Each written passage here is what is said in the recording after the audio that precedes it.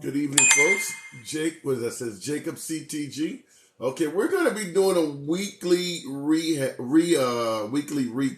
As you can see, we're asking, who do you believe had the better week, the the liberals or the GOP? Now, this might sound crazy considering with Biden in office and shit going awry. Like, who the hell would ask if the liberals had a better week as long as Biden is in office? That's impossible. What's up, Lord of Delta? Good evening to you.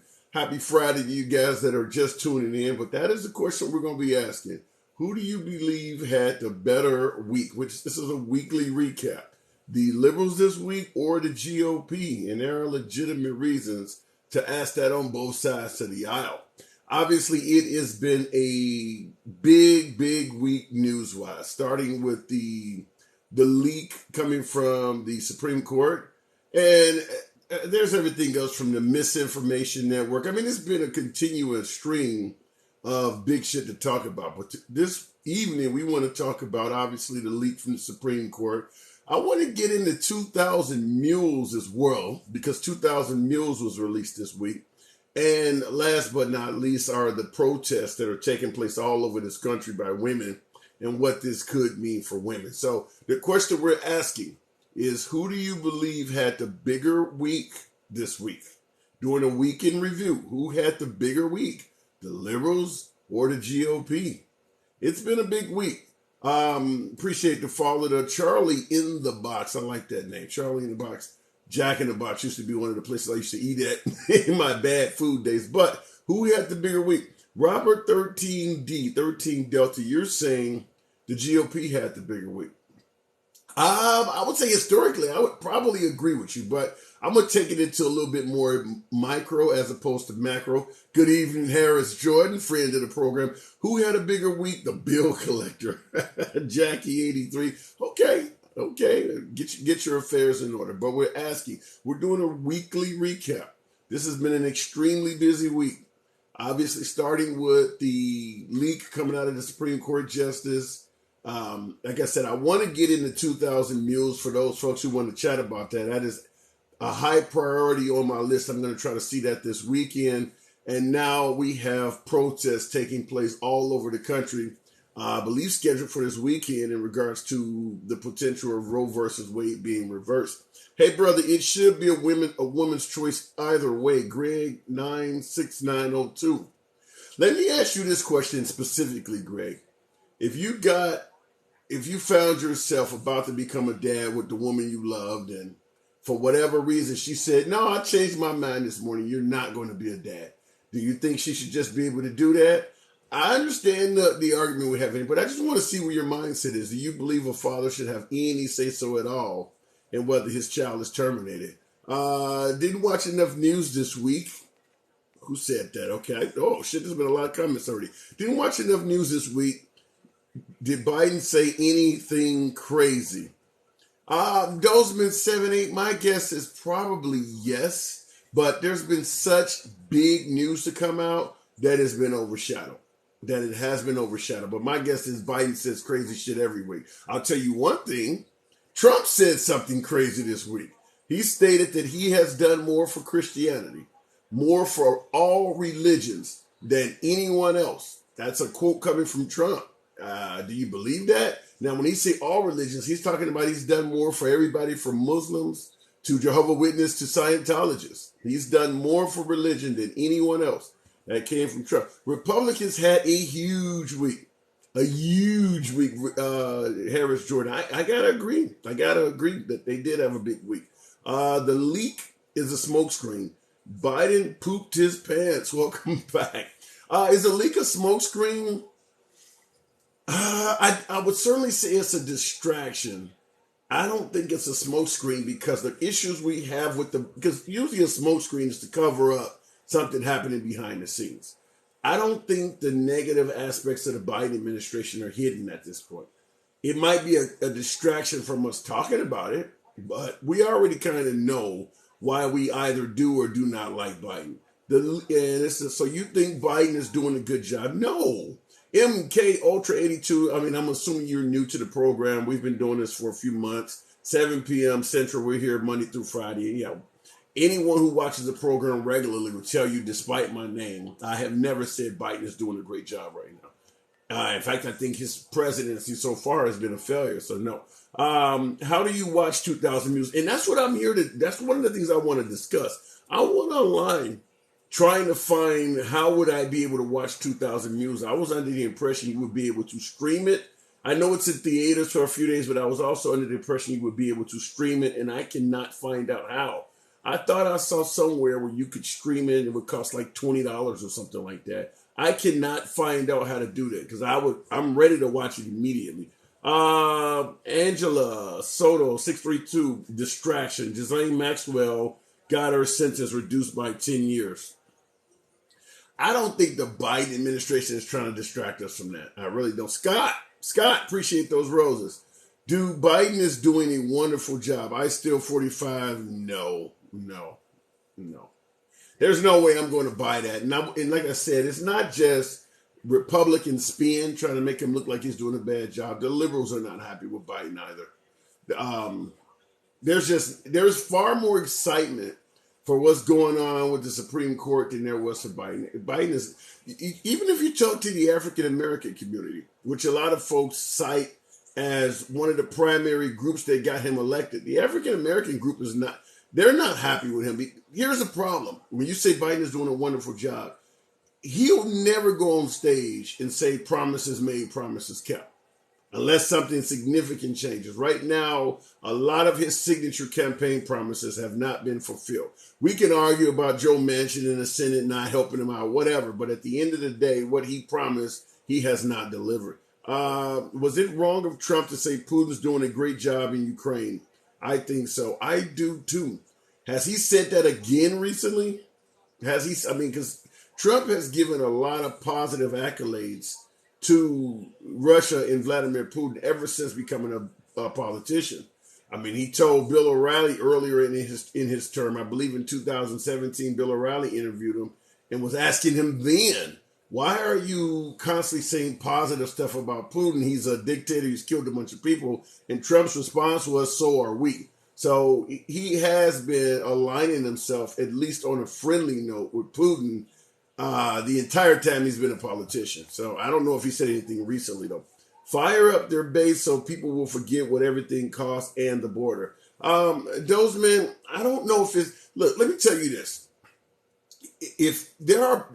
And I agree with you, economically, Biden is not doing a good job. However, I understand the phrase, it's the economy, stupid. But sometimes there can be an issue that actually supersedes economics. Like if somebody took your gun rights away, for instance. That would probably be something you would find more important than paying a few dollars at the pump. That would piss you off even more. I think the Roe versus Wade overturning that decision is actually more inflammatory than what folks are paying at the pump. So it's not an issue of them forgetting about what they're paying at the pump. This means more to them. And the same, like I said, the same thing would apply if somebody tried to roll back your gun rights. I really believe these things are fairly equivalent in terms of the size, the colossal nature of how important they are to the parties. To the right-wingers, maintaining your Second Amendment rights is huge. To left-wingers, maintaining it's the right to kill a kid. Let's call it what it is. But they call it women's right to choose or women's rights or whatever the hell. Because they're not taking away women's rights on any other issue. They're not saying you can't fucking vote. They're not saying you can't drive a car or own a bank. No, they say you cannot kill your kid. So I'm not going to spend, like I said, folks, even though I'm a liberal, I'm willing to see all sides of an issue. But they call it a woman's right to choose or women's rights. But whatever the case may be, it is extremely important to the left side of the aisle. I think the stream comes out in a few days. Tim Richardson, it's kind of obscure. I went online and looked for it. I cannot find it. And folks, tap the screen, get my likes up. I see a few of you guys out there. Let's start out with 5,000 likes. We're going to get real busy tonight. We got a lot to talk about. Is it to my understanding you'll be streaming 2,000 Mules on Rumble Saturday of the 7th? I will be streaming 2,000 Mules the first day I can. I will make the time, 2 hours or so. I don't give a shit if it's 3 a.m. in the middle of the night. I will be streaming 2,000 Mules the first day I can get access to it. And I will be taking notes because we will be talking about the review and analyzing what they present. I'll listen so far, and I'm a conservative. I appreciate that. What does that say? Milliken. Let me make it clear for my conservative fans, my MAGA folks. I'm not going to get everything right. The goal of this is to actually be able to communicate with you and exchange ideas. We're not always going to come to a conclusion, and that's not the goal. The fact is, you can see a guy with my name. You can tell me that you represent the other side, and we actually can talk. That's the goal of this. Don, good evening, Don. Make a grand entrance. I like that. Shout out to Floyd Mayweather with the gloves. Let me see here. Laugh out loud. No snowflakes. No. My leverage. Welcome to the program. You must be a new viewer, because if you follow this program, you will know your humble correspondent, despite the name, is definitely. I let shit roll off my back, folks. Particularly MAGA, you get to speak your mind in here. You will not be censored, regardless of what the hell you say. J.D. Vance in Ohio won representative nominee, even though his ad literally said, "Do you hate Mexicans?" Wait a minute, DMar75. Thank you, D-Animal. Appreciate that, D-Animal. J.D. Vance in Ohio won representative nominee, even though his ad literally said, "Do you hate Mexicans?" There's got to be some context to that. I understand he was a Trump. Trump was the one that endorsed him, and he made a good comeback and a strong victory. I understand there's a lot of folks who do not like Trump and his candidates, but in regards to him having an ad that's saying, "Do you hate Mexicans?" there is definitely more context to that than you're writing. I'm fairly certain of it.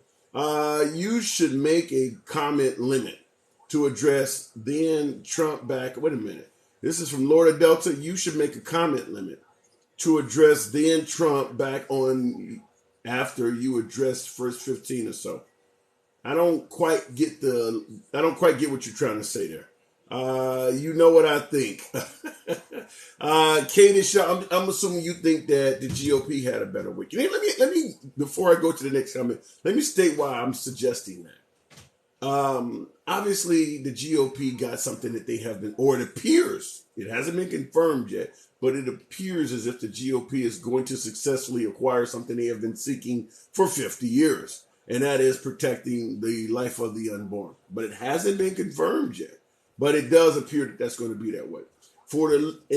That would obviously make this a significantly successful week for the GOP. So why am I asking, have the libs had a good week?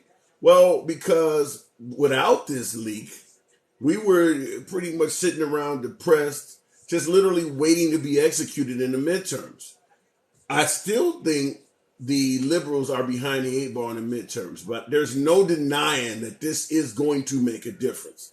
Let's see how strong the protests get. Let's see how much spin, how much fear mongering, how successful all of that is going to be between now and November. But I strongly believe that what has happened has put the liberals in terms of voting in the midterms in a better place. I don't know to what degree. I don't know if it's going to overturn the huge uphill battle they had to climb, but this is going to matter, folks. It is going to matter. Okay, let's do what we normally do. Let's go ahead and start out with a party. We can get some callers in here. Let's see what's on your mind. Harris Jordan, welcome back. What's up, guy? What is happening, my man? Nothing at all. You bring it every night. What's going on? So, I think we're going to find out next week when there's another set of primaries and we look at voter turnout. I think we're going to really start to see exactly what's going on. We can start seeing a pattern on, who's getting a higher turnout. Okay. And I think with what's going on, especially right now, I think that's really going to start telling us who's really more motivated. Well, with protests going all over the country, and I mean, there's no denying that virtually everybody at the protests are going to be liberals. Here's why this is where you can correct me if I'm wrong, but this is what I've said numerous times on this program. High turnout tends to be bad for Republicans, and because I strongly believe most of the folks who lean left do not show up to the polls. And what's going on with the potential of reversing Roe versus Wade is going to turn out a lot of young voters. Fertile women. Women are the ones who, at the age of women that actually might be affected by reversing Roe versus Wade. 18, 19, 20-year olds, women literally under 35. A lot of those folks in that group, particularly when it comes to minorities, do not show up to the polls. Certainly when it comes to midterms, nobody really gets energized as much from midterms. And with Biden performing so poorly, there was just no excitement for him. So I do believe that this one single issue is going to bring out a lot more Democrats. Go. Well, I kind of disagree because I think that, like you said, this is going to fire up the Democrats. This is going to wake up the Democrats. And if it doesn't wake up the Democrats, even in the primaries, I They're think it's dead. They're yeah. dead. Yeah, if it doesn't wake them up, they're dead. Yeah, I agree with that. But I think And they're going to that's my point. That's what I'm saying is I think we're really going to start seeing who is really fired up because I think it's either next week or the week after that we have another primary. I think it's another 2 or 3 states, and I think we're really going to start seeing where the passion is with all of this, with all these Well, issues. with women basically have been protesting nonstop since the leak came out. I don't think you need to wait to see who's fired up. I think it's pretty obvious. I mean, they've been protesting literally since the leak came out all week. There have been protests all over America. I think that they're fired up. It's just a matter if they show up to the polls or not. But I think it's pretty clear they're fired up. Well, yeah, but you can be fired up all you want, but like you said, is that going to show up at the polls? Is that going to show in the votes? It doesn't always, but it's not good.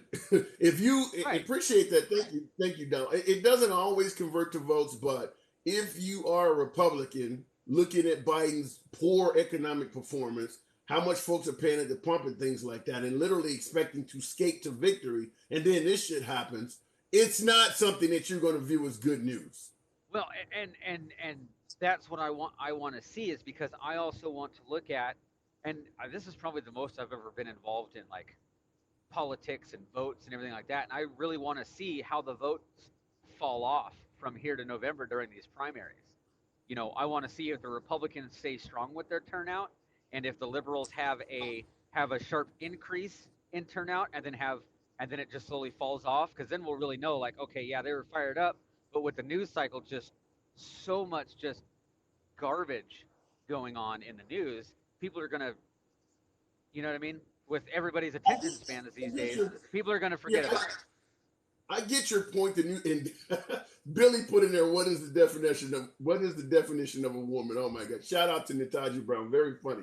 But I agree with you. The news cycle moves fast. But here is something that works in the Democrats' best interest. Right now, they're fired up based on the leak.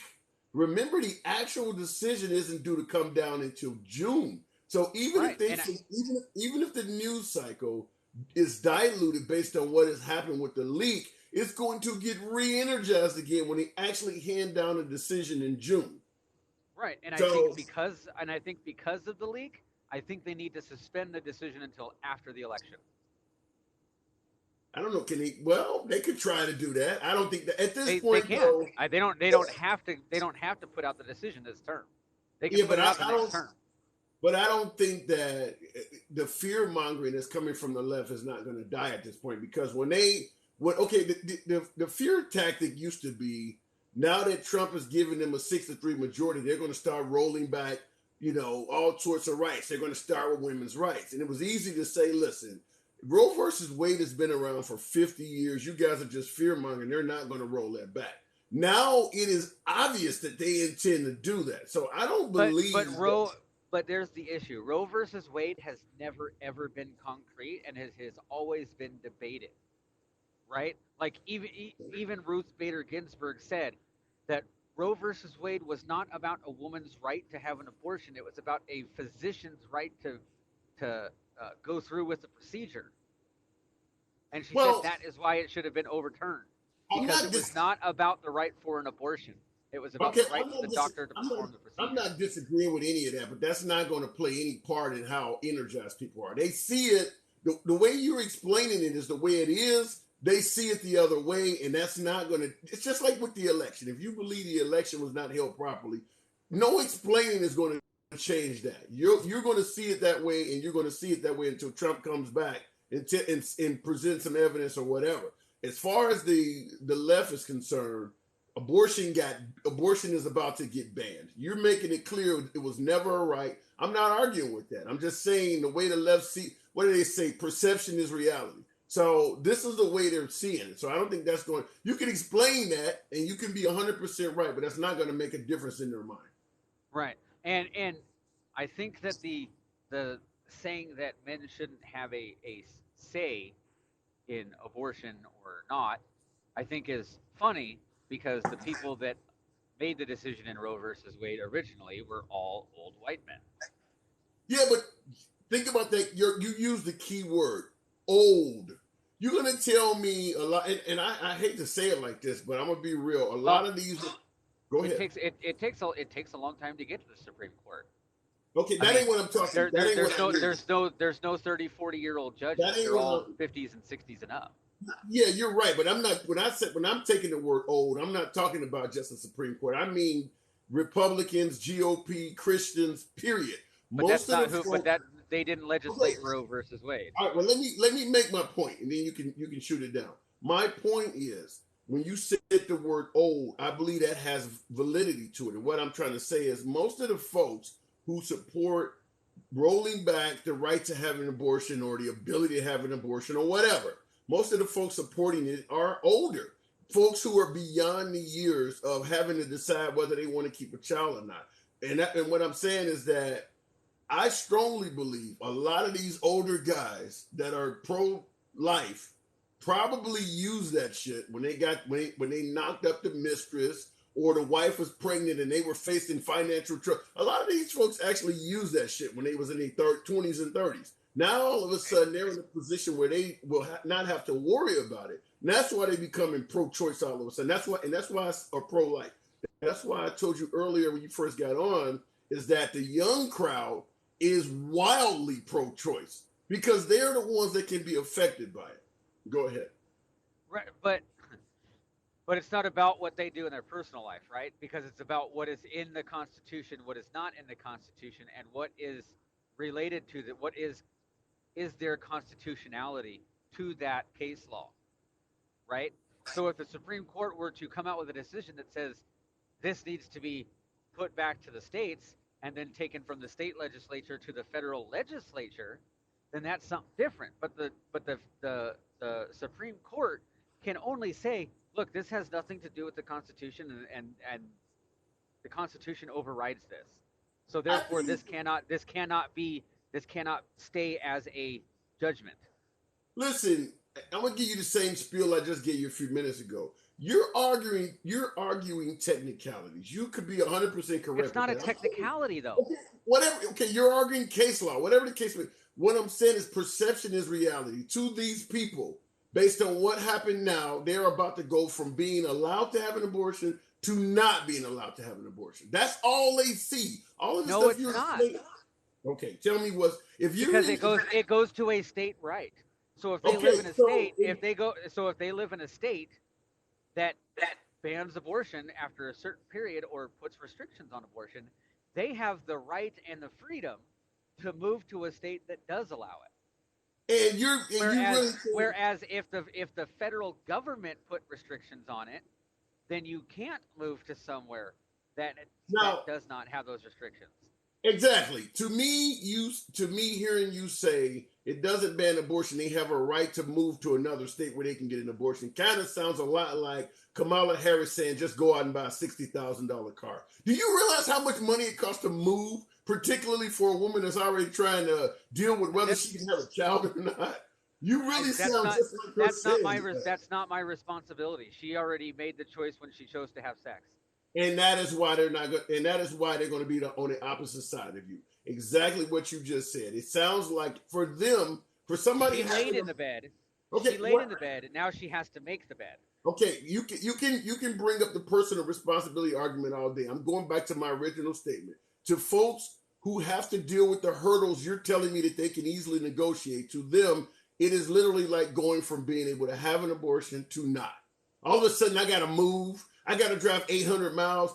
That is essentially just like going from being able to have it to being able to having it banned. That is the way they see it. So regardless of it never being constitutionally protected and all the other things you're saying, which is correct, that ain't how it is being perceived. It is being perceived as the minute they make this decision, I no longer will be able to have an abortion. Okay, That's the way they see it. so then if I say, or if something happens, right, and I get into an altercation with somebody, and one of us ends up not living anymore, can I then say, well, I didn't really want to do that, so I shouldn't have any responsibility for that action whatsoever? I don't know where. I mean, I don't know how these arguments are related. If you kill somebody, you kill somebody. You Right, committed murder. right, because both of us made a decision. We both Okay. knew the risk of that decision, but we went ahead with that decision anyway. Okay. Let me respond to somebody in the comments who said something very similar to you. This came from Lint 504. Why is this confusing though? Abortions are not being banned. I'm agreeing with Scott. Harris. I know I keep saying Scott. Harris Jordan is also saying abortions are not being banned. Lint 504. The issue is not that they're not being banned. The issue is the hurdle being put up on some citizens is so high that it is essentially the same thing. Here's the example I once used. If you move into a liberal state and they tell you when you carry your gun, we're not going to ban Second Amendment rights, but when you have a gun, it's got to be unloaded. You know, the magazine has to be in the trunk, and the rest of the gun has to be in the glove compartment. I mean, no, it's not a ban. But if you get into a gunfight and you need that gun, the hurdle to assemble it and get it is so great that it's essentially just like taking away your Second Amendment rights. But That's see the difference. that no, because that is the issue. The Second Amendment is an amendment in the Constitution that says shall not be infringed.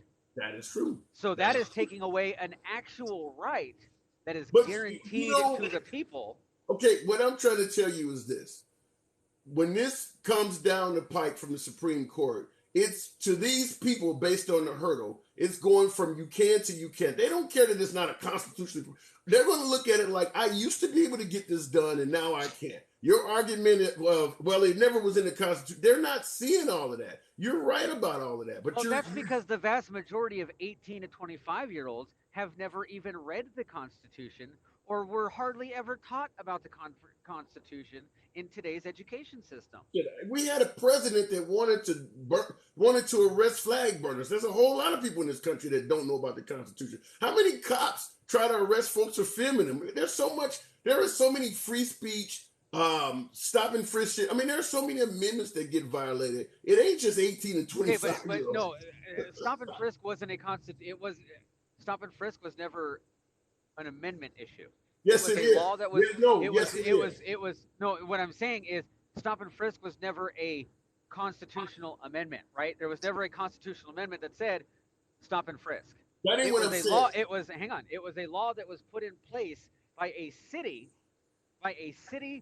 council that was then enforced by a police department. Now let me explain. After somebody sued the police department and the city, it was then ruled unconstitutional, incompatible with the Constitution. But the city council legislated it. And I go back to my original point. The Fourth Amendment protects you against unlawful searches and seizures. Why would the city council not know that? I have no idea. But well, it is something that you said 18 to 25-year-olds that have not read the Constitution. Here I am presenting to you the city council has not read the Constitution. That's all I'm trying to say. No, because there's interpretations, right? So you can say, I do not believe that what we are doing falls under the Fourth Amendment. Right? And then you do it until someone tells you that does fall under the Fourth Amendment and you cannot do it anymore. How could you go? It's a ridiculous. How could you grab somebody that has done nothing wrong, hem them up against a wall, go through their pockets and shit, and go, well, I didn't think I was violating. Because it was a law that was legislated by the city council and put into effect and then enforced by the police department. So I don't know why you're saying, how can you do this? The city council legislated it. They told the police department, you can now do this. I am asking you, why, how on earth would the city council not realize they're telling the police to do something that is Because unconstitutional? they were trying to curb an extreme Doesn't matter. climb. Hang on. They were trying to curb an extreme climb of high crime in certain neighborhoods. So they looked at the statistics of the crime that was going on in those neighborhoods. And based on those statistics, they made a city council legislative decision. You That is what sound happened. you sound just like the city council of Chicago banning the Second Amendment. Under the same, they believe the exact But same thing. right, but there is no interpretation of the Second Amendment where you think that shall not be infringed doesn't mean I can infringe on that. Look, you I trying mean to tell me that is a complete you trying to tell bastardization me of the Second Amendment. you trying to tell me your amendments don't have enough power if they don't put "shall not be infringed" in front of it. Either you have the Yes, right to because our forefathers knew that eventually somebody was going to try to be just like the British monarchy and try to take power away from the people. And they knew that eventually the First Amendment was going to try to be snuffed out. So they put okay. the Second Amendment right after the First Amendment because Okay. they knew Let the me power of just the people was so important. And they said that the ability to fight your own government, to hunt, and to protect yourselves at all times was the most important ability listen. Let on me this let me earth. just say this. Okay, you're giving me your spiel, but let me just say this. We clearly disagree on this. You either have protected amendment rights or you do not. I don't see how anybody could interpret that. I can just grab a person in the name of saving, in the name of preventing crime. I can just grab anybody off the street and just shake them down, and somehow that does not violate the. I'm fairly strong on this. Right, here's my opinion on this. They knew, just like Chicago with the Second Amendment rights, they knew they were violating your rights, but they just assumed that they would get a large amount of public support and did it anyway. You're going to tell me a city council don't realize that they're violating your Fourth Amendment rights? But yeah, they knew that. They just assumed they could get away with it because there was a lot Right, of support in those towns. because one side doesn't care about the rights, doesn't care about the law, doesn't care about the Constitution, while one side is trying to work within the Constitution to protect its citizens. Now, That's in your if a that's your Supreme Court, hang opinion. on, if a Supreme Court says we understand what you're doing, but that does not work within the Fourth Amendment, then okay. However, until We that point, understand they what you're believe that they doing. are working well within the law and the Constitution. Okay. You should be an attorney, and I'll say this because based on what you're I'm not saying, I'm not smart enough for that. based on what you're saying, you could spin and twist any amendment to reject it. I mean, as long as you It's not think it's as it's long as you not think spin this will it's not help. spinning it's not spinning an amendment. I'm reading Okay. the letter of the law, So right? in other words, when Trump said that you should be jailed for burning the flag, is that violating the First Amendment or not? I believe it is. Because I Okay. believe that the flag code does not provide protection under the First Amendment. Okay, then are you suggesting that Trump does not know the Constitution? No, I think he knows the Constitution very well, and I think he also knows that the flag code is not protected under the First Amendment. The Supreme Court has already ruled on it. Okay, I'm gonna let you get the last word. I got to move on to the next guest, but we Okay, so disagree on it. so basically here I'm just going to say 2 points real quick. If you have the legal right to go after a man for legal and monetary um, I don't know how you would say that, legal and monetary recompense for a baby that both of you made, then men should have a say in whether that child is brought to term or not. Also, if I don't have the ability to talk about abortion because I don't have a uterus, then if you do not own a firearm, you can no longer talk about gun control. And I will leave it at that. Okay. I'll tell you this. What you just suggested in regards to if I can't talk about abortion because I don't have a uterus, then you can't come after me for it.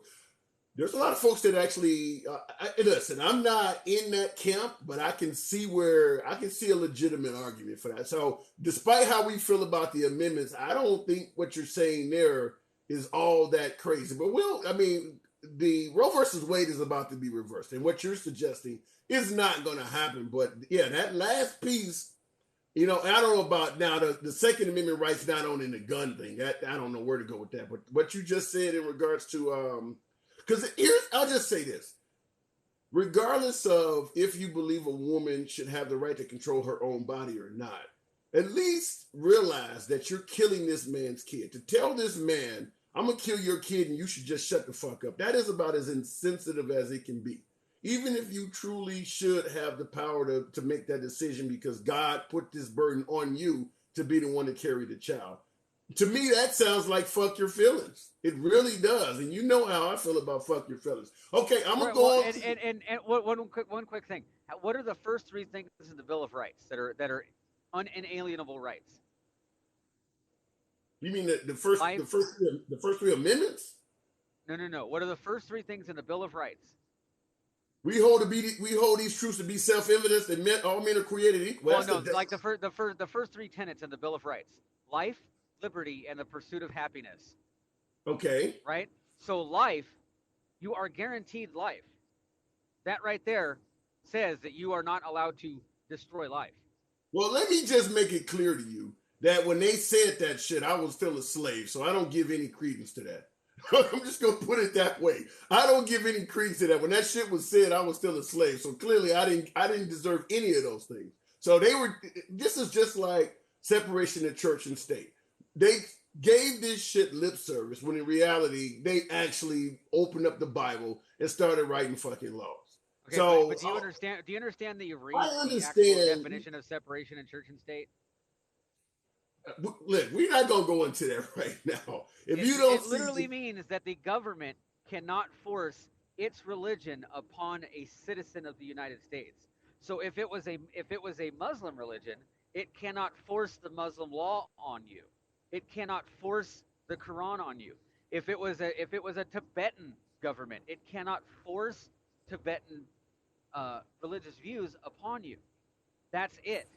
You cannot bank on Christian holidays. It's on your money. It's on the police card. It's on very. How could you tell me they're not forcing Christianity on you? It's even in the Pledge of Allegiance that we said. It's all over the fucking place. It is no longer in the Pledge of Allegiance. It hasn't been in the Pledge of Allegiance for a long time.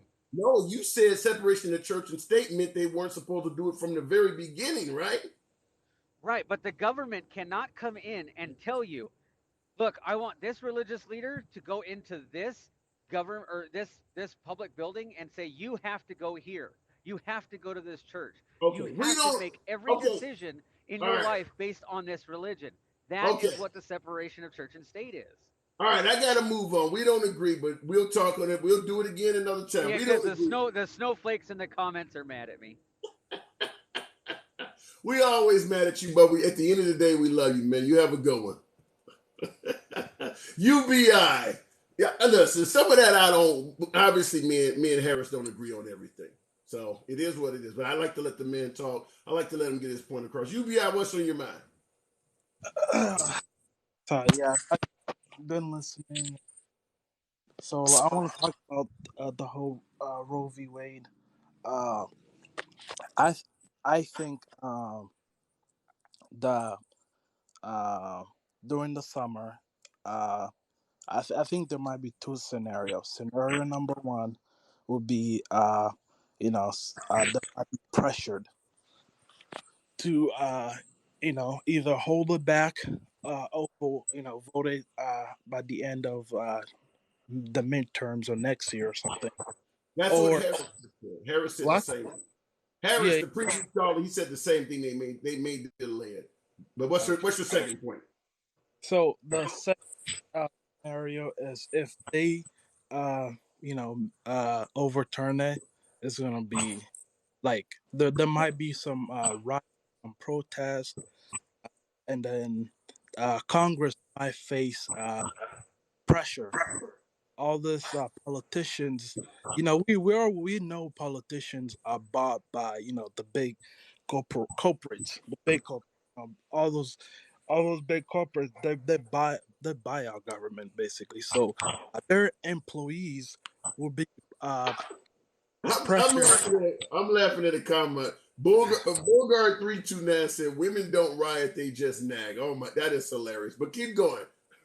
Right. So I think if they overturn it, Congress gonna face a huge backlash. Oh, pressure or each individual state, especially by big corporation, because they Well, have employees, well, right? So I'll say this. I'll say this. Let me, because I want to respond to your points before you get too much in. Um, yeah, First of all, in regards to Congress going to be forced to act, I believe next week the liberals are going to force the Senate to come correct and state how they are voting on this. So they're going to hold the vote next week. They don't, obviously it's not going to be enough to do anything, but they will get them on record stating what way they go on reversing Roe versus Wade. Now, the other point you made in mm, regarding, and same thing Harris Jordan also said about waiting till after the midterms before they just make the decision. I don't think that's going to matter one damn bit. And here's why I say that: if mm, if it was a 6-3 liberal leaning majority on the Supreme Court and the draft came out that they were going to roll back Second Amendment rights or something like that, waiting after you've already revealed your hand, you've already showed me you got the big joker in your hand.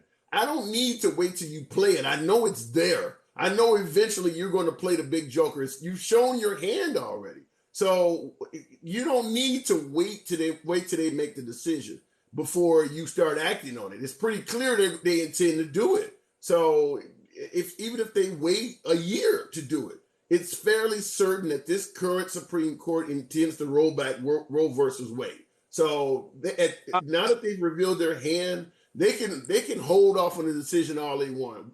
Everyone knows that is on their mind, and it is highly likely to happen. Go. okay, I'll tell you why they will wait until the midterms. That would be the GOP, winning the midterms, because if they make a decision before the midterms, the GOP, they're like they will face a lot of backlash, and they might even lose the midterms. Liberals might overtake the and other seats. I think that's like my reason of why they might win, I because don't if I don't know if what the chances are liberals have for taking the midterms, but I do believe this will help. And Jay Walker said, and that's why the Dems leaked it. Yeah, yeah. Look, I'm in the camp that was leaked, most likely by a Democrat. So you and yeah, I agree on that. I mean, it's political capital for them. Go ahead, UBI. yes, because like you have state already. If they overturn it, it's gonna go back to the states, and each and can obviously have their own, can either get rid of it, or they're have very strict restriction. I think Texas wanted to have like way stricter this restriction in terms of like like the R word. I don't want to say on TikTok. Uh, they could even go farther than that, and have no exception.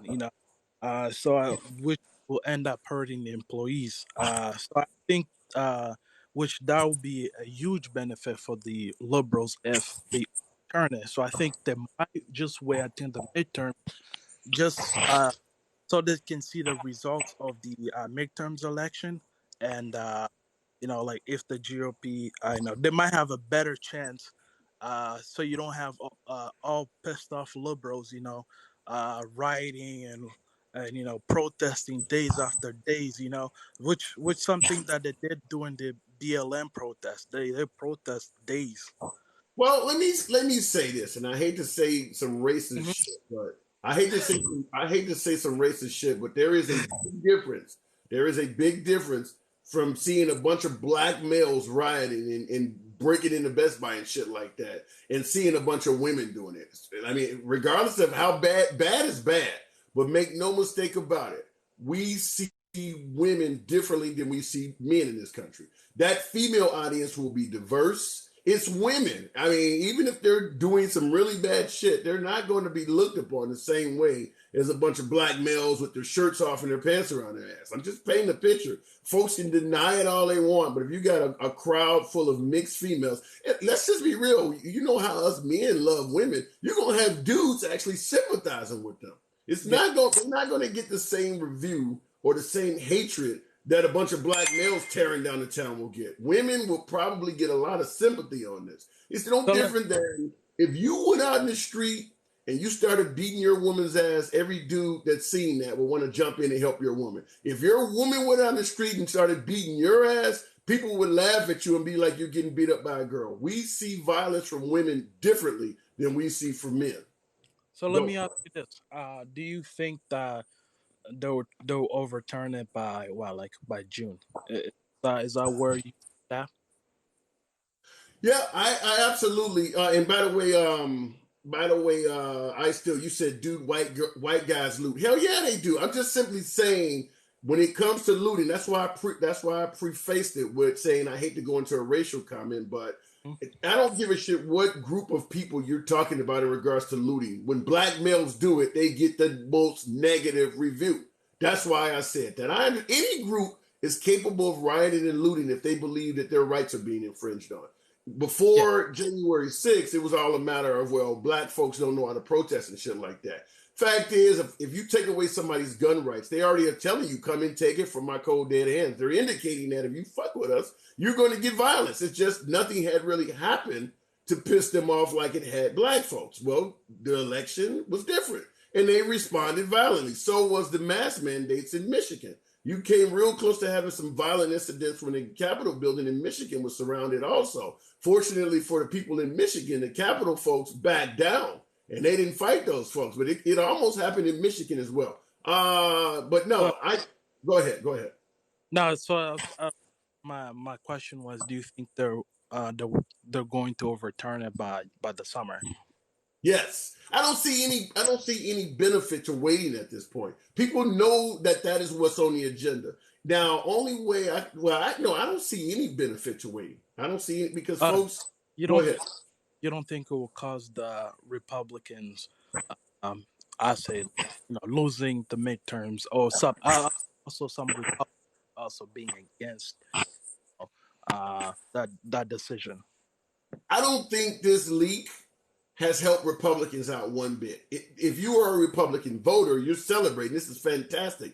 From the Republican politician side, this has not helped them out one bit. They know that even if they still are going to win, this is going to cost them some votes, predominantly from women.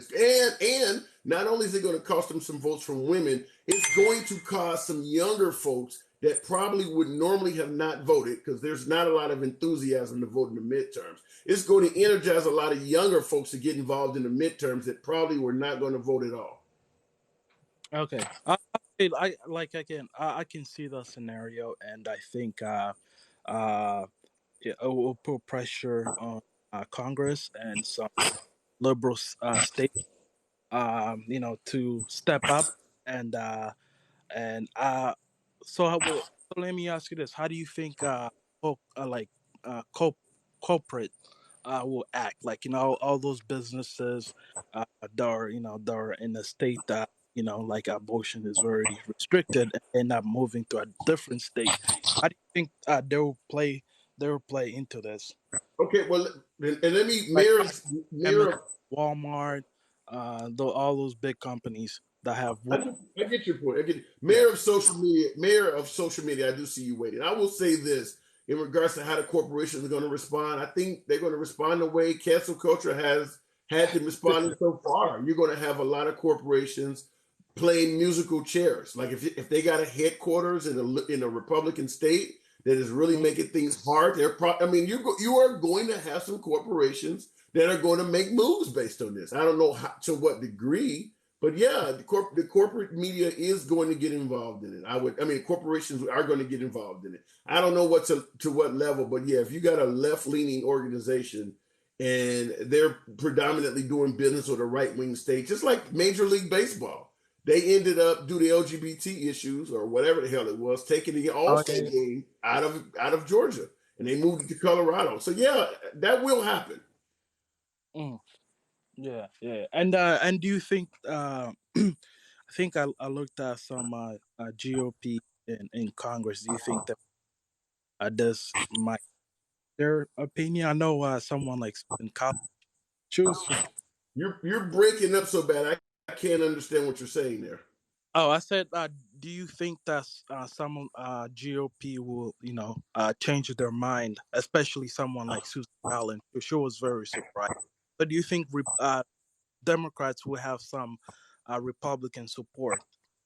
One or two. I mean, there was some Republican support for impeaching Donald Trump, but it was extremely minute. There may be, like you mentioned, Susan Collins. There may be one or two, but it's not going to be enough to come close to giving the Biden administration the votes they need. For the most part, most GOP constituents favor what is taking place. If you are a GOP politician and you side with the Democrats on this, you probably should consider not running in the next election. That's not going to help you out.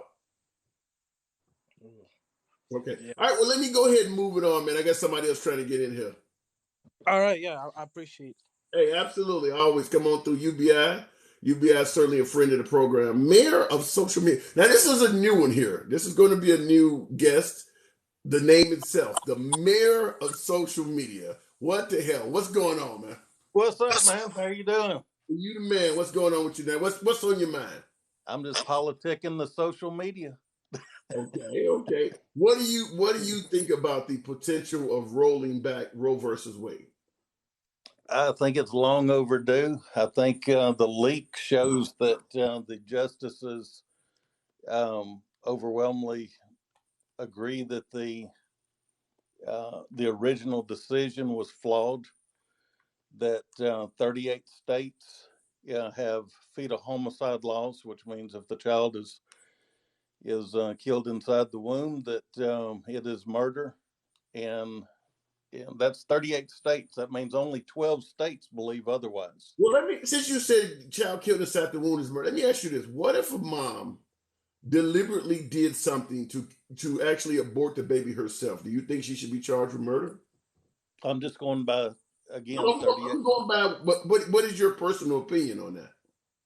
If she intentionally, I mean, you have to have intent to determine murder. Intentionally. If she used hanger or what? Yeah. Absolutely. I mean, okay. I've got on my profile, I've got a 3D or 4D, whatever they call it now, image of a child at 16 weeks. I think it's 16, maybe 20. I mean, it's got a head just like me and you. You can see it. It's got eyes. It's got a nose. It's got a mouth. It's got fingers that are moving. And it's a video. You can see it moving. Yeah. Okay. Let me interrupt you because there's a hell of some comments I want to. You're not going anywhere, but I want to respond to a couple of comments. Somebody asked, should the leakers be prosecuted? Yeah, I think the leakers should be prosecuted, but if they're a Supreme Court justice, that's not going to happen. Somebody said, Migoro said conservatives are calling for a civil war. I don't know if it'll get that big, but it could get interested. And here's something funny about me. I asked you that question, Mayor of Social Media. And Westman 232 said it's like asking your dog about the Super Bowl. Oh my God. Okay. Well, but let me tackle this from a different angle, because you stated that, I mean, obviously you believe a woman trying to abort the baby herself should face accountability for that. But I want to ask about this. Well, and let me put an end on that. Okay. If you or I or another female in 38 states unalive that child, it's murder. Yeah. Why not the mother? What makes her any more special? Yeah. Okay. And you're right about that. Some states do have laws in the books that if you attack a pregnant woman, you can be charged with the death of that baby as well. So you're right about that. Yeah, only 12 don't have that law. Yeah. That's a good point. And let me make this clear to you guys in the audience, for you guys who think I'm just so fucking bent to the left that I can't see the right. When a man like that makes a legitimate point, I don't run from that. I gave that man credit for that point right away. That is a good point. But let me ask you this question. In regards to birth control, there are forms of birth control because the goal here is to protect the sanctity of life after conception. What about the morning after pill? Because that's essentially killing a child after conception. Do you believe they're going to potentially ban the morning after pill or IUDs? An IUD is another form of birth control that can actually take effect after the baby has been conceived. All right, so a lot of people, and I'm going to answer this in a little bit of elongated way, so just bear with me 1 second here. A lot of people think that it should go back to the states. I want it to stay at the federal level, just like it did with Roe v. Wade for 50 years, because then it's across the board and everybody follows the same rules and it's in unison and it takes a lot of the confusion out. That is excellent. That is by far the most honest fucking answer I have gotten out of any right winger. Because as a liberal, I'm often accused of fear mongering by saying that is the ultimate goal. And I've said it several times that even those who wanted to just go back to the States, for the most part, they have the same mindset that you do, is that, yeah, okay, we'll take states' rights for now, but the ultimate goal is to ban this shit nationwide. I mean, I'm trying to protect the sanctity of life. I don't want to just protect the sanctity of life here in this state. If I can protect it across the board, that's what, because that's what biblically, if I can get the word out, that's what you're taught, is that you want to protect the sanctity of life. Go ahead, though. So going back to the morning after pill, I'm going to go back to Roe versus Wade. And their original decision was based on technology that is now 50 years old. And that technology, what the justices said is we cannot determine when life first appears because they didn't have the technology that we have now. They just could barely see a blob on a fuzzy screen. Okay. And they didn't know the parts or what was going on to that degree. They suspected, but they didn't know. So legally, they had to rule in favor of Roe versus Wade. But I think they were highly, highly intelligent in the fact that they said we can't determine when life begins, therefore it's not murder. But they couldn't determine that it wasn't murder either, so they gave it an exception to murder. If you look up the word murder, it will tell you that there's an exception, which is an abortion. So and I think that the laws right now, and I'll finish with this so you can, finish on your side. I believe that the laws right now, like the morning after and all that, I think it should go back to us having to prove when life began. And I think right now we can do that. We know for sure that we can prove it back to 20 weeks because a fetus has already lived outside the womb at 20 weeks. And I think as technology progresses, we will get closer to the debate of that morning after pill. Yeah. And my guess is that based on what you're saying, the states that are looking to impose abortion bans would ultimately go after those forms of birth control. Because if you believe life begins at conception, then those pills would also be taking life. I mean, even birth control itself in high doses can abort a baby after conception. I'm not saying far enough along, but if you take birth control pills in high doses after conception, you can end that baby from taking hold. So my guess is they will start going after that stuff too. And it's going to go back to what those Supreme Court justices in 1973 said. In order to prove a murder, you have to prove a life. Okay. All right. Fair enough. I think that the argument is always going to be like say for instance, let me ask you this question.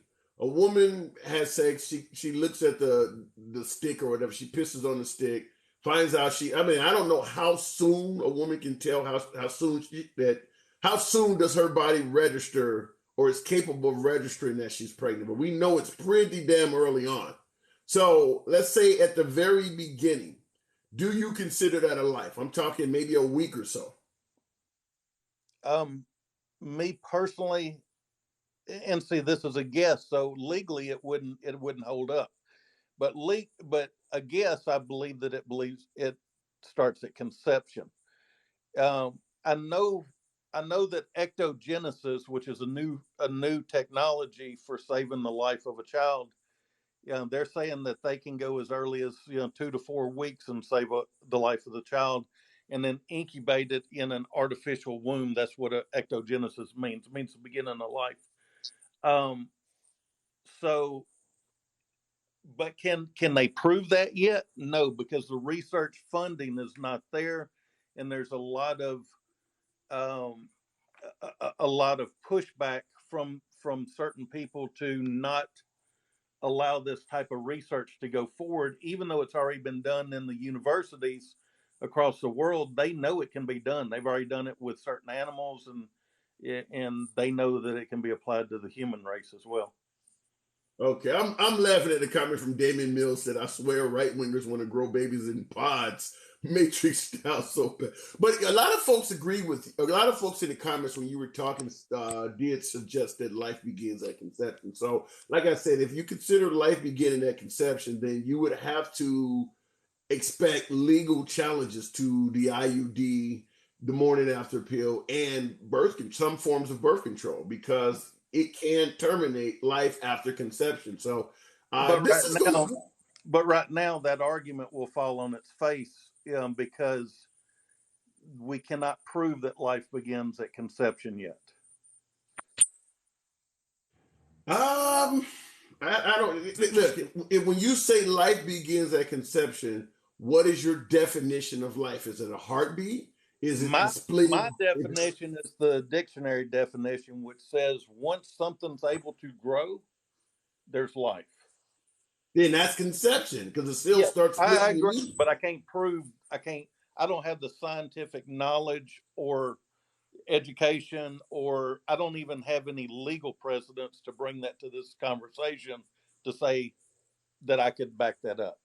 Well, because there is currently no law that describes what actual life is, this argument will continue, because no matter what Yes, the Supreme Court rules, the next argument is going to be, how do you know it's alive? Because the law has not defined what life is. You may say it exactly. believes in conception or simply when cells are splitting. Nobody has a legal definition of that just yet. Somebody said Absolutely. liberal. All right. Well, like I said, feel free to come on back through. I want to kind of move it along, so I Absolutely. appreciate your comments, man. Thanks for your time. I always enjoy it, man. Enjoy listening to Absolutely. you. It's a pleasure. Mayor of social media. I love that name. I'm going to respond to a few comments. I do see a couple of you guys in there holding. Let me respond to a few comments before I move on, though. Then financial responsibility begins at conception with that argument. Ooh, Jay Smooth. You trying to hit him hard. Kelly Kemp, what has happened to morals? When in this country have we ever fucking had morals? Like I stated before, I started off as 3/5 of a human being. Women didn't get the right to vote till 1920. When have we ever had morals? I'm just being real with you. I'm not trying to make a racial argument. I'm just going to simply say, when you look at the way this country has been ran, when have we ever been at a point where you can say there is no immorality taking place in our laws? It has always been an issue of where the hell are your morals. Give me the 10,000 likes, folks. We're pretty damn close. Can I get you guys to do that? Bring me some more mag in here. I want to get it back up to over 200. We aren't free if someone controls our body. It says moving mountains. Well, then you're about to lose your freedom, because I don't think there's anything that the liberals, the Democrats can do to stop what's coming down the pipe. Now, they can change it. If in the future they can get a 60-seat majority on the Senate, they can change it. But as for now, I don't think there's anything they can do. The left has no morals. Since Trump won, they lost. With a name like Trump won, they lost, I would not be surprised that you said the left has no morals. And welcome back to the program. Why can't you say that to back it up? There doesn't need to be a law to determine life. If that's what you're arguing over, there does. Let's say, for instance, you're on life support and something happens. The cord is pulled prematurely or something like that. And one side wants you charged with murder. It may be an issue where you argue, I didn't murder this person. This person was incapable of living anyway. You can call it interfering with the dead, but it wasn't murder. It depends on how it goes. CT Carson, appreciate that. Much love. Thank you for that. Mandatory snip. Nubian witch. So you want men that have vasectomies, huh? If this gets overturned, it affects way more than abortion. All the rage by mail, that is a home run. Absolutely undeniable that if Roe v. Wade gets overturned, it's going to affect a whole lot of other shit. The foster care system, the adoption system, the incarceration rate, the entitlements that folks are asking for. We're talking like the last caller was talking about locking up women for murder that try to have a botched abortion. It's going to have tentacles all over the damn place. I just mentioned birth control changes. Yeah, you're right, 100%. If this gets overturned, it's going to affect all sorts of shit. People will be challenging all types of things that are in relation to this in court, starting with those different methods of abortion, birth control I just mentioned. That will probably be one of the first things that come up. Don, you got me looking good. Appreciate that. Okay, let me see here. Shay, I don't get the last name. Babies get adopted easily. Selena, no, that's not true. That's not true. Let me hang on a second. How are you? I'm doing good. Go ahead. What's on your mind? No problem. I thought a woman would come into the conversation. I like it. Yeah. So, what do you feel about the potential of Roe versus Wade about the Roe? It's going to be a disaster. I mean, like you said, it is going to have so many tentacles. It is going to cause such a downfall of everything. I mean, women have luckily, I think what people miss the point, and your last caller, great, some good points. But what he missed on completely is the reason that Roe v. Wade was even brought to the courts in the first place. And the whole reason that it is important in our society 50 years ago. Look, the numbers of abortions before Roe v. Wade has dropped substantially. So what you're going to do is cause a rise in abortions, period. You're never going to stop abortion. You cannot legislate against abortion. If a woman doesn't want to be pregnant, she will find a way and make a way. Okay, let me interrupt you because you said now you're suggesting that if they roll back Roe v. Wade, you're going to create a rise in abortion. How so? How do you explain that? Well, because number one, they'll be running to all the blue states that legislate it, right? All the blue states will be the harbor states. Yeah. They will be the safe zones. So then all the blue states have to take it on, fund it, provide all of the medical care, the abortion pill. I think a lot of people don't understand because they think of an abortion as literally sucking the baby out. No, most of abortions are done through the abortion pill under 10 weeks. It's literally a pill that a girl is given, and she takes care of it at home. Okay, I kind of, even though I'm pro-choice, I disagree with the notion that it would increase abortions. I think because of the hurdles in those, I actually think it would reduce it. But I do believe there would probably be a black market, particularly for the pills you're talking about, where you can take the pills. Yeah, I believe there would be a black market, but I think there's going to be doctors making hand over fist, pharmacy making hand over fist, blue state legislators making hand over fist, helping women get abortions. That's the thing that these guys think about, that they're not thinking about it. The reason that Roe v. Wade came in, and I'm 51 years old, so I'm right outside of Roe v. Wade birth. And what was going on? Roe v. Wade basically guaranteed a woman that could have a safe abortion, safe, legal, and rare. That is what Roe v. Wade has done for women, period. It has given them a safe avenue, hopefully a rare issue as to why she needs to get it into her medical care with her, between her and her doctor. It was a privacy thing. That is why the 14th Amendment was brought in. That's why the autonomy thing is written into it. And so that is why it is there. It is to be safe, legal, and rare if you go and read it. Period. Well, women were dying. Women were dying. They were killing themselves. They were so desperate not to have a child. I will say, let me interrupt you real quick and say this. I will say this, that regardless of which side of the aisle you lean on in regards to should an abortion be legal or not, I think our history has proven to us that anytime you criminalize something, you create a black market.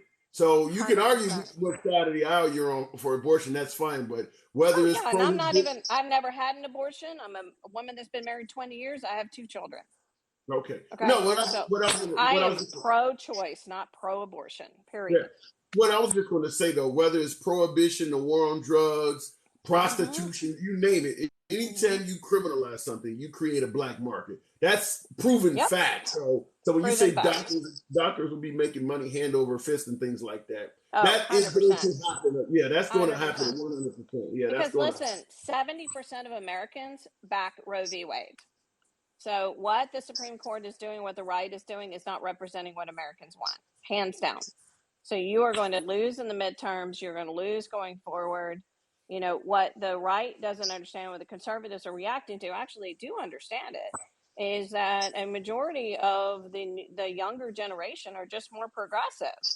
You know, I was a high school history teacher for many years. I was a professor. I was a history professor for many years. I'm raising two teenage boys, and I can tell you right now what's going on in their generation. But that's exactly why they're attacking CRT and education and, you know, claiming liberal indoctrination and, you know, not wanting their kids to be educated because they don't want them to be progressive. They don't want them to be thinking for themselves. So this is all going to backfire. It's just going to backfire. So it's awful for these young women that are raped or young women that are in an abusive situation. If you just look at the numbers instead of thinking from your heart, instead of thinking from your Bible, instead of, oh, you know, the babies, the babies, the babies. If you just take a second, just a fucking second, and look at the fucking statistics of abortions, you will understand clearly who is literally having abortions. And Let I me do want okay. to, yeah, Let me go ahead. before you get to your next point. Let me say this, and this is where you may even tell your host to fuck off. But this is a no No, snowflake zone. I apologize. I apologize. I No, apologize. I wasn't even going to do that, but no. Wait a minute. Wait a minute. You see the I'm sand behind passionate. me? No I'm snowflakes. I don't passionate. mind. I don't have any problem with your language at all. The reason I said this is because I'm about to dispute you on something, and you may be like, Okay, "What the hell?" And this go ahead. what I'm going to say is this. Although I am strongly pro-choice, I hate the argument. Whereas the pro-choice people start talking about rape and incest, and the reason I say that is because the overwhelming number of abortions performed is simply a woman that got pregnant and decided she doesn't want the kid. It's I the agree. vast majority of people are not raped. I would say this: that I agree. most women have either had an abortion or know somebody that has, and it has True. nothing to do with rape or incest. But they I bring agree. that up to help push the point. So I'm not a big fan of constantly throwing that out there because I that's agree, my just friend. not. Yeah, that's I just agree, not what my I friend. think. It is under 1%. But here's my problem with that. If you outlaw abortion, what does happen to these poor women? I mean, you know, you want to talk about COVID. That was 1% too, right? That was a million Americans dead in 2 years. So Nothing. do we want a Well, million women that have been raped? You know, I mean, one well, now percent. you. One I was percent is still a lot, my friend, in yeah. 350 million Americans. I mean, come on. But Okay, I agree with you. and It is a small percentage. okay, I get you. okay, fair enough. I But will one say this. raped 13-year-old child is enough to keep Roe v. Wade in effect for me personally. No, I don't think it's going to survive. I mean, I know it's not. It's yeah, not. We went to sleep. We went to sleep, and we just didn't like Hillary enough, and just couldn't get out to vote for her, and here we are. yeah. And here we are. This As is the I effect of the 2016 election. as they say, elections do have consequences. So Yes, they do, my somebody, friend.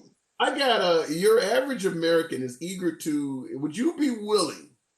I want to put somebody on that wants to speak to you specifically. Would you be willing to speak to them? Oh, 100%. I mean, it'll be respectful. Otherwise, I won't let them stay on here. But Oh, no, this absolutely. individual wants to talk to you directly. Your average American. 100%. Okay. Average Well, American. all Oh, right. What do boy. you got? Okay, your average American. What do you have to say?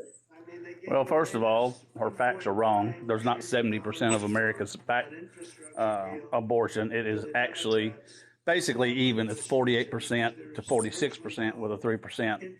I hate this. It's Wait. I Roe hate v. to say. Wade, No, my friend, not abortion. Roe v. No, no, Wade. no. Roe v. Hold Wade. on. I hate to say this, but I got to ask you to turn Trump down. I can barely hear you. You got Trump on in the background. Turn the Oh, president down. actually, I don't. I have. Oh, it Yes, is you him in do. the You have background, isn't Trump it? in the Yeah, background. I can hear the Oh, president. God Oh, trust forbid. me. Holy cow. Trust me, my Oh, skin my is crawling. That's goodness. Trump. That's Trump in the Oh, background. My my skin is goodness. crawling. You Oh, know my I'm a goodness. you know I'm a That's record. just horrible. Yes, Okay, it I is, guess I son. deserve Thank to be you. one of those aborted babies. okay. What do But you Oh my God. what do you want to say? Maybe you do. We won't so argue it. who she said that who has more abortions than anybody? That's Ooh, is that my feedback? Can we take these? Who has more abortions than anyone? Let me see. Is that working okay? you gotta. Okay, I can hear you, Shay. Shay, I can hear you. Can you Okay, hear you can me? hear me? Okay. Yeah, I can Was hear that you. was that his? Okay. I didn't know if it's his He's feedback asking in you. my earphones or yours. Yeah, he's asking you what group has more abortions than anyone else. Usually single, unmarried,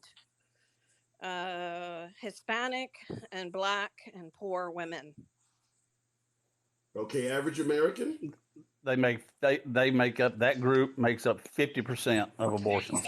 I'm gonna bring race into this discussion. How much Are we? how Are we? much of the Okay, so we're gonna population bring do they race. make? Race. How much of the population do they make? Okay, you got something on in Oh your boy. background, average American, that's actually overtaking I your don't have voice. anything going. That's the thing. Let me It's not hang mine. on. Let me do this. See if this helps. Okay, you sound So perfect just right because now. Black women and Hispanic women That who helps. make up, let's say, it's about 14% Black, Hispanics are about 23% in the country. So that adds to about 45% of the country. What's your point? It's actually Yeah, what is 16%. No, you asked Hispanic. It's actually 16% You Black, want and only 8% would be considered women if you wanted to do it half and half, which you can't women. do it half okay? and half. So So what it's is They're actually only only about women having 6%. abortions. What do you mean? okay? So what is What do you mean Women are only the only women? ones having Yeah, wait a minute. abortions. Whoa, whoa, whoa, whoa, whoa, whoa, whoa, whoa. What do you mean only women are having abortions? Are men having abortions? What I'm do you so mean only women confused. are having abortions? Are men having abortions? Because I'm confused. You tell me, because liberals are screaming that Oh my trans God. Can you get rid of him, please? that's what Can you're you get rid of screaming. him, please? Can Are you you okay? not please get screaming rid of that? him? Okay, wait a Wait, minute. wait, is that not true or You not? are literally not talking about trans men Is that that decide true to or have not? children, really? Okay. That's Wait a minute, what you're talking about? wait a minute. When it doesn't support You your just lost side, your argument, idiot. You just when lost your it argument. doesn't support You your just lost your argument. I Lost your argument. let me make something clear. Lost it. Okay, hang on a second. Lost Shay. it. Let me make something clear. I never tend to drop people from the channel, but what I mean, if you want to, if we talk about LGBT issues here all the time, what he's talking about is off topic right now. You want to throw Oh, back? completely. Yeah, I mean, I Oh, get, completely. I It's get, ugly. It's nasty. It's awful rhetoric, my I friend. Thank you get so much. I I can't. okay, I get the argument that you're not in favor of somebody being biologically born changing their gender, but that's not what's being discussed right now. But that's them having abortions. Are we kidding with this? Are we Yeah, kidding with this, my yeah. friend? I I and mean, this is a woman alone issue. Is there some non-binary and trans at times having an abortion? Yes, but it's the same thing as you people keep quoting the percentage of COVID. So just I wanted to cut it out. I put him on because he gave me the indication that he was going to debate you on the topic. None of us in here are talking about trans having kids. So he didn't No, debate you. He wasn't trying to debate you. He was trying to of make course a not. whole different point that had nothing to do with what we're talking about. Exactly, my Let me friend. say this. I just He's literally the first guy I've ever kicked on the program. I don't normally like to kick people, but what he was talking about had nothing to do with nothing. what we were talking about. And So I get that all the time, my friend, in my lives. You know, you get this like, oh, you guys can't even you can't even define a woman, but yet you're women's rights.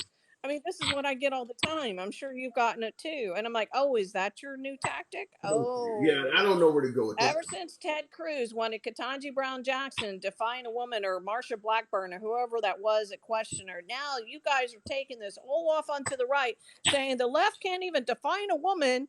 And how are they really women's rights if they can't even Well, define a well, woman? I mean, I'm like, let me just say this. If I'm on the right, I would have asked her the same question. If you're on the right and you don't believe that people should be able to change genders and things like that, look, from the left, I get your point, but from the right, it's a legitimate question. We would ask something like that too. But let me say this. I want to move it on because I got somebody else that wants to get in.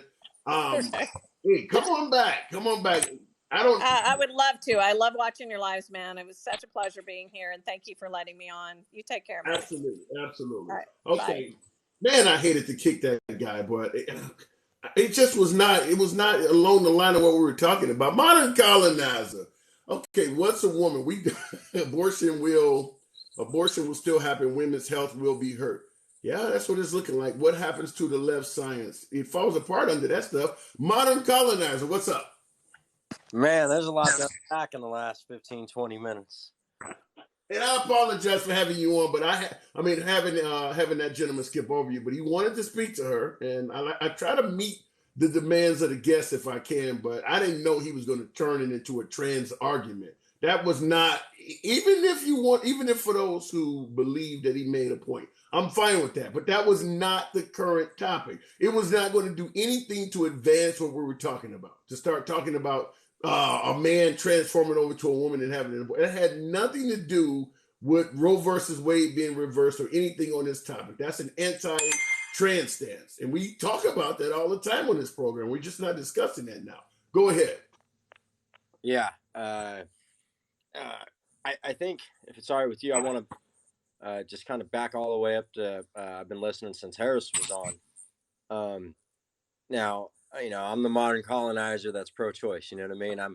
I throw people for a loop. I think the more conservatives talk, man, the more I'm just kind of like, ooh, am I? Because I think I'm just fiscally conservative. And here's the reason. If y'all are listening, hold on, what do you say?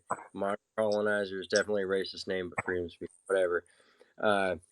So the whole thing is, as soon as someone who's pro-life starts talking, it all sounds good. Same with pro-choice. The people who are extremely pro-abortion, I'll say, the first 5 minutes all sounds good. But then what happens is you Christians forgot that this country was not founded by Christians for Christianity. It was founded by Christians for the freedom from having to live under somebody's umbrella. I do not live under your God. You can take your God and fucking shove it. Sorry for the language on your life. Okay? Wow. Okay. Right? And the main reason is 99% of y'all got the color crown book version of Jesus Christ. You stopped going to Sunday school and you never learned the rest of it. You think Moses parted the Red Sea because he saved his people. And then when you get older, you never paid attention to the part about what Moses did in Egypt and why he had to hightail the fuck out of there. Okay? So stop telling me that I need to live under your bullshit God. Okay? Now, let me ask you before you go to your second point. Did you support Trump 2016, 2020? Yes. Lesser of two evils. All right, go ahead. And this thing where they'll talk. The first 5 minutes sounds good, right? Hey, we need to protect life. This is just out of control. We're the richest country in the world. We have the capabilities of putting these children in great homes and stuff. And then they start talking about keep the aspirin between your knees, penalizing sex. Listen, those of you who are trying to penalize sex that much, it's just animosity. You ain't getting it. Okay? Stop trying to penalize what I do in the bedroom. Stop worrying about it, first of all. Okay? Next, okay, you let them keep on talking. It's just like, what part of you have an influence on a say on how somebody else goes their life do you think is okay? That this country was founded on. I'll leave you alone if you leave me alone. If you want to break it down to simple. Let me get in here. I'm gonna let you continue, but I want to make it clear to you there is somebody in the audience that would like to debate you. Okay, if I could just finish the one point first. You can. You can finish. Take your time. Get your points out. But at the end of your points, you can let me know if you want to debate them or not. But somebody in the audience wants to debate you. Go ahead. Right, and then especially because somebody commented about this, they say because we're the richest in the world, we can put these children in good homes. We got the most broken adoption system and foster care system in the world. Okay, or at least per dollar put into it. At least I'll say that, right? And then I'll always ask, and then I'll shut up with this: how many children have you adopted? You cannot use that damn argument. You are not opening your home. You always say that stuff, but you never do. You care about the baby while it's in the womb, and then you don't give a damn afterwards. And let me add something. That's an interesting point you made about if you have not adopted kids, you shouldn't get any argument. And the only reason why I'm saying that is because the right says the exact same thing. If you really want to let immigrants in here, how many of them have you let in your home? That comes from the right all the time. So it's interesting that you said that because they just triggered right-wing statements that I'm used to hearing. How many illegal immigrants have you took in your home? You hear that all the time. So that was who was that said that? Rod. I cannot pronounce the name. Foot in mouth or something like that. But if you want to get on here, you know how to do it. He is in here. Do you want to talk to this man? Yeah, sure. Okay. He's already promised it'll be respectful, and that's the way we do it on here. I don't normally like to cut folks off. In fact, like I said, folks, that gentleman earlier with the LGBT debate, that was the first person after doing this for 2-3 months now that I've had to cut off. And it's just simply because I don't know where the hell he was going. Okay, foot in mouth. I can't see the rest of your name. Rod and something like that. What's going on? What do you want to Just talk call about? me Rod. Can you hear Say me? that again. Yeah, loud and clear. Okay, I'm sorry because it's sometimes modern colonizer. You said that the reason you are conservative, you're fiscally conservative. When in the last 30 years have the Republicans ever been fiscally conservative? Give me an example. From trickle down economics from Reagan on, none of them have been fiscally conservative. That's the mantra they tell us on the left. Number one. My second point is no one is pro life. They're all pro birth. Because once the baby's here, they don't want to support social programs. They don't want to, like you said, adopt kids, bring them to their house. They're only concerned about babies when in the womb. Because if they were really pro life, we would have better gun control laws and people wouldn't be shot up in schools. I And think I most think pro you're yeah. closer to agreeing with him. You're not debating him. I think you No, I'm guys. kind of debating him because he said this thing about I'm a modern colonizer because I'm fiscally. I love these Republicans. I'm fiscally. When have the Republicans in the last 30 years been fiscally conservative? Tell me. Okay, I we're shall reach. talking about rolling back Roe versus Wade, so I don't want to get too deep in that. Okay, so let's go back to Roe versus Wade. Okay, so all these people that are pro-life, they're also pro-death penalty. So it's only certain life. Like we're only concerned about life when it's in the womb, right? Right. So we're in agreement with that. I thought he was going to be a right wing. What No, I think he's the not. problem is He's we have. more moderate. He's more Yeah, moderate. I'm more moderate too. I think we have too many people. I got in trouble on a live the other day because I said I would assign my kid a gender at birth. I was like something. I was I'm like I have two daughters, and if I had a kid now, you wouldn't let your child decide. I'm like no. If they questioned it, I might talk. But Okay. I think we have too many people that they don't see shades of gray anymore. I'm a Gen Xer, so some people are far left, some people are far right. People have to come to the table and start discussing this stuff. And one other point I want to make about bringing it back to the states. This is the United States of America. We don't even need state government. We should have government laws. People don't have the money to go from state to state. What if a poor woman needs an abortion and she can't get out of her state or travel out of her state? How is she supposed to get an abortion? I don't That's her. understand. They don't care about that. They're going to say that's her problem. Right. That's what I'm saying. You're the what's your name, handsome? Tim. Tim is my actual Tim. name. All Tim. right. You are devastatingly handsome, but I'll just call you Tim. All right. So Okay.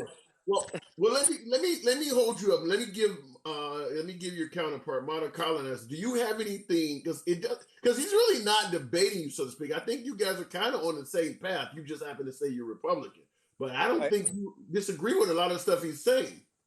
No, of course not. I guess what I preface it too often, and I don't want to beat a dead horse and THL's live here.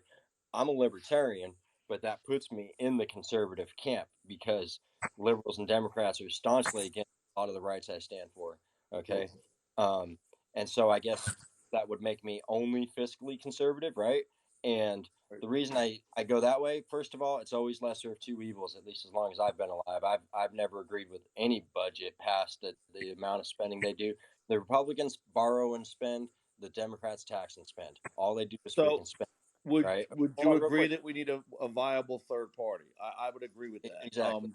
I think foot and mouth. I think everybody agrees we need an additional party. But let me say this real quick. User guy 1962 in the comments pointed out something. He stated that all Republicans voted against the child credit tax or the child tax credit, and he's pointing that out in regards to what you said, foot and mouth, about not caring about a child once it's outside of the womb, and that is a legitimate point. Right, like universal pre-K, things that are going to help kids. Like we don't take care of the kids that are here. I mean, I don't think abortion's great. If my ex-wife wanted to have one, I wouldn't be real happy about it. However, I don't want to tell other people. Well, I think it's a choice between a woman and her doctor. I'm not in my personal life.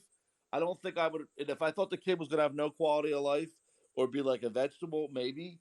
But it's a gray area. So something that you said that the modern colonizer that made me think was um you say that you line with the libertarians, and one thing that you're not a hypocrite on is when my buddy at work says, he said, I used to be a Republican, but they talk about less government, but they want to govern everything when it comes to gay marriage, when it comes to people's bodies. um you know the only thing they don't want to govern is guns. The Democrats want to have some gun control, except Reagan did do some things with gun control. So the party, if Reagan came back from the dead and he saw the Republican Party that we have now, it's He would completely not be different. like if Reagan came back from the He dead. would not Remember, be like Reagan is responsible also for amnesty. He lets me. Reagan would not be popular with the current party. right, because he was pro gun control. You know why? He got shot. So maybe getting shot that helped him out a little bit with the gun control thing. But he was, but he was the start. He was the start of the Republican. He was the start of the Republican Party going to the Christian right. You know that, right? So that, but Yeah, he was a for lot gun of they, control. He was for they gun control because he got shot. yeah, you would like gun control too. It's like Fox says, we don't need gun control. We need bullet control. Start charging for those bullets. I'd shoot you, motherfucker, but I can't afford to. You ever see that? I think Chris Rock made a joke, something like that. Oh, that was funny. Yeah, that's Chris Rock. Chris Rock did a whole thing about bullet control. We got to charge extra money for those bullets. Okay. All right. Well, listen, gentlemen, I do want to move it on. I got some more folks trying to get in here. All right. Well, it was nice talking to you. And, modern colonizer, keep up the fight. What state you in? Arizona. The last. All right. That's I used to have an aunt lived in Scottsdale. Nice area. Yep. Good talking to you, bud. Tim, I'm not trying to invite myself. Good. Go ahead. I'm not trying to invite myself into your home, but that kind of took us away from getting me to finish some of the points about the topic of Roe v. Wade. So I'll give you a couple more minutes to continue. Go ahead. I appreciate you. When this country was founded, the idea of the 10th Amendment, the idea is not expressly governed by the federal government, that the states will control. It started out, but the problem is none of the states have shown me they're there to do anything proper with it. All they're there to do is restrict somebody's rights, restrict liberals' rights or conservative rights. You know what I mean? They're not using it to protect rights. They're using it to shape their states into anti-whatevers, right? Right. And so I agree with like other person was talking about a little while back.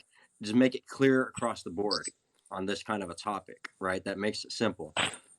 Well, it's difficult because our country was founded on individual freedoms of the states, and what you're getting closer to promoting are federal laws. And I think our country has shown we don't want to be controlled the same all over the country. People, I mean, like now, one of the things they're arguing, even though I think this is a path to a complete abortion ban, but right now that has not come out. They are arguing that this is giving the power back to the states. There's a lot of folks who support states' rights. So that's kind of where it's, I don't think people want federal laws. That's all I'm saying.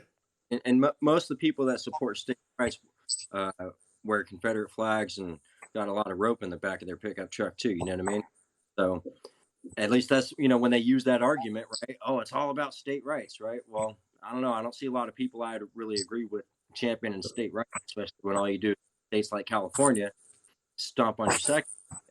And basically, like he was talking about, make bullets expensive. There, certain towns are making you buy gun insurance to be able to own a gun, right? Infringing on your second.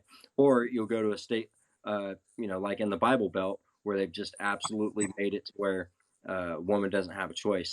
And, that's just wrong the way a lot of states' rights are implemented. One last thing I just wanted to touch on before I let you out, and I really always appreciate you having me on, man. Absolutely.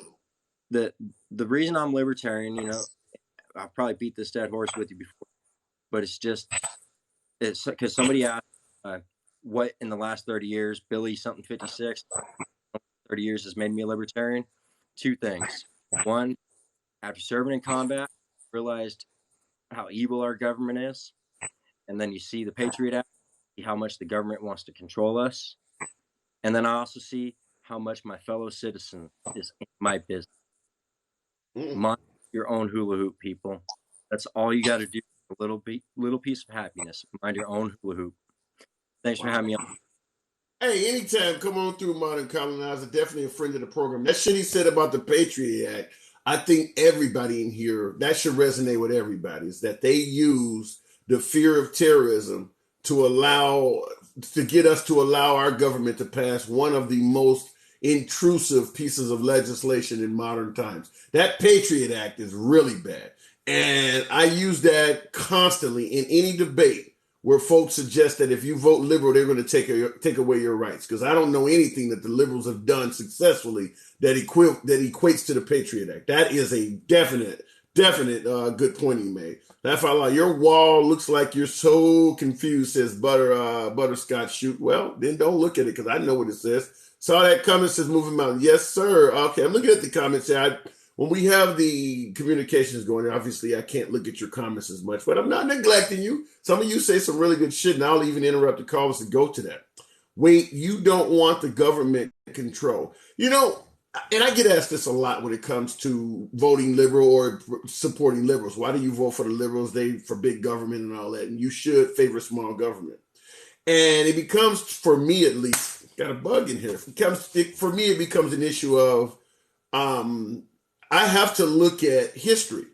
And I know, like that gentleman was talking about, and I'm not trying to go too crazy on the racial side of things, but I do have to acknowledge if America remained a states' rights country, this country would not be very friendly to me in some places. I can't ignore what happened with big government. I can't ignore what Abraham Lincoln did for me in the 1800s, and then what Martin Luther King and JFK and Lyndon Johnson did for me in the late 1960s. Big government has made my life better. Now, we can talk about welfare and we can talk about other things that big government has done to hurt my life, which there are legitimate points that big government is greedy, big government overtaxes us.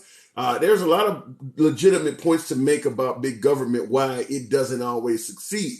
However, at the end of the day, we're talking about the failures of big government versus slavery or versus no civil rights at all. So I'm going to choose the failures of big government over that shit any day. And that's just a historical fact, is that big government, without them, I wouldn't be free. So that is one of the reasons why I'm not a big fan of small government. Now, that's not to say that if we went to states' rights completely, that they would roll back things to that era. But why take a chance? It has happened before. It could happen again. So I'm going to certainly be in favor of having some federal protections because, the history shows that I would be in danger without it. This country changed for the better thanks to FDR. Depends on who you ask. Or community that won't like someone and discriminate certain people. Yeah. The fucking stop and frisk is a perfect example. Stop and frisk, if you left things up to Rudolph Giuliani in his local area, they're violating civil rights doing that. They would just be stopping and frisking you at random. And obviously we know that was happening more often to minorities than anyone else. So, there's just certain areas where undeniably being an educated voter, and I'm not trying to go racial or not, but there's no way to deny that certain areas stop and frisk is not in my best interest. You honestly think that there would still be slavery if it wasn't for the federal government? No, Brenda. And I just said that I don't know. I'm not going to say that they would go back to no bullshit like that. I would hope that would not happen. That was a long time ago in terms of slavery. However, I will say that big government got me out of that, and to just remove big government and hope that it doesn't go. I mean, it could. No guarantee it would happen, obviously, but it could happen. So why would you remove something that was implemented to stop it in hopes that, well, they won't do it again? You don't know. I feel in my heart it wouldn't happen, but why remove the protection? Just like you may feel in your heart nobody's going to break in your house tonight, but that doesn't mean you get rid of your fucking gun. I mean, it could happen. It absolutely could happen. It's a minute chance, but it could happen. Let's see here. God bless the Queen. Okay, we would have been better if we let the South secede. Apparently, you don't look like me. Did you the movie Alice? I don't get that comment. I would never treat another human being like that. Fair enough, and most people would not. Even in the darkest days of our history, most people, regardless of what race they were not in favor, or they were not active participants in the oppression, but they allowed it to happen. I mean, I believe only 1% of people owned slaves, so it wasn't like everybody was doing it, but there was no push to stop it. It was just going on. So you don't need everybody to be involved in something for it to continue. I'm sure they targeted areas with more crime, says Josh Jacobs. Possibly, but in my opinion, they probably didn't target areas with more crime. They targeted areas with more types of certain crimes. For instance, white-collar crime, bank fraud, and things like that. That's not happening in the hood as much as it is in other areas. But we tend to be more outraged by purse snatchings, robbery, strong arm robbery. So that's the crime that we're going to target. But yeah, you could say the same thing on the other side. Well, we want to stop bank fraud. So we're going to start doing random audits of all stockbrokers and people like that for white-collar crimes. They wouldn't want that. That's a stop and frisk procedure. We're just going to start doing random audits of folks who work in office jobs to just make sure they're not committing bank fraud. It's not cool to be involved in that. And even if you were correct, where you're suggesting they target areas with more crime, what happens if you're just driving through that area? Do you really want the police to just stop you and hem you up and go through your shit? I understand the belief that they're just doing their job. That's fine. But police are human just like anybody else. They make mistakes too. Just like you might make a mistake at your job, or I might make a mistake at my job. Police are not perfect. They make mistakes too. There are people who get arrested for a grain of sugar or something on the ground that the police thought was meth. There are people who get their paychecks taken because the police think it's drug money, or some dog sends drugs on it, even though they earned a check. I don't want to be hemmed up because I don't know if the cop is going to not make a mistake. And that is also why defense attorneys tell you, shut the hell up when you're dealing with police. It is not in your best interest to keep talking. The idea that they're just doing their job, you'll be okay. Go ask a defense attorney that, and they'll tell you no. Some of these people make mistakes. Some of them actually make stuff up. So I'm not a fan of stop and frisk. There's nothing good that can come out of it, and sometimes it can actually go bad, even when you are 100% compliant with the law. Just because mistakes happen, and sometimes you might encounter the wrong cop on the wrong day. At the end, you're not going to get a cookie. You're not going to get some kind of certificate of this is a good citizen. You're either going to go back to the same neutral position you were in before the cops encountered you, or it's going to be bad. There is no good outcome that's going to come from being randomly stopped and frisked. And you're going to probably lose 10, 20, 30 minutes of your time in the process. If life ends when the heart stops, so it should begin with a heartbeat, forest fire.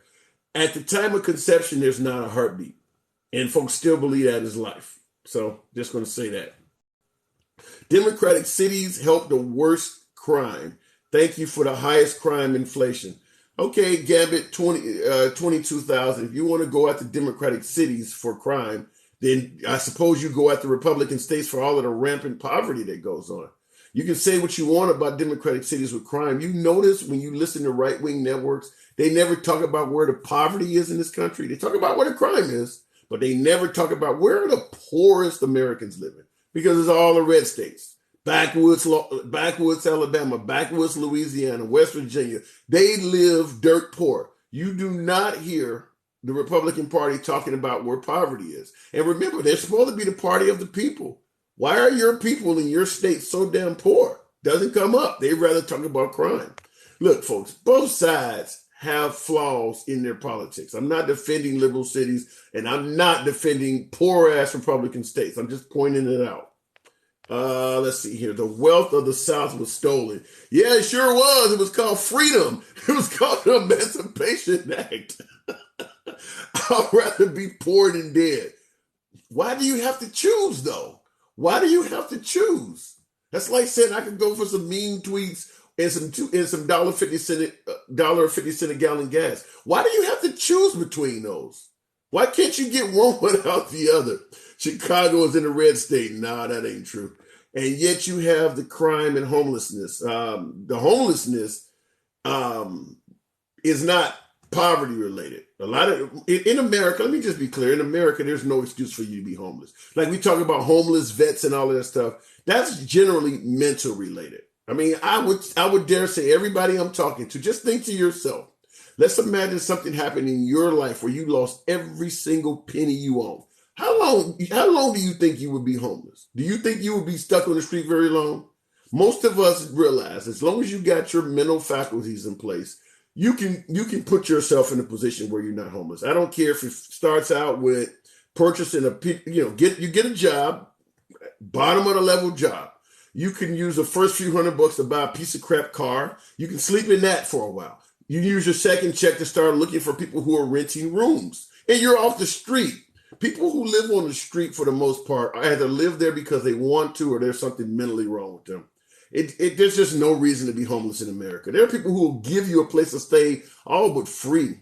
How do you feel about the government taking resources from our vets for illegal immigrants at the border? It's a good question, Selena MCD. Here's my point, and I'm not for giving a significant amount of resources to somebody who doesn't belong in the country unless they fit certain criteria, like they're seeking asylum or something of that nature. But you're talking about illegal immigrants. So certainly I'm not a big fan of giving money to folks who don't belong here legally. However, I will say this in regards to you saying taking money from our vets to give to illegals at the border. I think the vets is thrown in there as a distraction. And here's what I mean by that. There was a time in this country where we did not have a huge illegal immigration problem, and the vets were still getting treated like shit. So it's not like all of a sudden illegals started coming to the country and suddenly vets who were being treated really well started getting treated bad. No, they weren't getting treated good from the beginning. Vets have always been complaining that they have a hard time getting their medicine, getting to see a doctor. They've been complaining about this shit for a long time. So bringing up the needs of veterans as an anti-illegal immigration ploy is just a distraction. We don't give a shit about veterans. The same thing people say, well, that money could be going to the homeless. No, you don't give a shit about the homeless. If we got our illegal immigration problem under complete control, let's say Trump built the wall and he's totally secured the border, those vets would still be having problems and there would still be homeless people, because at the end of the day, a lot of folks, particularly on the right, do not like entitlements, do not support giving out entitlements. So yeah, you're not going to fix the border issue and then all of a sudden start giving the money to them. No, you would just say, okay, put that money back in the coffers for the. This is what would happen. You would get the illegal immigration problem under control, and then you would start demanding a tax cut. Give me that money back.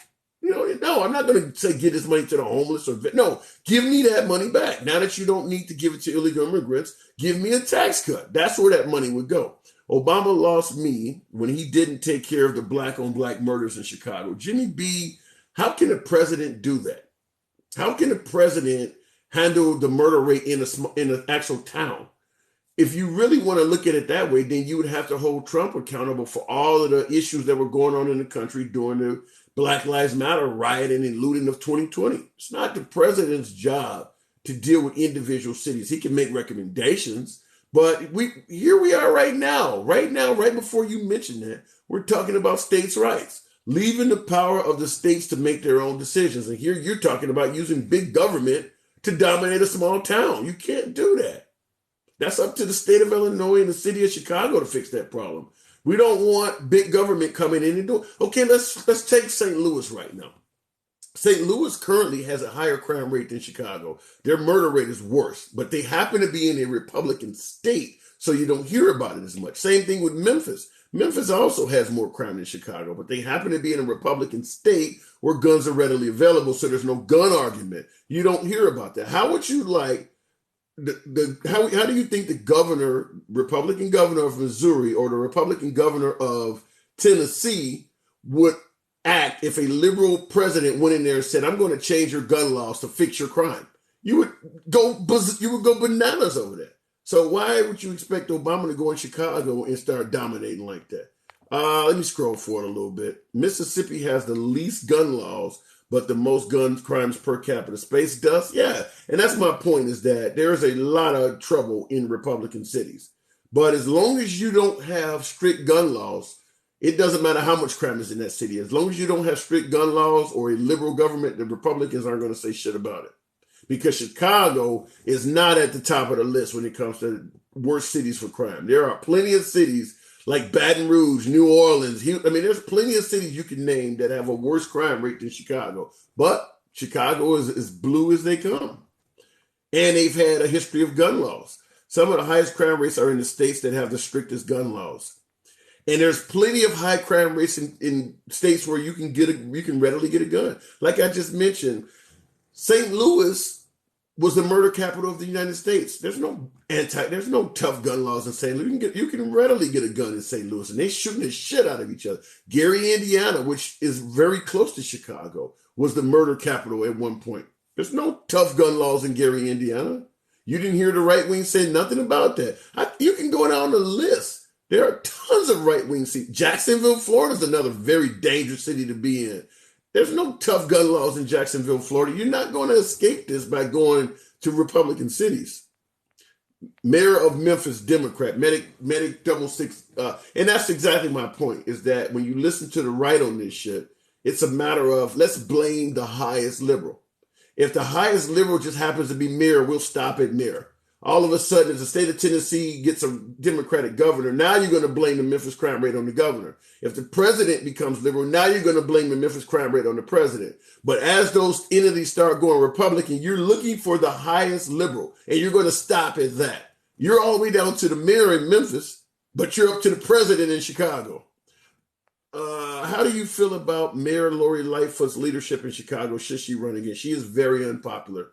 Matthew Warman. She is very unpopular. Chicago also had gangs running in guns from Tennessee. Yeah, Indiana too, Space Dust. I know for a fact, because Indiana's only a 5 or 10 minute drive from Chicago. Plenty of guns were coming through Indiana. Most mass gun shootings occur in gun-free zones. That is absolutely not true. That is absolutely, and that is not true, depending on whatever definition you have for a mass shooting. Now, if you want to say there's 10,000 mass shootings in a gun-free zone and there's only 9,000 mass shootings in a zone where you can get guns, maybe. But my point is, you're not going to avoid mass shootings by going into a Republican pro-gun area. There are plenty of mass shootings in pro-gun areas, such as California, or better yet, California, such as Florida with Parkland at the school, the Pulse nightclub shooting in Orlando. You got the Mandalay Bay shooting in Nevada. There's been church shootings in Texas. I mean, there's plenty of the Walmart shooting where the guy killed 20 Hispanics in El Paso. There's tons of mass shootings in right-wing states. Now, if you want to say whether it's slightly more liberal, yeah, go with that. But I'm just simply saying you are not going to avoid mass shootings by going into a gun-free Republican state. There's plenty of them there. What was Dylan Root, the guy who ended up causing the Confederate flag to be taken down by Nikki Haley? He went in a church and shot 9 people. That was a gun-friendly state. I mean, it happens everywhere, folks. You're not going to escape that shit. Let's see. Appreciate those, Matthew. Appreciate them roses. Obama was a state senator before president and didn't do shit on the black-on-black murder.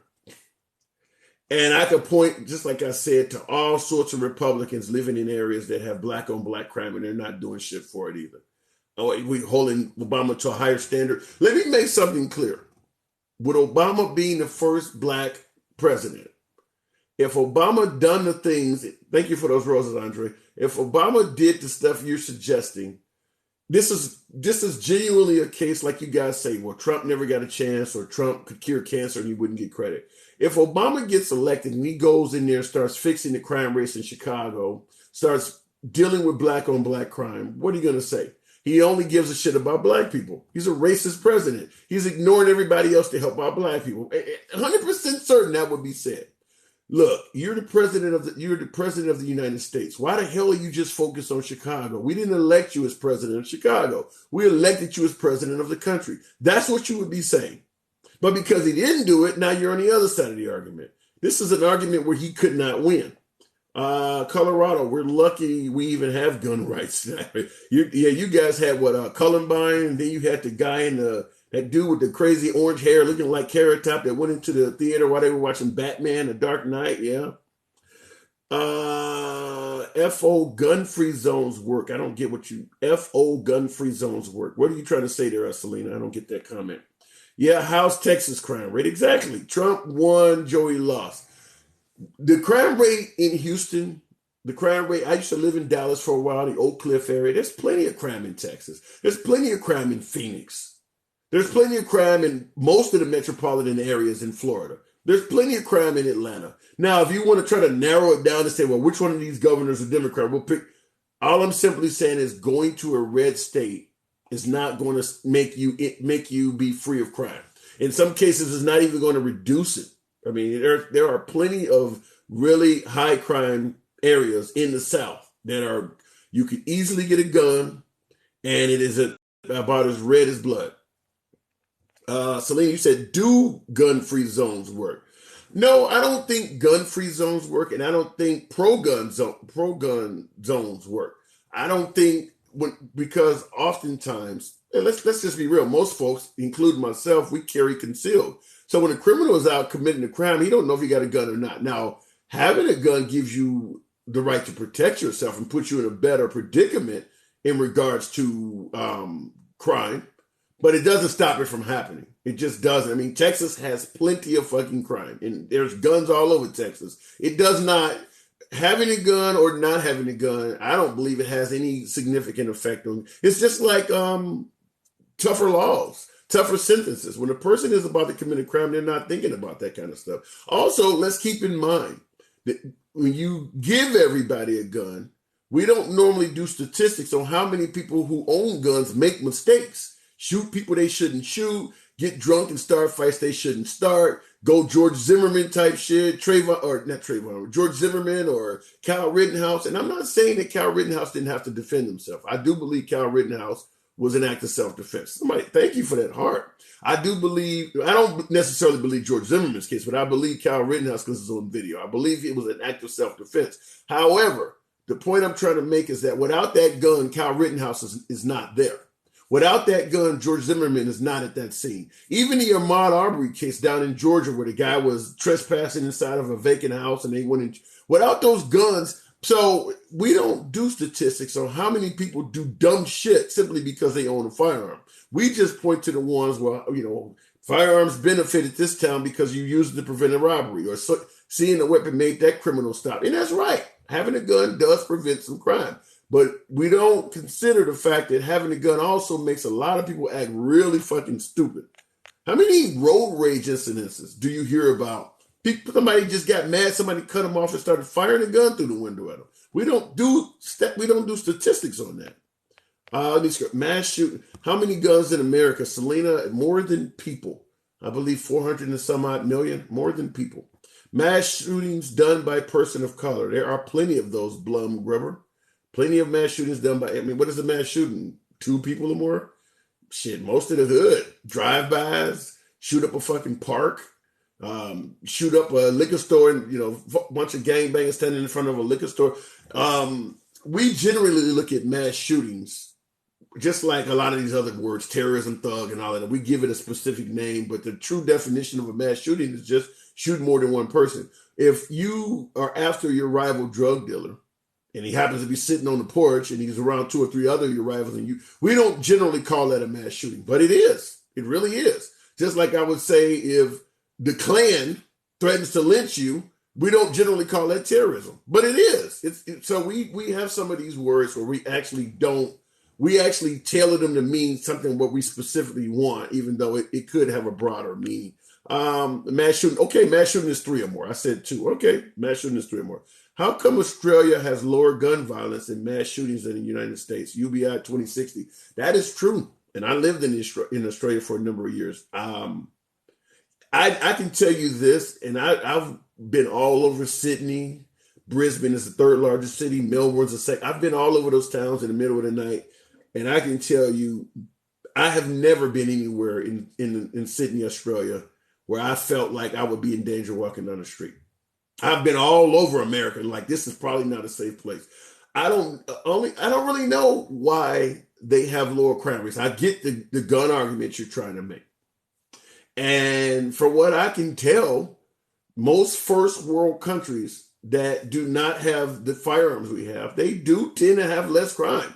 I know folks believe that if you get rid of guns, they'll find another way. They'll use knives. They'll make bombs.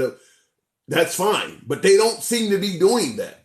They don't. I mean, in 1996, I believe it was, is when Australia rolled back their gun laws after a mass shooting. I don't hear about people being blown up with bombs over there. New Zealand just recently, after a mass shooting a few years ago, ended their gun rights. I'm not hearing about people being blown up with bombs. So maybe they'll find another way, but they don't seem to be doing that. An armed society is a polite society. That is 100% false. If you go back to the pioneer days in America, everybody had a gun. There were no anti-gun laws. If you were on the homestead or the frontier, everybody had a gun. And it was not fucking polite. When you watch all the cowboy and Western movies, people were getting shot up in bars. It was not polite at all. Jesse James roaming the country, robbing banks, it was not polite. An armed society is not a polite society. An armed society is just an armed society. If you're an asshole, giving you a gun is not going to make you polite. I have at least 15 Mark Henson. Yeah, your house is safe. Guns have saved lives. Selena, you are correct. And they have taken lives. I just pointed out the George Zimmerman types, the Ahmaud Arbery killers and types of guns also make people act stupid. It gives them a sense of empowerment that just makes them feel dominant. So yeah, it saves lives, but it also encourages a lot of folks to be idiots. Maybe they do not have access to acetone and peroxide. I don't know where that's going. Somebody never watched a Western, Nick White, 528. You don't have a lot of Westerns that don't involve somebody getting shot. Survival of the fittest. Okay, fair enough. Finally, a logical American. Wow, I like that. Particularly in this audience. I'm being called a logical American. I love it. Let's see. Funny was Simpkins, the recent school shooter. Damn, he got out the next day. Trump won Georgia. What school shooting? And who was Simpkins? Simpkins, and he got out the next day. I don't know. I'm not aware of that. Homeowners need guns. Listen, I do believe in having the right to protect your homestead. I don't have a problem with homeowners having guns. But we do have to, like I said, we have to look at the statistics. I believe there is a statistic that shows that a member of the home is most likely to be the one on the other end of that gun, whether it's suicide, a kid picking up the gun and shooting his brother, et cetera, et cetera. But at the end of the day, it's personal responsibility. I do believe you should be allowed to have a firearm to protect your homestead. But yeah, the statistics show that somebody in this house is most likely to be the victim of that gun if it's ever used. Second Amendment is the only thing protecting our rights, our other rights. Forest fire, I hear that all the time. The belief is that if America gets disarmed, the government is just going to instantly go tyrannical. If that's the case, then you should buy into the argument where, let's say an African American says, if we get rid of big government and we just only have states' rights, they're going to turn us all into slaves. You would instantly dispel that argument because you would have the notion that people ain't like that. Just because you don't have big government anymore, that's not going to just turn everybody back into slave owners. But yet you believe that if everybody doesn't have a gun, big government's just going to turn back into essentially slave owners. They're going to become tyrannical. I don't believe that. I think now it's a possibility, but keep in mind, look at all of the first world countries, civilized nations around the world that have limited or outright ban guns in their country. And you don't see that happening. You don't see, Japan is not a tyrannical country. It's hard to get guns there. England is not tyrannical. New Zealand is not tyrannical. I mean, I could literally go down the list. There's a laundry list of first world. In fact, just about every first world country, with the exception of a few, maybe Israel, maybe a few, but most first world countries don't allow gun ownership with the ease of America. And they're not operating as tyrannical or operating as a tyrannical government. But you believe the Second Amendment is the only thing protecting our other rights, as if you don't have a gun, they're just going to take all your rights away. Every year, our country makes millions of guns every year. That is true. That is true. Conservatives love guns because the cowards can't fight. I don't buy into that. White people made 2A because of a black guy. Oh, God, you're really getting deep with that. Never owned a gun or needed one. Well, Space Dust, they say it's better to have one and not need it than to need one and not have it. Most people who own guns don't need one until they need one. Even the cops. You got police officers that served their entire career, 30 years, and they'll tell you, I've never had to shoot anybody. I've never had to draw. Some of these small towns, you got cops that spend their entire career and say, I've never had to draw my gun on anybody. But they carry it every day. You never need a gun until you need a gun. I'm wrong. Tombstone was settled with a gun. Tim Murphy, a Republican profile, asked his mistress to have an abortion. Getting back to the Roe v. Wade, I've said it several times, and that came from user 651. I believe a lot of these older dudes that are anti-abortion probably used it when they needed it, when they were younger.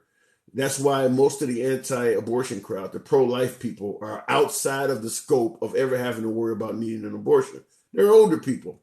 But you go talk to a bunch of 20-year-olds, 30-year-olds, they're not going to be in favor of making it so that they're charged with murder if they seek an abortion. They're just not going to be that way. Wow, the Democrats are stirring up shit. Thomas, well, that's politics in this country. That is politics in this country. No different than Trump claiming that a bunch of Middle Eastern men were in the convoys kind of coming to the country from the southern border. That's not true, but he was trying to stir up shit. I hope I don't ever have to use it. I don't want someone else's life on my conscience as far as fire. I'm the same way, but you also sound like you are reasonable.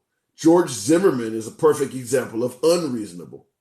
Running off, chasing somebody in the middle of the night totally based on an assumption, and he ended up having to kill a guy. So, opinions on healthcare. It's terrible, James Coyle. I think our healthcare in this country is terrible. Here's my take on it. I believe we should unmarry or divorce healthcare from employment. We no longer live in a society where people work 20, 30 years at the same job. Most Americans flip jobs constantly. And when you're in between jobs, you don't have healthcare. Fortunately for Americans, Obama started taking away the idea of what was they calling it? Preconceived or pre-existing conditions, because you're switching jobs all the time. Let's say you're 40-year-old diabetic and you switch jobs. When you go to the next job, you got diabetes, you got a pre-existing condition. They may not insure it, and that was happening to people. So I would say in regards to our health care, even though he didn't fix it, Obama did a lot to make it better. Same thing with preventing medical bills from making you go bankrupt. That also came from Obama. But our healthcare still remains deplorable, if you ask me. I really don't think it should have anything to do with whether you got a job or not, because employers have made it clear they don't want to provide health insurance. Every few years when they negotiate a new contract with a different provider or even with the same provider, your healthcare generally gets worse and worse. Your copays go up, your deductibles go up, your coverage is going down, the amount of coverage of what they'll give you continue. I mean, it's getting worse and worse. I think they've made it all but clear they don't want to do that. They do not want to give you health care. There are plenty of people who go to work every day, work 40 hours at a job that provides no health care. They need to find a different way to insure citizens medically that has nothing to do with their employment. Democrats are sure digging their grave, and they're really embarrassing our country. Thomas Vision, that's your opinion. That's your opinion. You don't think Trump getting into an argument with the Prime Minister of Canada, the President of Mexico, Angela Merkel of Germany. You don't think that was embarrassing to some people? You just favor what he did. But there are plenty of folks who considered the country being embarrassed under Trump. Remember, Trump went over to England, went to London, and they didn't even want him there, and they had this big ass blimp that had him looking like a baby with a diaper on because they said he was acting like a baby. So if you lean right, yeah, Biden is an embarrassment to the country, but it was certainly being said under Trump as well. I don't want to have to either. Okay, Selena, I agree with that. I don't want to have to get into a gunfight or anything like that. Crazy Mike, yes, it is true. They're coming across the border. We do not have droves of Middle Eastern men coming across the southern border. That is absolutely false. Geraldo Rivera, a longtime friend of Trump, was a perfect example. He's been a correspondent at Fox News for well over a decade. When Trump was in office, making those statements, Geraldo Rivera himself went to Texas and crossed the border and went into Mexico and was walking with the convoys and shit. Like he was like, I'm down here. I see convoy at the convoy. There's no Middle Eastern men in these crowds. Where's he getting that from? And he wasn't the only reporter that was down there saying that. Like, we don't see this. There's no large group of Middle Eastern men in these crowds. He's making this up. It's fear mongering. Let's see here. Just like 2 POC shootings right in front of kids, no morals on the left. I don't know. What is POC? Political. Okay, couldn't care less what the Mexican and Canadian presidents think. Okay, then that's you. That is you. There are a lot of folks in this country that are of Mexican or Canadian descent that do care, that have families there. That's you that don't care. I'm blessed. One, you said you read my comment. If I see it, I'll read it. Nick White, appreciate the follow. Trump woke up, started breathing in, and what? That came from Christine77. Trump woke up, started breathing in and back. I don't get that. Your leader in your party is a joke to the world. Trump won, Joey lost. You're saying that the Democrats are a joke to the world, and so is President Biden. Go ask Zelensky, who's receiving a ridiculous amount of military equipment that's literally keeping his country alive by a thread. Go ask him if Biden is a joke. I bet you he would say something different than what you're talking about. Go ask Poland or any of those other countries that are in that region that are rooting for Zelensky and the Ukrainians to win that war. Go ask them if Biden is a joke. I guarantee they will think differently than what you're saying. Go ask the Mexicans or the Canadians that favor Biden over Trump. Go ask them. It depends on, like I said, folks, it depends on your politics. Let me scroll forward. To me, they should not supply any money to Ukrainians. Thai Music 2021, a lot of folks think like you do, particularly on the right, but most of America, I do believe, support helping the Ukrainians. It's just on the right, you don't have as much support. But I believe, I don't know what the polls are, so I'm not going to throw any crazy ass numbers out there, but I do believe there's certainly more on the side of helping the Ukrainians out than not. Mark Henson 109, what about our country? What about it? We're the wealthiest country on earth. What about it? Trump has only been in charge of his companies, and he didn't do so well with some of them. Trump is a successful businessman. You don't get to be at Trump's level if you're not incredibly savvy business-wise. I'm not going to take anything from the man business-wise. Yeah, he filed some bankruptcies, but that man got so many businesses, so many LLCs. If a few of them go bankrupt, I mean, the man is making money hand over fist as a businessman. I can't take nothing from him on that. Iraq thinks Biden is a joke. Huh? So what did they think President Bush was a genius?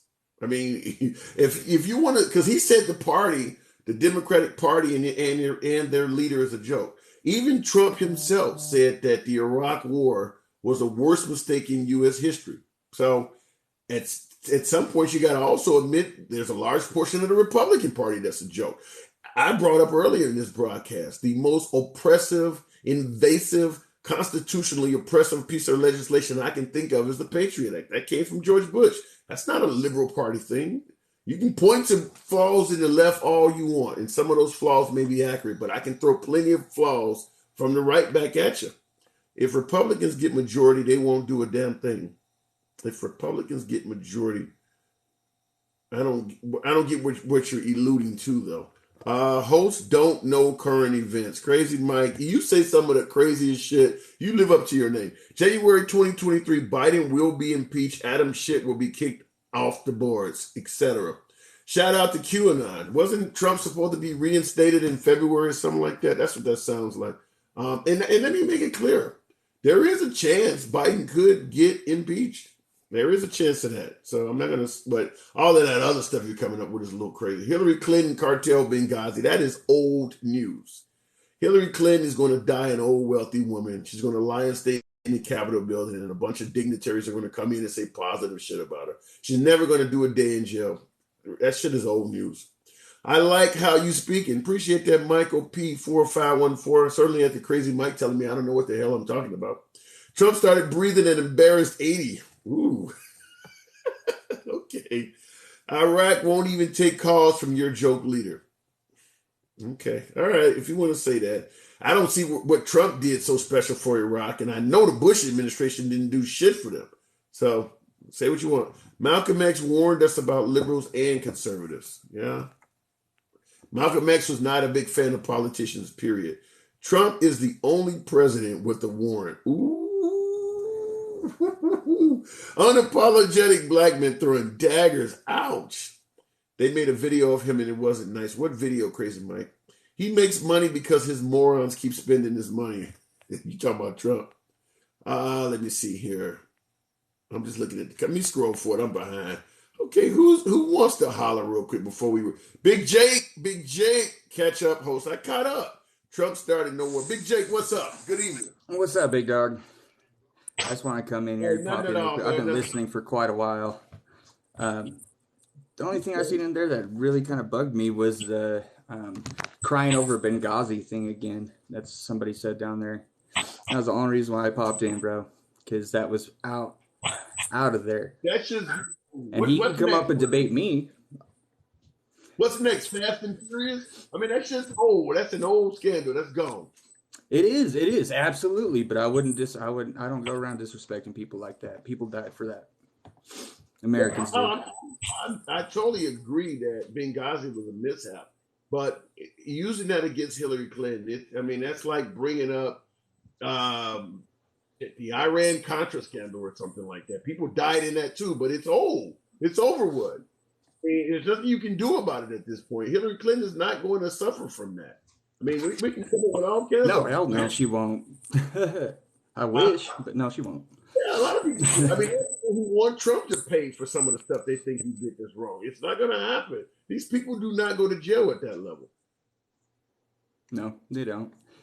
But so I guess one more thing before I bounce is we're sitting here arguing over table scraps of our rights when we have a lot more rights that we should be fighting for together. Just saying. Give me some examples. First off, I think our two ways should be. I think most of our rights should get back down to the core principles. We have way too many freaking restrictions on a lot of things, guns, welfare, stuff like that. We need a lot more help around here. A restriction on welfare. What do you mean by that? Like a limit of, how do I say that? We sit there and we base our welfare off of situations that could be helped in a lot better ways. I think our urban areas need a lot more of the welfare spent better, or not welfare, I'm sorry, the taxes spent better. Because I think a lot of our taxes are disappearing and just going away. You know what I mean? They need a lot better oversight. Sorry, I wasn't really prepared for a question. Yeah, well, I was just watching. I have to ask you, and I guess my response to that would be, there is never a time in American history where everybody believed their tax money is spent properly. It's kind of like the argument I go against folks talking about we should drug test welfare recipients.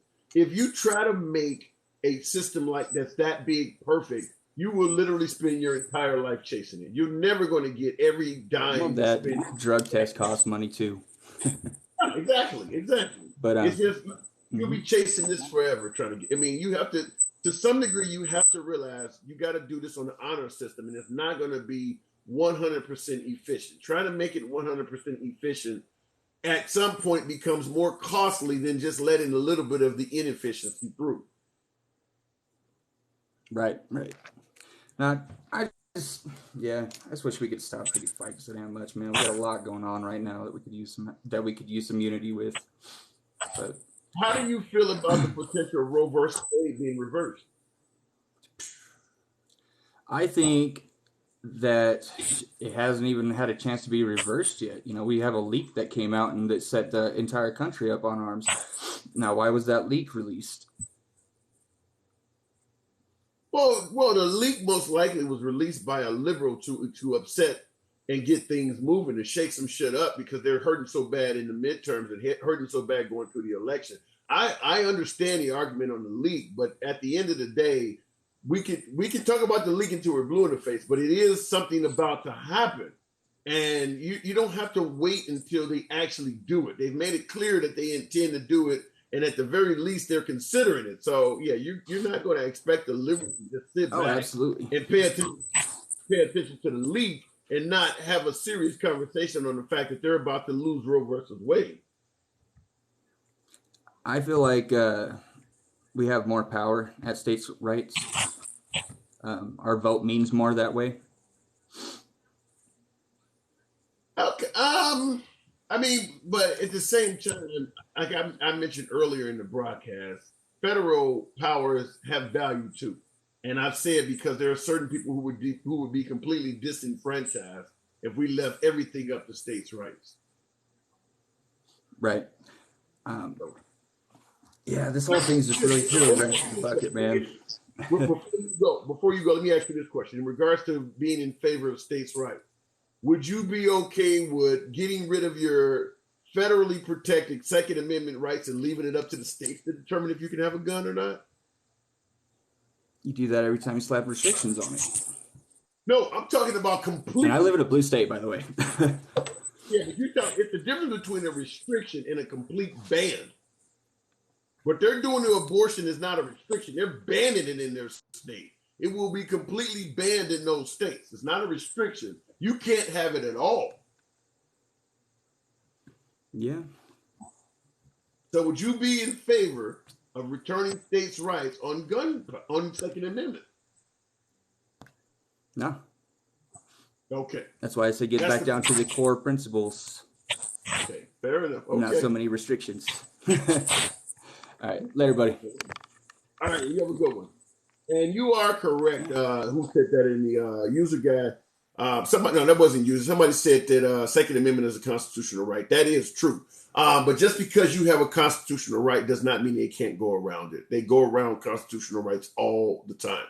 I mentioned stop and frisking here earlier, which is the Fourth Amendment is a constitutional right, just like the Second is. And they had no problem coming up with stop and frisk.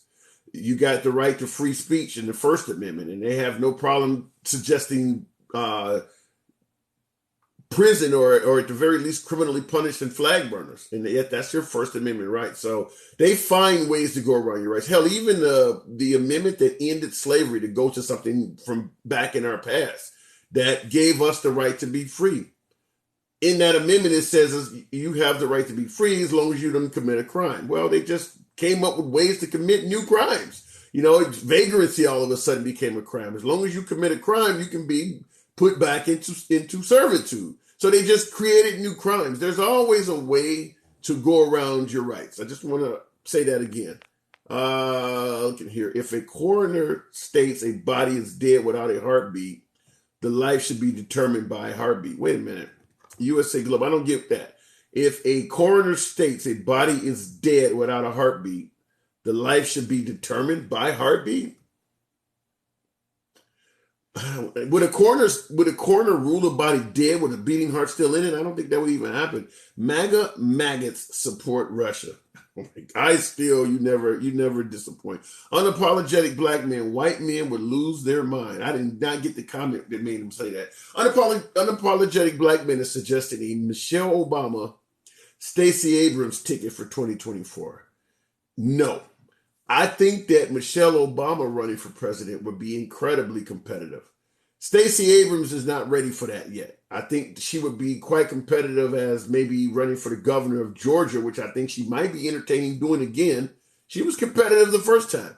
But I don't think Stacey Abrams as a presidential candidate would be anywhere near as competitive as Barack Obama, as Michelle Obama. And I don't think you need to put, to me, there's too many similarities to those two to put them on the same ticket. I would do probably, and I hate to go racial on this, but if I put Michelle Obama on the ticket, I would probably do the same thing that Obama did. I'd probably counterbalance it with a Caucasian, a well-known Caucasian, preferably one that's a moderate. That's just what I would do, which is exactly what Barack Obama did. And I'm doing it because it worked so well for him. I don't know who that person would be. I would probably try to make it a man. I wouldn't even go for another woman. Too much female. I don't want to go, because you got to keep in mind, when you're breaking barriers, I suggest taking that shit slow. You're putting another African American in as running for president. Yeah, we had Obama, but that's still a novel concept. And now you're doing it with a woman. So you can give them the black woman, that's fine. But then give them something there. And when I say give the American public something that they're more familiar with. So I would back up somebody like Michelle Obama with a counterbalance, and it would be a white male. I don't know who I can think of off the top, but he would certainly be somebody who is moderate. You can't put Joe Manchin in there because he's not even right wing enough. So, but Joe Manchin would probably be somebody that might calm their nerves down. But he's too far to the right at this point. I don't know who I would put in with Michelle Obama. That's an interesting one to ponder. Look at what biggest cities are ran by Republicans. What are we going to find there, Big Jake, in regards to looking at the largest cities that are ran by Republican hosts, which is sad that you have to say in 2022. Yeah.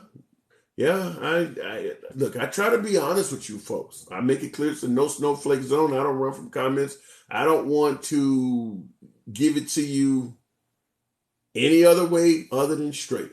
And that is exactly what I would do. If I put Michelle Obama in there, I would, because it's going to happen. Folks are going to see that. Stacey Abrams and Michelle Obama together, that ain't happening. That is not happening.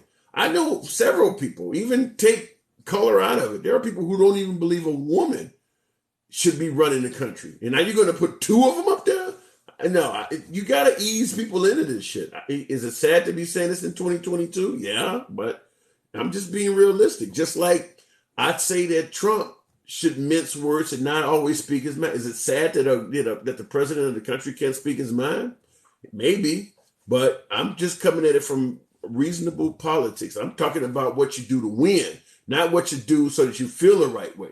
And yeah, some of the stuff Trump says would probably be better to his campaign if he didn't say it. Joe, but a lot of blacks in jail with that 3-strike law for life. Thai Music 2021, yeah, the 3 strikes laws. Kamala Harris is responsible for some of that stuff too. But then again, Trump donated money to her. Listen, during that time, the Nixon, Reagan, George H.W. Bush, and even Bill Clinton had us really believing that the best way to solve the war on drugs was just to punish the shit out of everybody. The best way to reduce crime was just to lock people up for life. So I can't just blame Biden. I can't just blame Republicans. The whole country was supporting that shit. Just be extremely tough on crime, extremely tough on drug crimes. The whole country was supporting that stuff. Now we look back and realize how devastating that stuff was. But yeah, the whole country was supporting it. States had 3-strike laws, not the federal government. True, but it was a whole lot of states. It wasn't just liberal states, it wasn't just right-wing states. Oh, poor, I still got Trump on his mind 24/7. Trump won, Joey. You know something? It's not just liberals. Trump won, Joey lost, that have Trump on their mind 24/7. I don't think there's a single liberal that has a Trump 2024 flag in front of their house. So there's obviously a lot of right-wingers that got Trump on their mind too. Do you tell your kids about the big, bad, orange man? Good question. Trump won, Joey lost. It's actually in schools. You'll be amazed at how anti-Trump a lot of schools are. Certainly in the North. When you get down in the southern states, it's different. as it's always have been. But yeah, in the North, no, you don't have to tell them about big bad orange man. My daughter, her teacher indicated a few years back that she was supporting Trump, in the whole class, and I'm talking elementary school, the whole class did not like her simply because of that. So I don't have to tell them anything. They watch TV, they can see it. Like I said, folks, I think Trump ran the country quite well. I think the Trump presidency was successful, but the insults, the tweets and shit like that, that's why people don't like him. And he's made it clear he intends to bring that back. Trump used to buy politicians. That is smart business. Dozeman 7-8. And he admitted it. When he first came to office, he said the whole thing is rigged. He said, I know how it works. I know how both sides. I mean, he admitted he was paying people off. And that is what made his statement of draining the swamp resonate so well. Is because, yeah, folks do not like knowing that their politicians can be bought off. So what he said was a breath of fresh air, but he didn't actually end up doing anything like that. He just gave it lip service. Can you walk into bubble gum? Can you walk and chew bubble gum at the same time? I don't chew gum, but I'm assuming I could. You said left can't help but think about him. No, not really. I watched him get hated on daily for 4 years. Selena, the notion that Trump would come to office and be given a fair shake, in my opinion, is just, I want to say, an oversight. You have to take in consideration the birther movement. You have to look at how Trump treated his predecessor. He treated Obama like shit. He was trolling the hell out of Obama during the Obama presidency. So then he gets elected, and the idea is they won't even give him a fair chance. Like you said, he got hated on daily for 4 years. Wow, I can't believe that. Well, yeah, because you don't give a shit how he treated the last guy. You was in favor of him doing it to the last guy. You just don't want it done to him.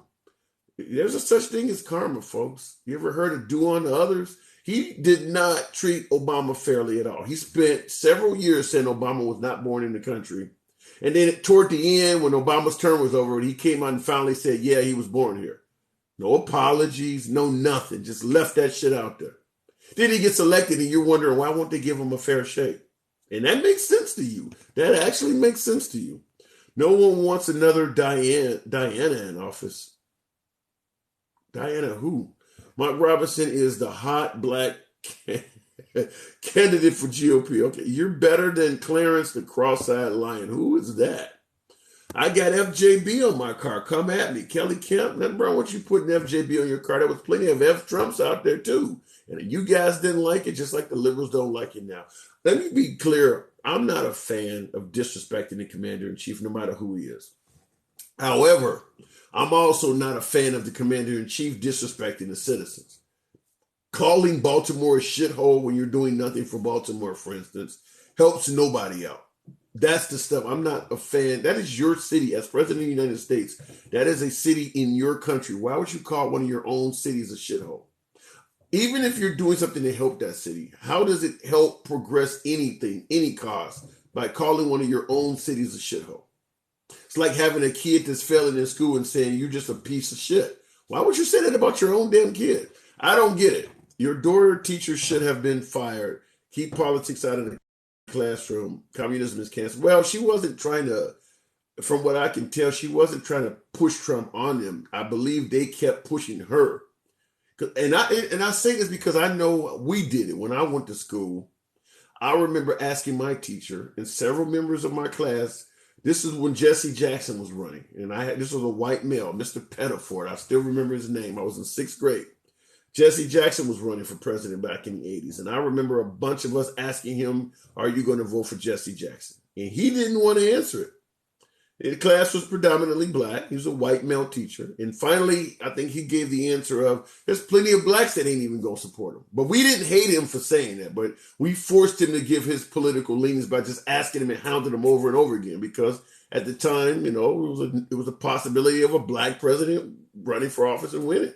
I mean, Jesse Jackson obviously didn't do it, didn't come anywhere near. But, how often does a black person run for president back then? He wasn't a politician.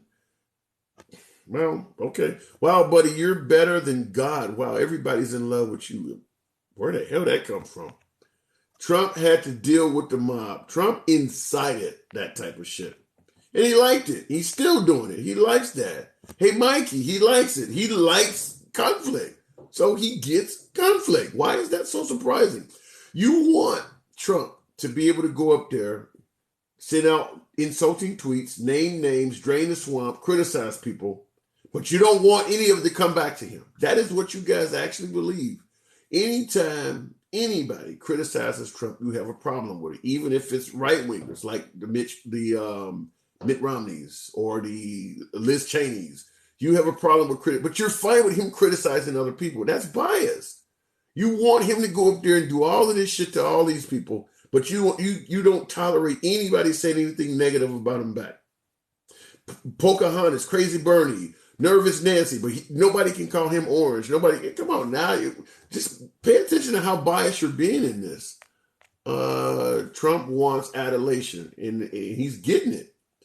As Brendan said, I don't get it. So are Republicans the real snowflakes? I think there's snowflakes among all of us, Chris News. I think there is. Everybody, and I say this all the time, everybody is in favor of free speech until you say some shit they don't want to hear. I'm trying to get 20,000 likes. Is that possible? Y'all can tap the screen, show your boys some love. Got over 100 people still in here riding out. Right now, we in our third hour. I'm gonna wrap it up at the top of the hour, but third hour. Yeah, give me up to 20,000 likes. Show your boys some love. Lay Next Door. I love that name. I'm looking for the Lay Next Door. Ooh, I like the name. I'm just fucking with you. So let me see. Trump wants that election yet? I don't get it either. Liz admit literally only care about power. Crack pipes. We can say that about every politician. Every politician. Listen. Some folks are saying that about Trump. Now, Trump believes the election wasn't held properly. That's fine. But so did Al Gore. Al Gore believed he was cheated, and so did Hillary Clinton. And they eventually backed off of that. Now, Hillary Clinton, she'll still say she believes she got cheated. Al Gore will say he still believes he got cheated. But they're not making up the ruckus that Trump is. They backed off of that. They just simply said, look, the shit didn't go my way. It is what it is. For the good of the country, I'm going to just let this go. Particularly Al Gore. He just, for the good of the country, even though I think this is unfair, I'm going to just let him hold the seat down to prevent chaos. Trump clearly was willing to take it all the way. He was willing, and like I said, I understand you believe that you think he got cheated. But those other people did too, and they were not willing to let this go that far. Trump was willing to let this go as dark of a direction as it could go. I can criticize Trump, and I voted for him. Don, Steph, yeah, you can criticize Trump in private.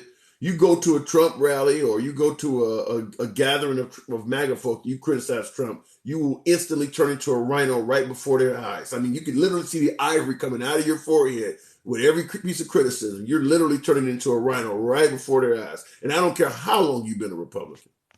Hyatt's riots, when you lose right, it's right. Wait a minute. Hyatt's riots, when you lose right, it's right. It's when I don't get that comment. I don't understand what your wording of that. I appreciate those roses, by the way, ladies. The economy would be booming under Trump right now. Maybe. I do believe that Trump was better economically for this country than Biden. And I don't have a problem saying that even as a liberal. Get it, the box, us. Wait a minute. Get it, the box, tell us. I don't get your comment. I'm blessed. I'm not sure about that. What are you not sure about, Selena? They are grown up Trump baby. You got to remind me of the Trump baby floating over the streets of London. He doesn't actually believe it. He's just a fascist desperate for power. Captain Communist. Owie. The economy is in free fall, says Zuki86. No, it's not. It's not in free fall. Americans are not on the street and fucking homeless people. We're doing okay. We're paying more at the pump. We're paying more for goods and stuff, but it's not in a free fall. Look, you can point out the flaws, the economic flaws of the Biden administration without making us sound like we're headed to Armageddon. It's not that fucking bad. And it's not like we're entering foreign territory. We have been here before. The economy under the Bush administration, the Carter administration, and you can go so on and so forth. I can only go back to Carter because I'm only a certain age, but Yeah, we've had bad economies before. This is not the end of the fucking world. It's not even the 1920s depression style. We've had worse economies. When Bill Clinton took office, we had a recession. We've had this before. It's not the end of the world. My grandma is 99, May 30th. She loves watching. Really? Wow. Really? Oh my God, bless her heart. Give her a shout out. Oh my! If she ever wants to get on, I'll put her on. Let her say whatever she wants. That's 99, huh? Wow. I lost mine at 86 in the year 2006. Wow, 99. It's very good. That's touching. I like that. James and Co. Russia, appreciate that. Forest fire. We're all about to be homeless with the extreme rise of inflation and taxes. No, we're not. We might have to downsize, but keep in mind in this country, most of us live a life of excess. Most of us have way more than just clothes, food, and shelter. Most of us have plenty of electronics and gadgets. Hell, I'm talking to you guys. Every phone we're talking on probably costs at least $500 or $600 or more. We're nowhere near being homeless. We're nowhere. I mean, we may have to downsize, maybe give up a few luxuries, but all the way down to the point of being homeless, no, we're nowhere near that. Recession on the way, Jay Walker. It could be. I mean, you've had 2 huge stimulus checks handed out under Biden and Trump. Could be, but I don't think it's anywhere near as devastating. Look, let me put it this way. Most of you folks, my favorite audience, you MAGA folks, believe that Trump could get elected and fix this shit right away. So if you think that's possible, then clearly we're not in as bad a shape as you're trying to paint it. If one man can come in there and fix this in a year or two, then it's not that fucking bad. I don't get about Afghanistan. What about that, James and Co.? You talking about the botched evacuation from Biden? Lib turds. Reuben Sandwich. Okay. The GDP is not a measurement of the economy. It's a measure of how much the rich are making. And there's some validity to that. A lot of things we gauge on our economy, it is not gauged on how regular people are doing. Somebody just sent me some. I appreciate that. Because we have had everybody from Trump, Obama. Now we got, well, the jobs numbers under Biden are getting better, but particularly with Trump and Obama, the point I'm making is they bragged about jobs, but they never bragged about salaries.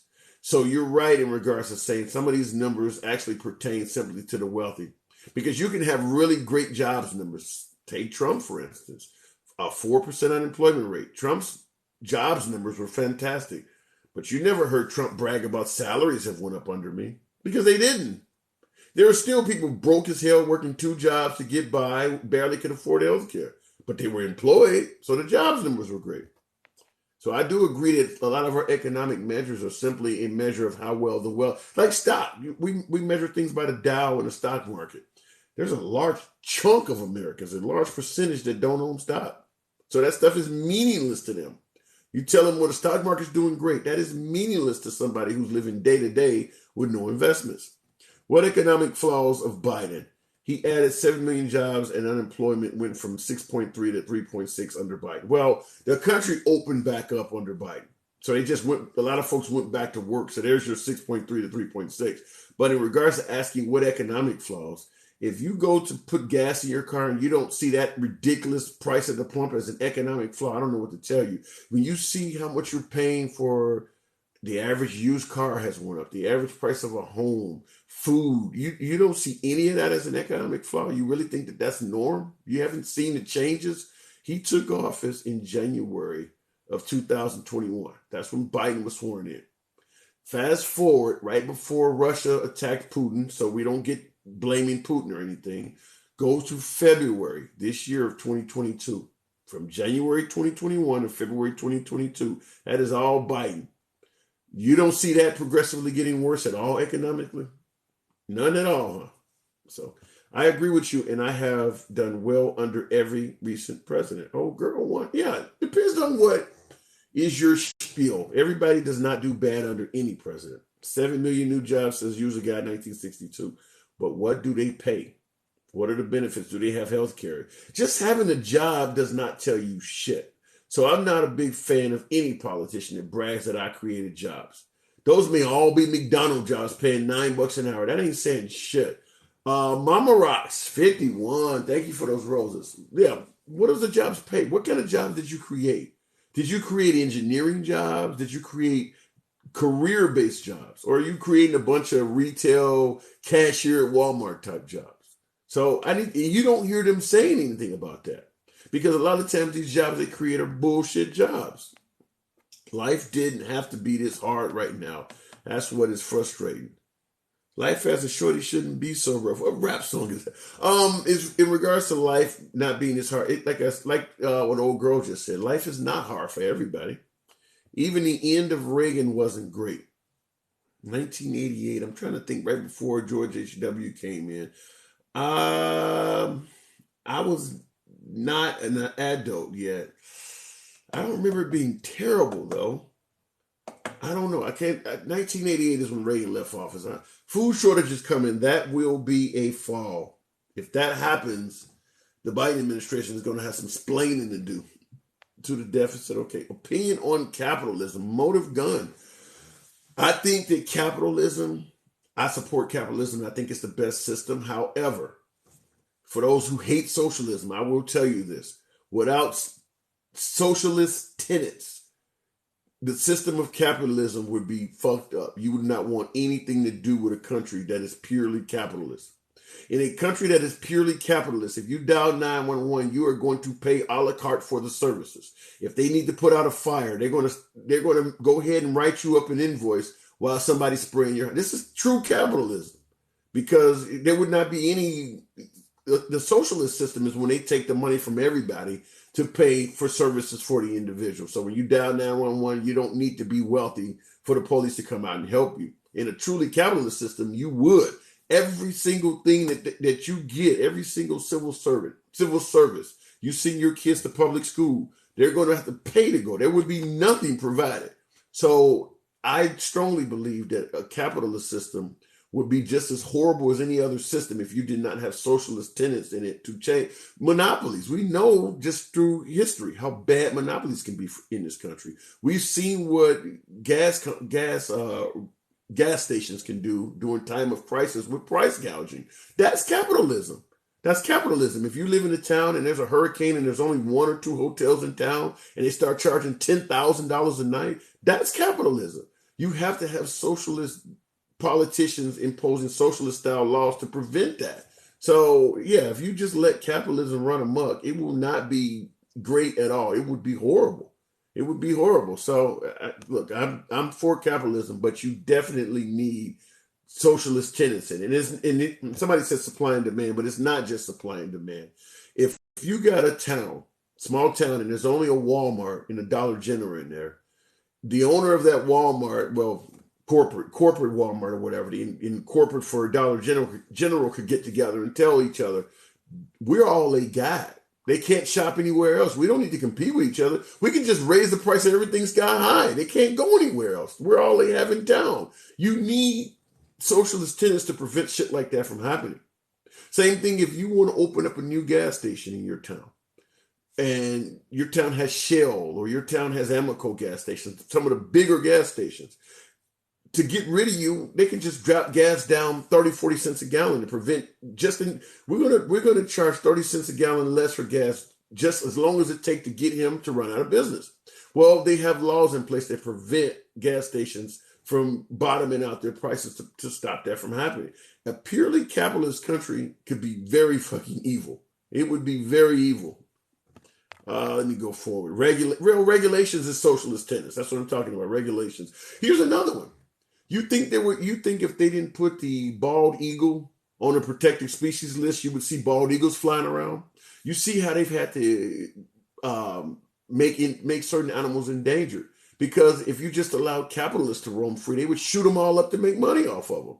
Every botanical garden, what do you call them? Federal parks, federal forest reserves, all of these things are created to stop capitalists. The fish and game police. If you didn't have the fish and game police, folks would just go out to the lake with a fucking net and catch every fish in there. You wouldn't have any fish anymore.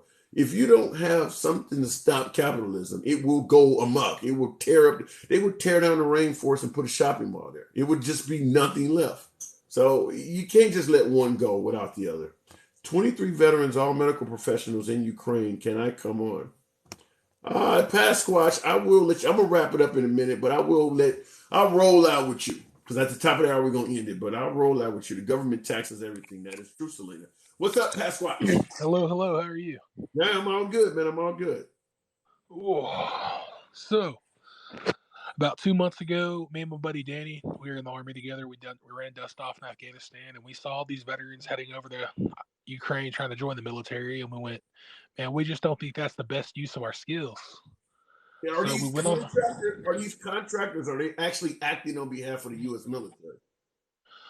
There's nobody acting on behalf of the U.S. military. Most of the veterans that are going over there to volunteer to fight are signing a contract and joining quintessentially what would be the equivalent of joining the French Foreign Legion. They're joining the Ukrainian Foreign Legion. They're signing a contract. They're getting paid by they're in the Ukrainian military. We So did not do that. What do you want to have a law to stop them from being able to do that? No, I don't have anything against it. Okay. I just said I think there's a better use of our skills.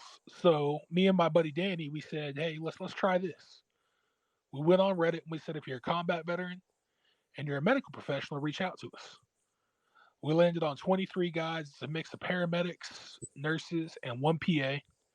We got 300 pounds of medical supplies from Americares. We flew it all into Warsaw, and we pushed into Ukraine. We've been down there running medical aid and training combat medics for the Ukrainian army in Kyiv. We're still doing that. I got a video of a lot of those pictures on my profile if you want to take a look at it. But one of the biggest things that we've been doing outside of medical aid is whenever we got into these bunkers and we saw the conditions they were in, we're like, man, I don't care how much medical aid we give these cats. If they don't get any food or water in here, they're not going to make it. So we went back over to Poland and bought about $3,000 worth of beans, rice, canned food, water, diapers, formula, and all types of crazy stuff, and took them into these bunkers. What are you having a little bit of knowledge of the region? What do you think are the chances that the Ukrainians will ultimately be able to hold the Russians off? Well, you got to look at it from a multifaceted point of view. If Ukraine did not have the support of the Western European countries, the West, America, and England are two unbelievable. It would already be over with. It would already be over with. They wouldn't have had the hardware to defend themselves. They would have had. And I mentioned that to somebody who said Biden and the liberals are a joke to the world, and I'm like, and I said, ask Zelensky how much of a joke Biden is right now, because yeah, he's keeping their country afloat. But do you think that they will ultimately be able to stop him, or is it just prolonging this? Well, I think the Russian army is running up against a problem that's really hard to fix, and problem is you can't give your people the will to fight. You can't. The Russian military are putting sand in their gas tanks. Wow. So you're suggesting that there's a very low morale why is that? Is that because they were lied to about the actual mission? Yeah, they were told that these people are going to welcome them as heroes. We're liberating people. They got told they were going on a training mission. They got told all these lies. And then they get in there and you got. Well, you served. Isn't that what Dick Cheney told you guys? I wasn't around for Dick Cheney, boss. I'm a little younger than that. Yeah. I mean, when you said that phrase, they're going to see us as liberators. I'm like, that sounded a whole lot like Dick Cheney, because he said the same thing. But the thing is you're dealing with most of the people he sent on the first wave are a bunch of young kids that were in the military for a year because it was their obligation. They wasn't signing up to be war fighters. Well, once again, you're really painting a lot of similarities, because we sent National Guard folks and things like that. But they weren't the first, but we did end up sending folks that were in the National Guard. Well, America's military has something that very few militaries have. And number one, we have the I forget the name of it. It's where everybody makes decisions on the battlefield. If the section sergeant gets killed, the specialist steps up.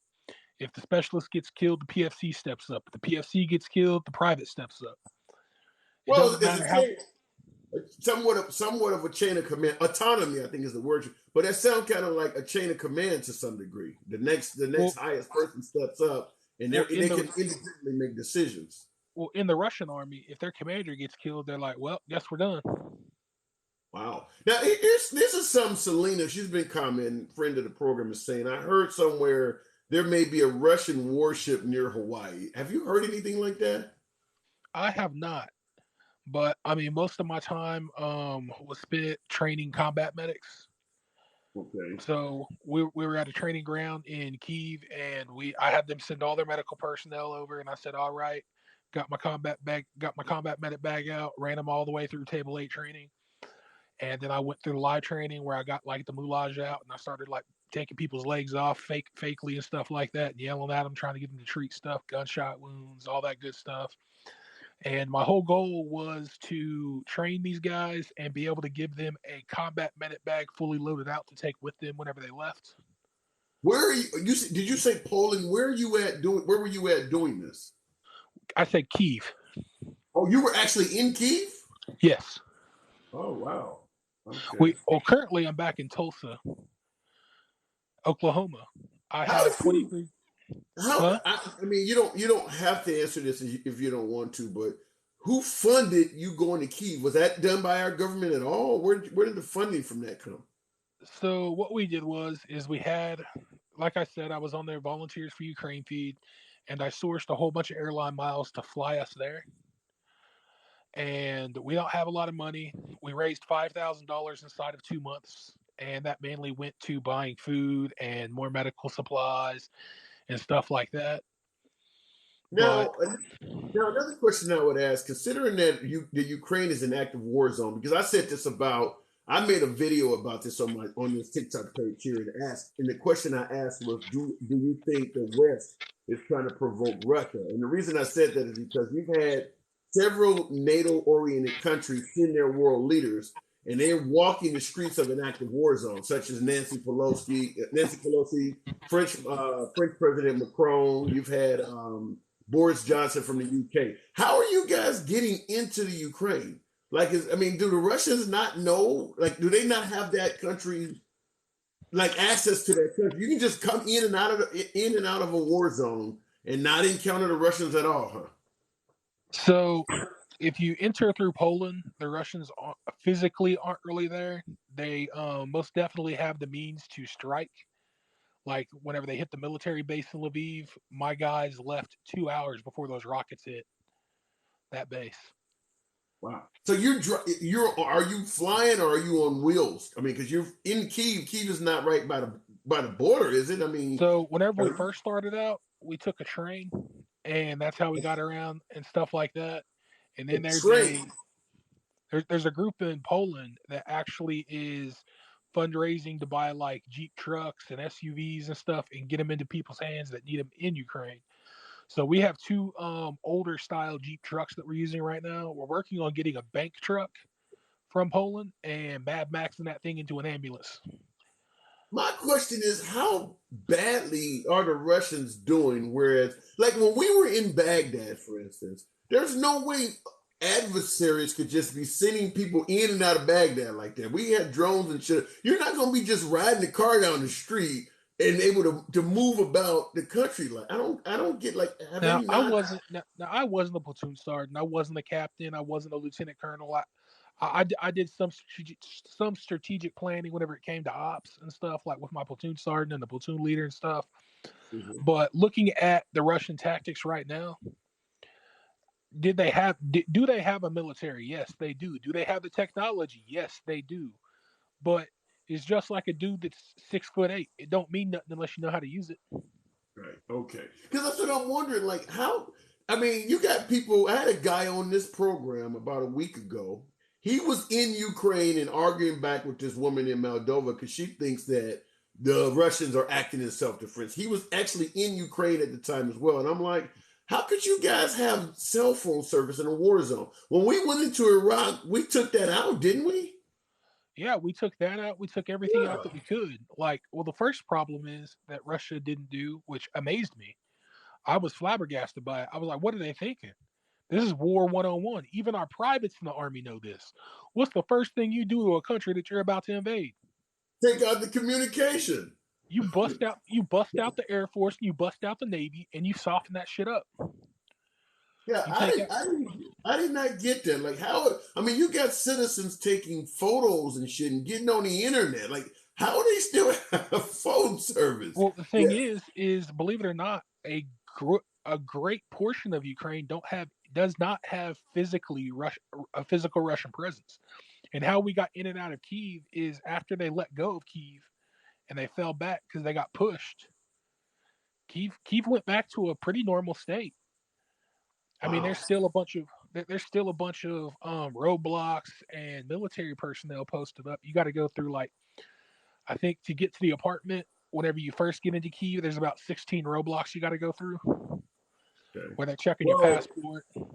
Well, I see unapologetic black men are saying they have SatLink. Remember, they're using phones though. I get what you're saying about having access to satellite stuff, but no, they're using regular cell phone service. Because I asked the guy, I had the Ukrainian on here, and I asked him, I was like, "You got regular cell phone service?" And he confirmed it.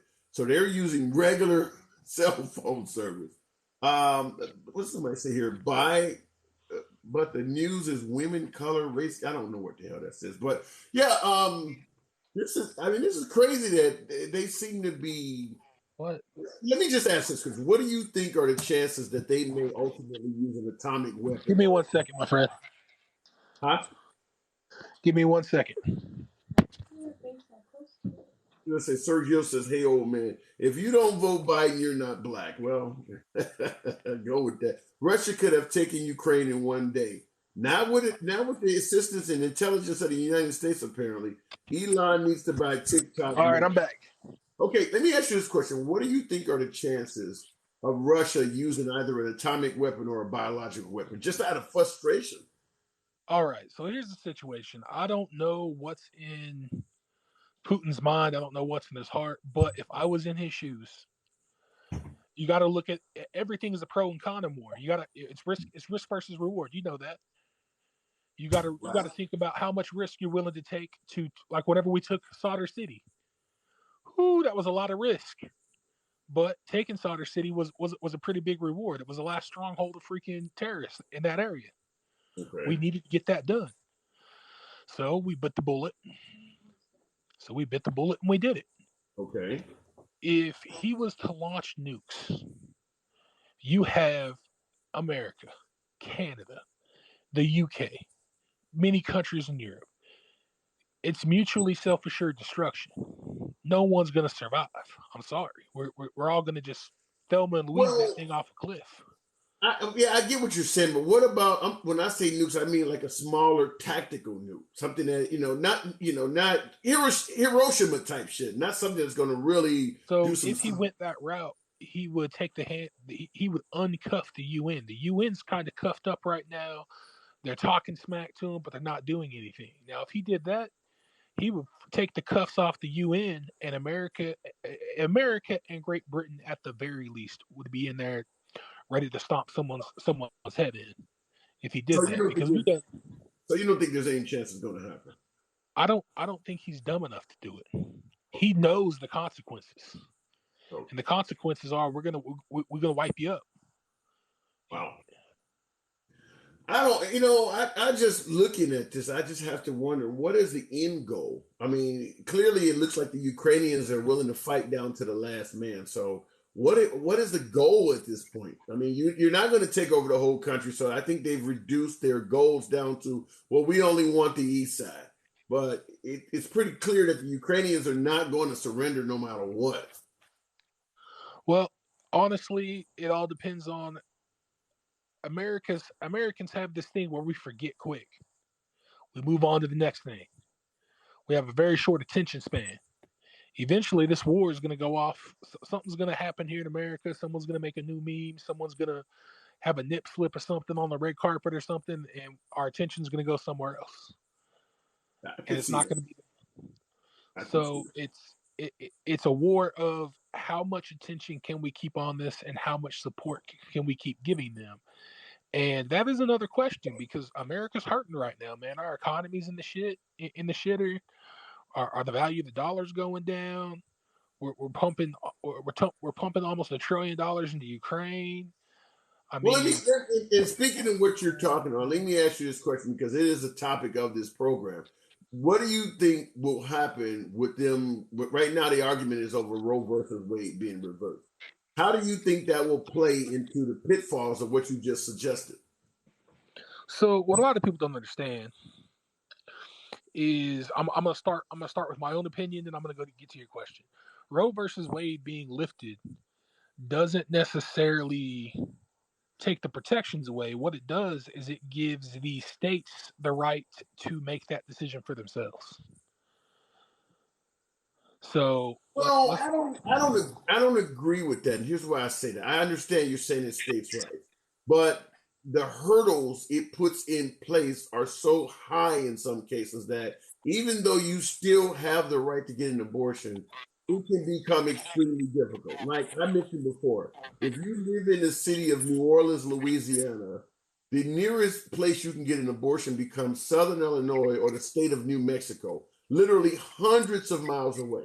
Obviously, there's time, there's cost involved in that. That is a huge hurdle to somebody already struggling to decide if they want to keep a child at all. So, effectively, to a lot of people, even though you still can get an abortion, that hurdle is big enough that it effectively bans it for them.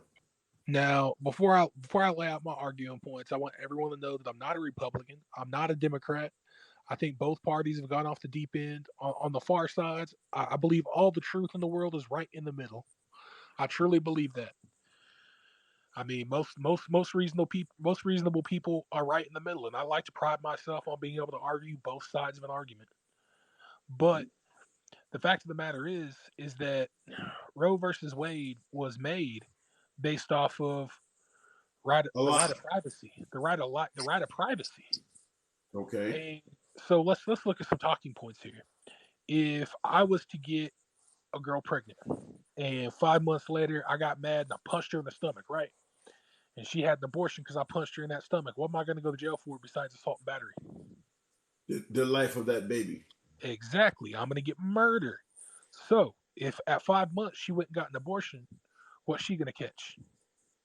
Nothing. You know, this came up. This broadcast is well into the third hour, but somebody else made that same point, and I told them that is a good point to raise. That they already do charge you for the life of the unborn. I can't argue with that. That is a legitimate point. Somebody brought that up quite a while ago, and I can't argue with that. The only way I came to that was whenever I was doing my contemporary moral problems class in college, and I had to argue the point. So we argue about women's rights and their body, their choice. But let's look at why they make those choices. I mean, outside of rape and incest and all the outright obvious things. So let's say she was in college and she ain't in a position to have a baby, so she had an abortion. What about the kid, the man in college that got her pregnant, and he's not in a position to take care of a baby, but she chooses to have it anyways? So now he has to drop out of college. So if she's able to write off that kid and go have an abortion, why is he not able to sign his rights away, signing away his liability for that child? Now let me make something clear. I am being a liberal, and I don't hide my name. I'm 100% pro-choice. But the arguments you're making, if I was sitting on the bench and you was presenting this shit, I would have to go with you. I mean, you're hitting home runs. I can't deny this stuff, even though I'm on the other side of the argument. The way you're presenting this shit, I would be lapping it up, and I would have to look at the other side of the aisle and be like, I mean, but go ahead. I'll let you continue. You're making great points, though. But I mean, everyone talks about the other points of she had an abortion, now she's successful and stuff like that. Same thing for the man. If you want to have the baby, but he's not in a position to take care of it, and he says, I don't want anything to do with it, he should be able to sign off those rights and not be liable at all. And well, here's the thing. Just like because you're talking about, like in regards to child support and stuff like that. In reality, what rolling back Roe versus Wade and at the end of the day, they're trying to legislate responsibility. And I'll tell you, the same folks who are trying to legislate responsibility here with rolling back the right to have an abortion are the same folks that say you can't legislate responsibility with rolling back the Second Amendment. At the end of the day, people are either going to be responsible or they're not. Passing laws are not going to make people become more responsible. But that is the belief here, is that, well, if we make it so that they can't have an abortion, then mothers will just wise up and start using protection or taking care of themselves better. And at the end of the day, that doesn't work. It didn't work with the drug war. It didn't work with prohibition. It don't even work with the child support laws. You cannot force people to be. They're either going to do it or they're not. You're not going to pass a law that makes people become Well, I'm going responsible. to take you back to my Army days. So you remember back whenever I was still in uniform, they was burning the flag in protest. And I had a whole bunch of soldiers, man, I'm going to go beat the butt. I'm going to go beat them up. I'm going to go get them. I'm going to go get them. So I was like, all right, let's sit and talk about this for a second. You put a uniform on and you're fighting for what? Our freedom. For freedoms. All right, cool. That's their freedom. That is their right to do what they're doing. You might not like it. It might make you mad. But you can't pick and choose which freedoms people have. You can't. Either you take them all or you give them all away. You can't pick and choose. So that's what I told my soldiers.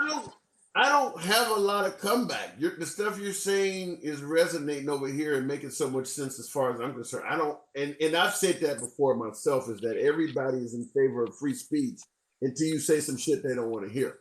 But yeah, I agree with what you're saying 100%.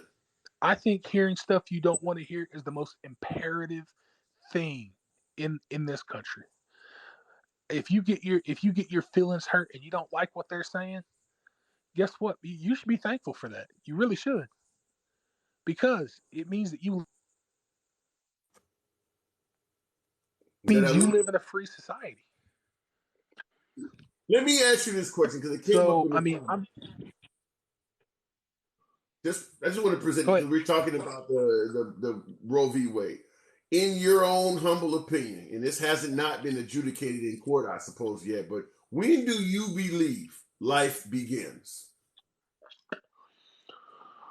All right, so I believe life begins as soon as we get a heartbeat, because now you're pumping blood, you have organs, you're no longer a clump of cells. You're forming into a human being. You have a heart. You have all that. But at the end of the day, if you really wanted to go back to it, life is so. If you look at all the challenges that the human race has had to survive from the time at conception on this earth to now, famine, floods, volcanoes, no technology, living in caves, they had to fight panthers and all types of crazy stuff to survive. If you look back at our storied history of survival, life is precious. I mean, goodness, the struggles that our forefathers have had to go through to get us to this point. I mean, I know the world has devalued life to the point that nobody has a concept of that value.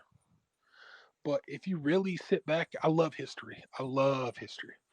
If you take a look at human history and you look at the absolute nightmare that humans had to go through on this earth to make it to where we're at today, it's still happening. And that's still happening. Ukraine is a perfect example. It's actually still happening. So there's people in a steel plant right now that don't know what tomorrow is going to look like. But they're still down there playing violins. They're still down there joking. They're still down there living life in the face of absolute annihilation. Hey, well, listen, I'm going to go ahead and move it on. Definitely, man. This is the first time we've ever talked. Hey, feel free to come back anytime. You enlighten me, particularly on a lot of stuff that's going on over in Eastern Europe. You definitely dropped some points. And a lot of what you said, I couldn't disagree with, even though I wanted to. So, come on back anytime, man. Feel free to follow the program. Go ahead. I have a link tree in my bio. It has the News 9 story from Operation Cavell, and it also has the GoFundMe for Operation Cavell. If y'all guys want to help out, I'm currently gathering medical supplies and everything else so I can fly back with me. So, when are you going back? A couple weeks. Okay, going back in the Keys. Yep. I'm actually going to go back in, head to Odessa, then up to Kyiv. I don't know if you can tell us this or not, but are you for certain? Are you absolutely 100% for certain we do not have boots on the ground over there? If You we don't have to answer. do, I don't know. Okay. I'll take that. I'll take that answer. All right, I'm gonna go ahead and move on. Like I said, come on through anytime, man. All right, later, brother. All right, you have a good one. I'm gonna finish it up with Rennie. I got one more in here. I want to go ahead and let her get through. If those eyes could talk. I don't know. Hey, good evening, Rennie. What's up? Hello, how are you? We talking about rolling back Roe versus Wade. Where's your mind at on that? It's the most scariest time in my 50 years of life. I have never seen rights be taken away in my whole life. And so this is something brand new for me. What's next? Put black What do people you back in What do chains? you think Are we of? gonna be are we gonna be back in the back of the bus? Or are we gonna be separate bathrooms again? Like what's next? What do you think of the idea that they're not banning abortion, but rather returning it to the states? No, the states politicians should not be able to tell us what our rights are that we've had for 50 years. We already know some of these red states, they automatically won't have rights. Women will, why should we give our rights to a voting block every 4 years or every 2 years? That's some bullshit. Well, That and is I'm looking at the literally comments here. I bullshit. see. I'm looking at. Let me respond because folks are responding to you in kind. Well, not necessarily kind, but 11 butterflies. Hey, what's up? Said absurd thinking. But here's one from Green's Bad Eye. She said, "What rights are being taken? It's the states' rights voting for." And the reason I guess I'll interpret her comment because technically it never was a protected right to abort a child. So when she's asking you what rights are being taken because you never actually had the right to do it. But How do you? in that same conversation, you just said states' rights. Why are women all of a sudden states' rights? Where are the men? Why are no there are no laws against men? The men are the ones who are destroying women. Y'all can have all types of babies. You can have like 3,000 babies a year, and there's like no laws against y'all. But the women are being punished. We can only have one kid every 9 months. I don't even understand how this is even a talking point. No state law should be of over women's bodies and only women. That's my Well, point here. let me say in regards to your argument about why men can have 3,000 babies and women can only have one every 9 months. You kind of got to take that up with God. That's not a man-made issue. That's biological. But There's I'm nothing saying we. if the men is the common denominator here in this process, then snip the men. Make all the men have vasectomies at 12. And then when you're ready to be responsible about it, then you can go get your vasectomy reversed when you get married. How about that? Wow. But no, Okay. I don't want to hear that, right? You, you ain't holding no punches tonight. Vasectomies at 12. Damn. All the men need listen, that's not stop hoeing around. Is that this person says stop hoeing around. Again, why is it not the men being whores? Again, why Well, are women the only ones being attacked? This is ludicrous. Well, I will say this.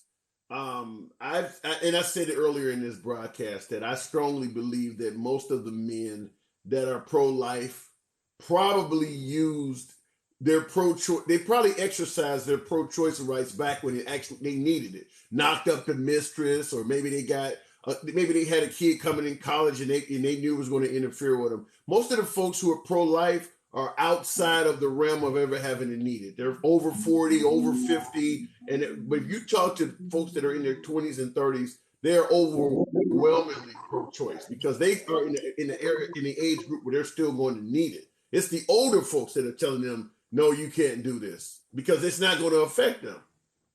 I mean, seriously, old white men are really taking away our rights. That's what's happening here. Again, what's next? I think that's what I'm looking for is the what's next. Interracial relations, that's what's next. In certain states, there's still a law on the books where you can't even be in an interracial relationship. That is still in state laws. That's just been sitting dormant for decades because of the Supreme Court rulings. So it's like, what's next? What are the Republicans going to do to us next? They're against books, they're against teachers, they're against students, they're against reading, they're against math. I mean, what else is next? They're against Disney.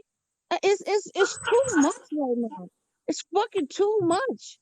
It's like women are being punished. It's like, oh, okay, they clip your legs closed. Okay, well, snip your dicks, and then everybody will be in a great space, right? Men can't ruin any more lives. There won't be any babies if men just keep it in their pants, but that's not gonna happen.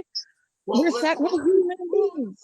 let me interject in one area. Now, I see 11 butterflies. I see you said it's fear mongering. Let's be real. This would happen on the other side too. Is some fear mongering in this type of rhetoric? Yeah, I do agree that there's some in there because I've said before in regards to the idea that we may get rolled back to rolling back interracial marriage, for instance. There are people who are saying that might happen. Well, Clarence Thomas, one of the most right-wing justices on the court, is married to a white woman, so they're not going to roll back. He would never support rolling back interracial marriage. But I will say this: if this happened on the other side, where you had a 6-3 majority of liberals on the court, there would be plenty of fear mongering too. They're going to ban abortion. They're going to teach CRT everywhere. They'll be teaching 2-year-olds about LGBT. I mean, this is what happens. It's just politics. So I'm although I do believe we could potentially have some of that stuff happening, I don't believe it all will happen because I will say this. A few months ago, even liberals did not believe that they were going to roll back LGBT or roll back Roe versus Wade. So Listen, they're never doing in this my while life. even liberals getting surprised by it. Go ahead, Ring. Yeah, as old as I am, I never considered this even like a thing. Like I know like people would put this on the voting block, Democrats. I'm a liberal. And so this would be something Democrats would always talk about, but I'm like, it's already fucking law. Why would we be talking about this? And so for me to have it be as real as what Justice Alito actually wrote, and it's not just the fact of they're going to overturn it. It's his whole premise of the word abortion is not in the Constitution. Well, neither is the word God. Neither is black people were three fifths human in the original Constitution. So are we really going to go back to that? And that's the premise of the way we run our lives in 2022? I mean, is nobody seeing what he's doing? That's extreme. I think trucking Terry's comment, and he's responding in regards to what you said. I think he actually has a point, and that is they never made it a law. And even Ruth Bader Ginsburg talked about that before she died, is that they did not strengthen a woman's right or a woman's ability, because it is not a right, a woman's ability to have an abortion. They should have passed some type of legislation. I mean, 50 years. They had to have they at one Yeah, point. because the premise is to right to privacy. That is a Well, right. well, Mind your business. That's the thing. It should not be the government's business. And I laugh at Republicans who sit here talking about they're the party of small government, but they're not. They're in people's vaginas right now for no fucking reason. Mind your business. okay, let me play devil's advocate in regards to the right to privacy. Even if you go into the privacy of your home, you don't have a right to beat the hell out of your kid. You don't have a right to do that. They're arguing this from a point of the child is alive and you're killing it. You don't have a right to privately do that in your house. That's their argument. You know where I stand on the scale, but I'm just simply saying their argument is that you can't commit crimes in private to another human being, just like pedophilia. You can't privately do that in your home and get away with it because you have the right to privacy. The argument I'm making. When does the United States recognize American citizens in this country? When you get a what? A birth certificate. And so to me, it's not a freaking nothing to nobody. It's not an American citizen. It's not a part of the government. It's nothing. I feel like Once this is a part of again, healthcare. There once are again, no there are once no again, medical procedures. once There are again, no Oh, go ahead. I'm gonna play devil's advocate real quick here in regards to they don't recognize until you get a birth certificate. If let's say an illegal immigrant comes over here and has a baby in the middle of the Rio Grande, and a border patrol officer gets pissed off, here's another anchor baby and stomps on it. That baby doesn't have a birth certificate yet, and they would charge him with murder. So you can still be deemed a human being without a birth certificate. I get your point you're trying to make, but you can The be baby deemed a was human being. alive. It's out of the body. It's alive. The body. I'm sorry. There's a fundamental difference between a baby that's actually breathing. Like somebody sat here on this app. I think it was in your live the other day, and somebody was trying to convince you, or maybe it was a different live, convince us that California changed the law that allowed babies to be killed up to 28 days. It's like this the stupidest shit on the planet. That's not the same. Yeah, This literally not the same. I think one of my viewers in here right now said something like that. I have heard a few people that have told me you can abort. One lady said you can abort a baby up to 30 days after it's out the womb. And yeah, It's like it's so dumb. Like, why are we? This is what I mean. Everybody's getting so crazy. Do I think there should be? I think Republicans say Democrats want abortion on demand up until birth or up until 9 months. That's absurd. I support whatever the current stance is. I've never had an abortion, so I personally don't know that whatever the rules are in terms of the weeks or the whatever. But whatever it is, just don't fuck with it. Leave well enough alone. We were fine the way we were for 50 years. Leave us alone. well, and there once again, I got to play devil's advocate. And I do see Kelly Kemp said you can abort 7 days after, and 11 Butterflies are saying 28 days after. I've never heard of that. But playing devil's advocate in That's regards actually to murder. It's a living child. That is murder. Outside of the womb is I, murder. I've never heard of what they're saying, but they said it happened. But I will say, in regards to saying leave it the fuck alone and saying leave well enough alone, that's kind of the same argument they used to tell Martin Luther King when he would go to those cities and try to get rights for black people. They would tell him, leave well enough alone. These people are happy here, and they were doing fine until you came here with all of this civil rights Negro bullshit. So sometimes you do have to upset the balance. I'm not going to always be a fan of not leaving, because if we had left well enough alone, you and I probably wouldn't even be able to legally talk to each other on here. But that's the point. That's the greatness of America and our experiment as a whole, is that rights are keep being unlocked every freaking year, every decade. We get expanded rights. No one in the, like, literally, can you think of any rights that have been taken away since you've been alive? Like fundamental rights that they Gun have control. reversed. Guns. When I was a kid, everybody had, and I'm not listen, I'm down with, I carry a weapon, but I will say we have certainly limited the ability to own a gun in certain places. Back when I was a kid, there was no issue with it, no matter where the hell you were. So there have been rights that have been taken away. I think the war on drugs, stop and frisk, the Patriot Act, I can name all sorts of rights that have been taken away. Wait a minute. Okay, so let's talk back to the gun scenario so I understand what you mean. Is it you're not able to buy a gun, or you have to register and get a freaking permit for it? I mean, because I lived in California and in New York, and I live in Oregon currently. So I mean, I think those are super gun controlled states. But we owned guns all that whole time. It's not like we didn't own guns. Well, the argument that I'm trying to make in regards to you being able to own a gun in California or in Oregon or some of these liberal states is very similar to the abortion argument, where they go, well, we're not stopping you from doing it, but they made it much harder to do it in California. Sure, I hear what you're saying. No, I hear what you're saying. Yeah, because you have a right to own a gun, just like you're saying you thought you had a right to have an abortion, but you still can do it. It's just harder to do it, because now you got to travel 700-800 miles to get a pregnancy termination in some cases. So you still can do it, but they've made it almost impossible to some people. Well, anyway, I'll jump out your live. I appreciate talking to you. I strongly, all the white women in this live, we need to all stick together with all the women. Don't let these men take away our rights. It is a matter of principle. That is all I'm saying. We cannot let these people take over our lives. Period. Love you guys. Have a good weekend. Before you bounce, I just want to make this. I meant to say this earlier in our conversation.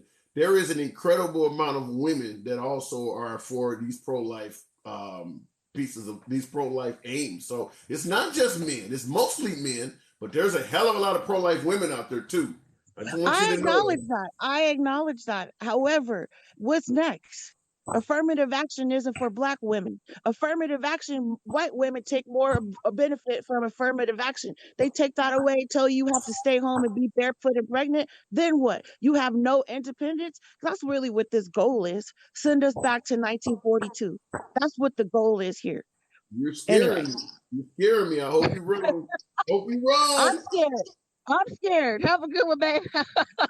Happy Mother's Day to your mom and to your wife or for your loved ones. Talk to you guys. Bye. Much love, much love. Randy came hard. I know this audience, my favorite audience. I know y'all didn't have a lot of tolerance for that, but like I make it clear, I let people get their point across. I let people speak. She spoke. You don't have to agree with her. She may not agree with you, but at the end of the day, on these lives, you get to say your points.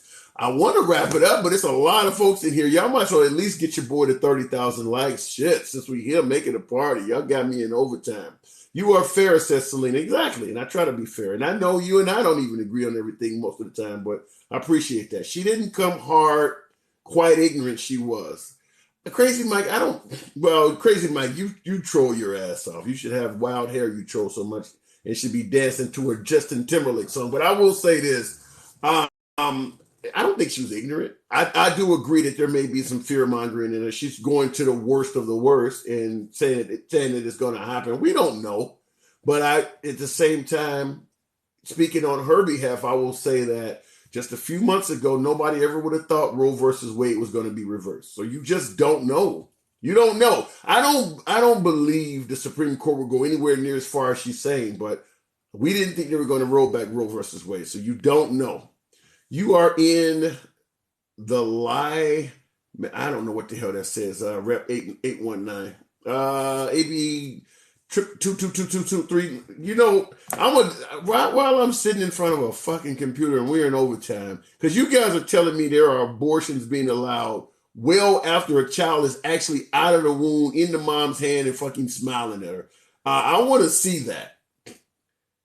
This is a California legislation. I'm really curious to see where does it say a mom can abort a kid that she just put diapers on the damn kid. I don't see. You need to. Well, it's a huge bill. This is an assembly bill from February of this year. So I don't have time to look through it all the way to the point where you're talking about. But I want to see that. Can't we all just sit down and have a beer? That came from Cletus. Last guy that said that got the shit beat out of him by police in California. Can't we all just get along?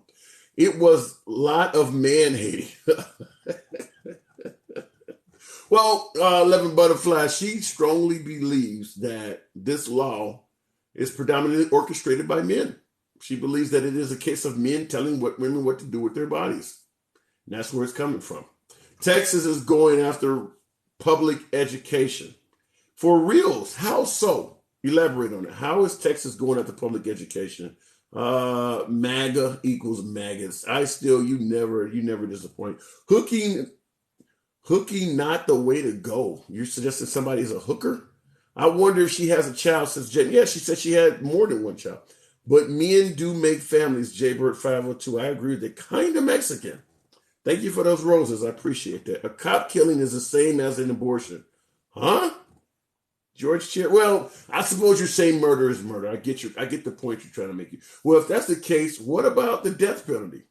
What about taking a life because you don't like what that person did in terms of a crime? Is that murder? Is that sanctioned murder? Is that murder that you're okay with? Because it does have a heartbeat, by the way.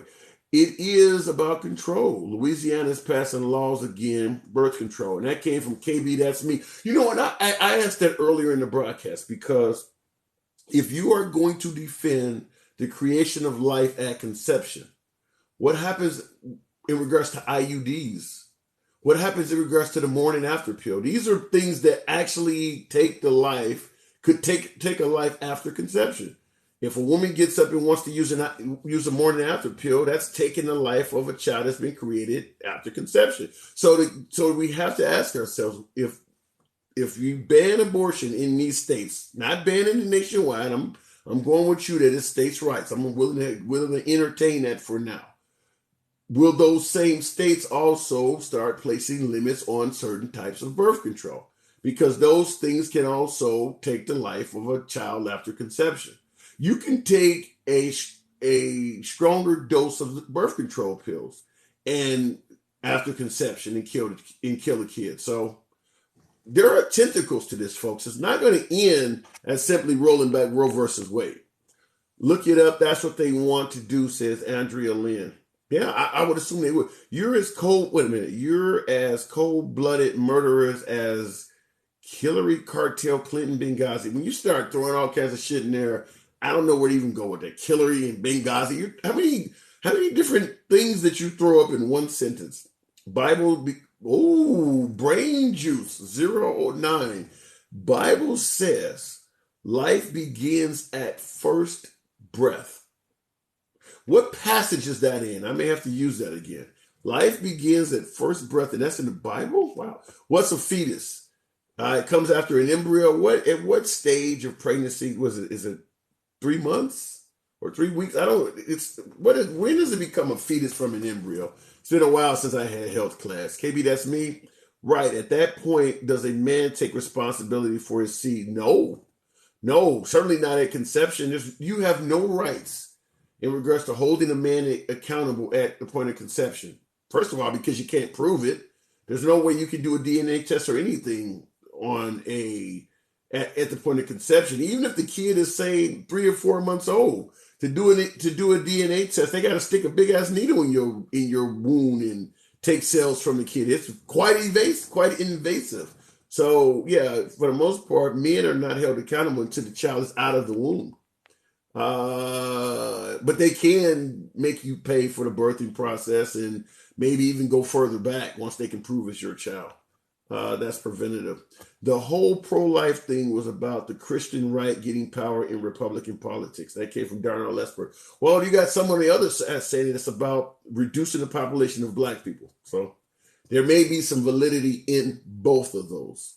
Someone on life support. Yeah. Someone on life support. Are they alive?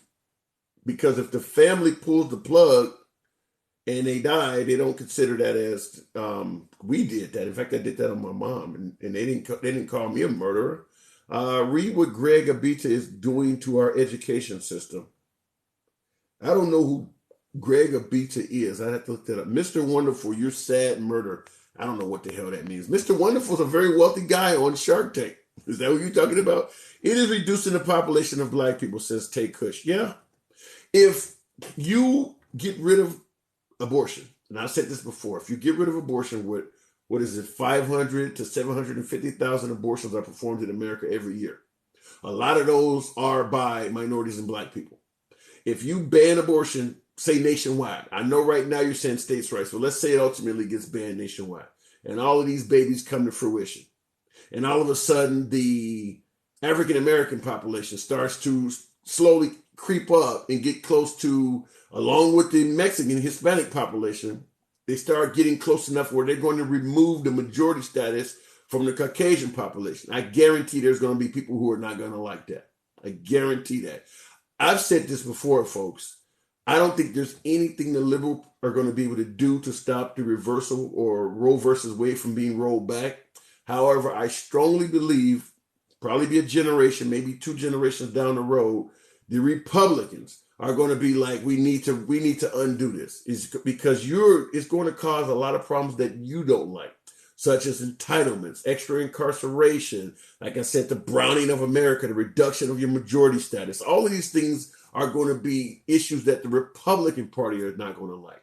But that's going to happen either later in your lifetime if you're very young or after I'm gone. But I do believe within a generation or 2, they're going to roll back. 500 to 750,000 abortions are had every year.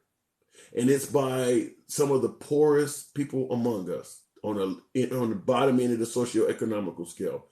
You're talking about entitlements. The foster care system right now is broken.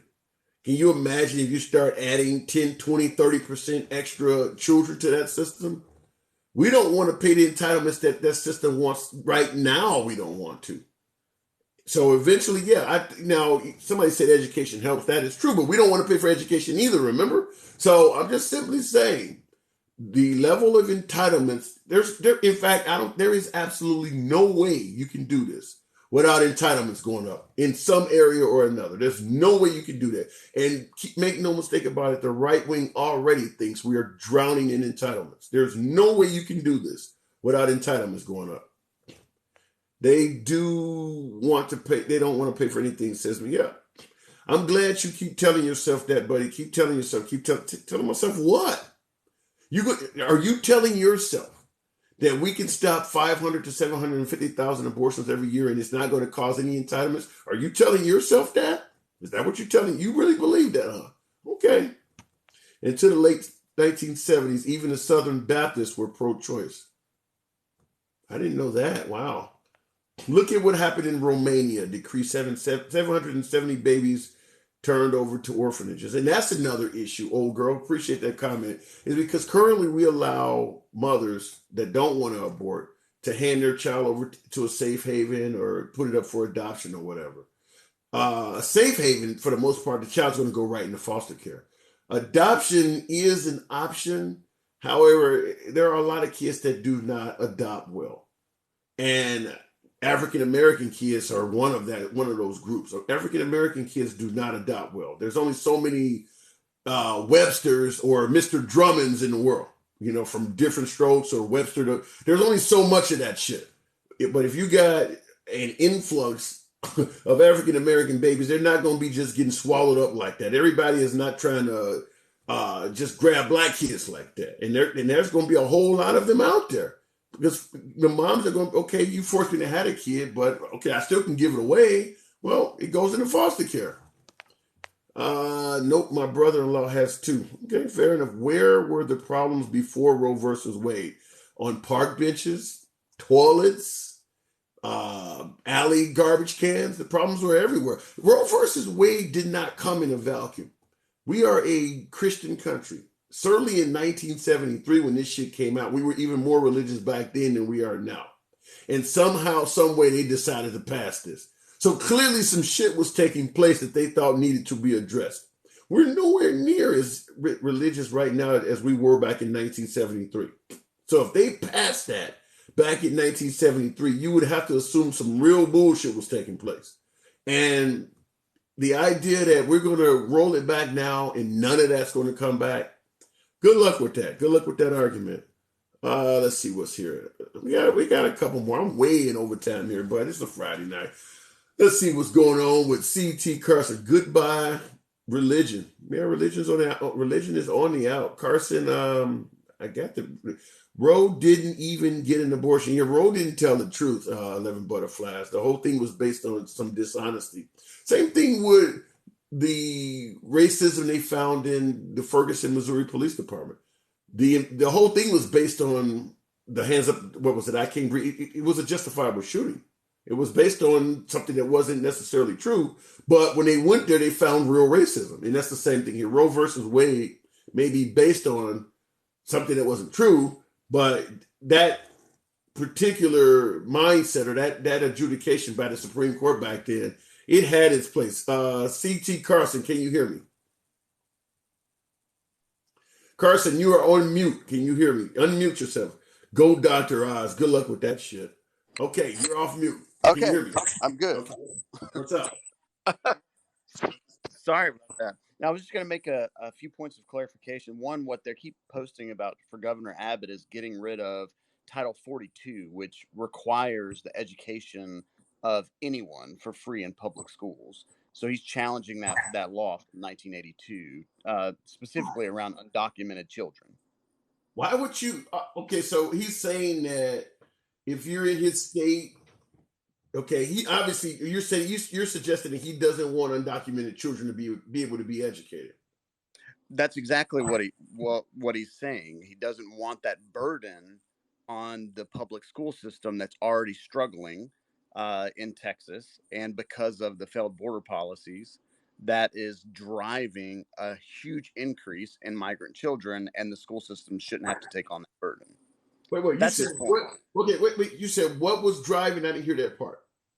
Oh, all the migrants coming across the border, the heavy flow of migrants coming across the border. It's Lulu Cocoa Puffs, because Texas has some of the best funded schools in all of the United States. Wait a minute. You really think illegal immigrants are coming in this country to put their kids in Texas school? No, absolutely not. That's what Abbott is saying. That's his proposition to do that, which is absolutely not the case. But what that does do is ending Title 42 would give more options for vouchers for parents who feel, well, I send my child to a private school, my funding should not go to that public school. I want it to also go to the private school. So then you have increase in voucher systems and things like that. So you can continue shifting of money from property tax, which is where all the schools are funded from, And and shift it into private schools. you do understand that this leaves things wide open for American citizens that are poor, that go to schools in poor areas, to see funding for their schools potentially reduced also. That clearly can happen from this. That clearly can make it would be horrible. I mean, it absolutely can happen if he's allowed to do this. Yeah, he'll target illegal immigrants, but this easily, like you said, I want my kids to go to private school because the folks with money can afford that. Somebody who living in a hood or living in a poor neighborhood, like you said, I don't want my money to go to that school. Well, then that school's going to be underfunded.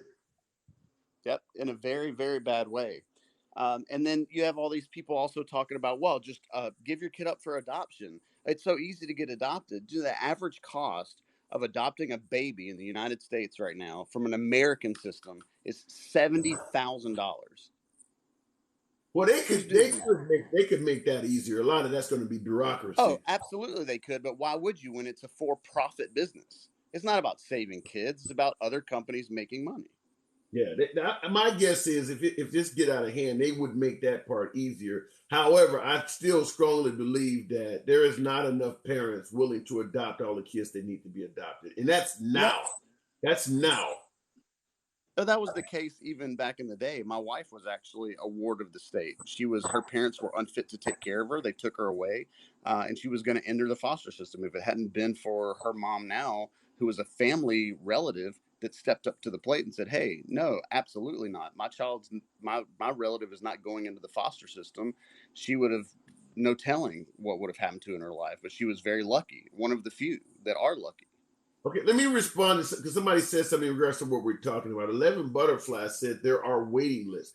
Yeah, there's waiting lists because they want to adopt certain types of children. When you're on a waiting list, you're not on a waiting list that says give me the next kid that can be put up for. No, you got specifics. Maybe you want a child with blue eyes, or maybe you're a black family, you want a black child. There's a waiting list because you got a special order you don't put in. But at the end of the day, there are plenty of children that go through the foster system from a very young age, and they go all the way through it up to the point of emancipation. So clearly there are people who do not get adopted, and there's a lot of them. I mean, there's a lot of them in this country. It just depends on where you're at. But the idea that we have enough parents to adopt all of the children that are seeking to be in homes, it's not true. I mean, if you got a child that grew up as a crack baby or something like that, the minute you tell some adoptive parents that, they're not going to want that kid. You know, there's tons of kids that grew up in horrible environments. If you're trying to adopt a child, you don't want a kid from that environment. So there's no way in the world I believe that there's enough parents in this country to adopt all the kids we have. But go ahead, Carson. No, to add to that, go look at the amount of failed adoptions where people give the kids back because they go in and they say, "Hey, yeah, I'll take any kid," and then they get a kid that has autism, or they get a kid with special needs, or people that have behavioral issues. A dear family friend of ours has adopted 5 children. 3 of them have special needs, and they have gone through the ringer. They're doing everything possible as a family to take care of these sweet children who we love having in our lives. But a lot of families aren't that strong, and a lot of the kids they didn't adopt and couldn't adopt because they don't have the means to take on any more kids. They're going to be permanently in the foster system because they're not the quote unquote perfect children to adopt in, because that's what all these adopt babies people that spew that nonsense, that's what they want. They're looking for, oh, let me add this nice kid that looks good in a photo. And there's a great handful of people out there that are doing everything they can to take care of kids in the foster system.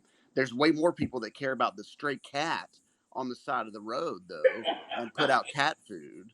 So you're right. There's not enough families that have the means and the want to take care of all the kids in the foster system currently. And that's right now, before abortions have been banned. That's right now there's not enough. Once you start popping out all these new kids and forcing those kids to come to term, it's going to get worse. I mean, that's what I was telling one of the guys in the audience who was telling me, keep telling yourself that. I'm like, if you do this, the idea that it's not going to cause entitlements to go up in different areas is it's a pipe dream. There's no way to do this without entitlement programs coming at you from all sides, up to and including charging the women that try to get a botched abortion with murder. You got to take care of some of them too. It may not be a lot of them, but there's certainly going to be women that are going to get caught up in this for trying to kill their kid. I mean, it's going to be women that try to flush it and all of those things. So you're going to increase incarceration rates to some degree. There's no way you're going to escape this without some type of entitlements for your taxes going to. Oh, I love Butterfly's comment. Yeah, make contraception free. Absolutely. But when you can't have contraception because that's stopping the life of a child from conception, being free doesn't matter. And then how about let's make male birth control a real thing? But no, you think all these male politicians and all the right people and left people that don't believe in abortion want to take male birth control? Absolutely not. I also, in regards to her comment too, me and her talk a lot. I like talking. She has a good page as well. But I will say this in regards to what she's saying. I think that a lot of this is religious based, and I know some of you guys think it's just states' rights, but I do believe the anti-abortion argument is religious based. And if you're truly Christian, there are plenty of Christians that also do not support birth control. They believe that biblically, it is up to God to determine if a baby is created or not. You do not block what God intended. So during sex, you don't wear birth control. I don't know if that would come out of this. I don't know if there would be states that would try to slowly ban birth control or not. I'm not going to say they would, but I'm not going to say they wouldn't either, because a lot of this is religious based. Yeah, Catholicism, you use the mucus method, where you check the mucus plug in the cervix, and that's their form of birth control, is using the female's body as a guide. It's about 60% effective. Well, and I also asked a question about the morning after pill and IUD and other birth control methods that actually could take the life of a child after conception. I mean, most likely somebody would also make an argument to ban those as well. All I know is this, folks. This is not going to stop at merely reversing Roe versus Wade. There are going to be additional things coming out of this, such as, like I mentioned earlier, if a woman tries to have a botched abortion, should she go to jail for murder? All of these things. What if a woman knows she's pregnant and let's say her boyfriend had already offered to take her to Disney World or something, or take her to Six Flags, and she gets on a roller coaster already knowing she's pregnant and it causes herself to have a miscarriage? Should she be charged with neglect? All of these things are going to come out of this. Guaranteed they're going to come out of this. Yeah, it will absolutely be. It's going to be a wild ride. Some friends of mine that are lawyers, we've talked about this for a long time, and their stance, and really their biggest stance was Roe v. Wade. The decisions in Roe v. Wade left the door open to overturn it in two ways. One, states' rights and voiding the right to privacy, which is what they're targeting here, and two, as a lot of people have talked about, defining when life begins, because that's really the antithesis of the law outside of privacy is, well, I should say the decisions, because as you point out, there's technically not laws on the books that give a right to abortion, but if you could define life earlier and prove it, that takes care of it. And what they've smartly done, and you have to give them credit for figuring out a way to use word jumble salad to do away with this something that's been held fast in the country for 50 years. But going after the right to privacy is not constitutionally protected is just absolutely dangerous. Well, like I said, at the end of the day, I think that this is going to happen. I don't think there's anything the liberals are going to be able to do to stop it. The only way you can stop it is to finally get a 60 seat Senate majority and vote in laws to protect it. And the Biden administration just does not have that. So this is going to go down maybe in a few years or so, but they may somehow, some way find a 60 seat majority, but that's nowhere on the horizon right now. So yeah, this is going to happen. I don't know what kind of harm it may do to the Republicans in the midterms and in 2024, but yeah, if you are in favor of this, you're going to get your wish. I don't think it's going to do much harm. We suffer from entrenchment syndrome on both sides, where the more I believe something and you tell me it's wrong, the further I dig myself into my grave. On both sides of the political spectrum, and that's I started following your lives like a few weeks ago, and you do a good job of letting people come on, speak their mind. Uh, people want to troll and be silly in the comments, and that's all fun and games. But until we can all sit down and have real civil discourse with each other, we're going to continue to get nowhere. Yeah, 99% of my followers are very respectful in the comments. I got a few folks in here that just troll, and I'll entertain them for a second, but there's so many decent comments in here that you don't have to go into that too much. But I'm just looking here. Somebody says because of insurance regulations. I don't know. I don't know if this is a good thing at the end of the day for America or not, because I go back to my original argument about what are you going to do about entitlements? And most of the folks who are anti-abortion, who are pro-life, are also anti-entitlements. So what do we start doing if a woman got 8 kids, she don't have 8 children and doesn't have a decent job, you're going to lock her up? I mean, what are you going to do? Just like in the case with men. If you're a man and you've had a bunch of kids, they go after you for child support. Or what do you do for a woman? She got a bunch of kids. She keeps coming back from welfare. She keeps having more, and because you got a law that she can't abort them, you're forcing her to have all of these kids. Do you force sterilization on her? How do you stop it? How do you stop it? No, sterilization will all of a sudden be free. But that goes against Christ. That goes against God. No, it doesn't. But you make a good point with the child support though as well, and even the fact that, and I get it. There's people out there that should take care of their kids and don't, and there should be some type of consequence. But where I live now, I'm very close to some of the largest for-profit prisons in the United States, and a lot of people that wind up in there for misdemeanor drug charges, marijuana, and child support. That's some of the main reasons they get put in these for-profit prisons. I am such an open ace is high. I see. I'm gonna let you get the last word on this, Carson. Somebody else want to get in, but I'm gonna say I am. Oh yeah, I'm good. I'll jump out. I'll let them jump in. All right. Well, yeah, like I said, come on back anytime. Well, you went on mute, so I guess you're gone already. But I'll say I am such an opponent against for-profit prisons. I think that was one of the worst things we've ever allowed in this country, is to allow people to profit off of incarceration. Because if I let you have your own prison and you can profit off of incarceration, you're going to do everything you can to keep people in there, even if they don't deserve to be in there, because you're making money off of them. Okay, appreciate that crown there, Carson. Good conversation, by the way. Okay, Ace is high. 84. What's up this evening? Hello, how are you? You doing good, and yourself? Oh, not too bad. Not too bad. Good night. Indeed. So far so good actually. But Listen, I got a few callers who came in and really tore me to riot act. It's been a good night to a degree, but I love it. I love it. No snowflakes. I'll let you guys speak. What's on? Go ahead and tell me what you got. well, my thing is of course this whole Roe versus Wade, it's horrible. I mean, the fact that the government has the control to dictate what you do with your body, a woman, not a man or a woman, um, it's outrageous. And one thing I do want to say is, in order for us to even come close to combating this kind of, God, how do I even say it? Thought or a rule or law, is I think that everybody really needs to come together, men and women. I think that there's no other way that we can have. Oh, the majority of us are against it, right?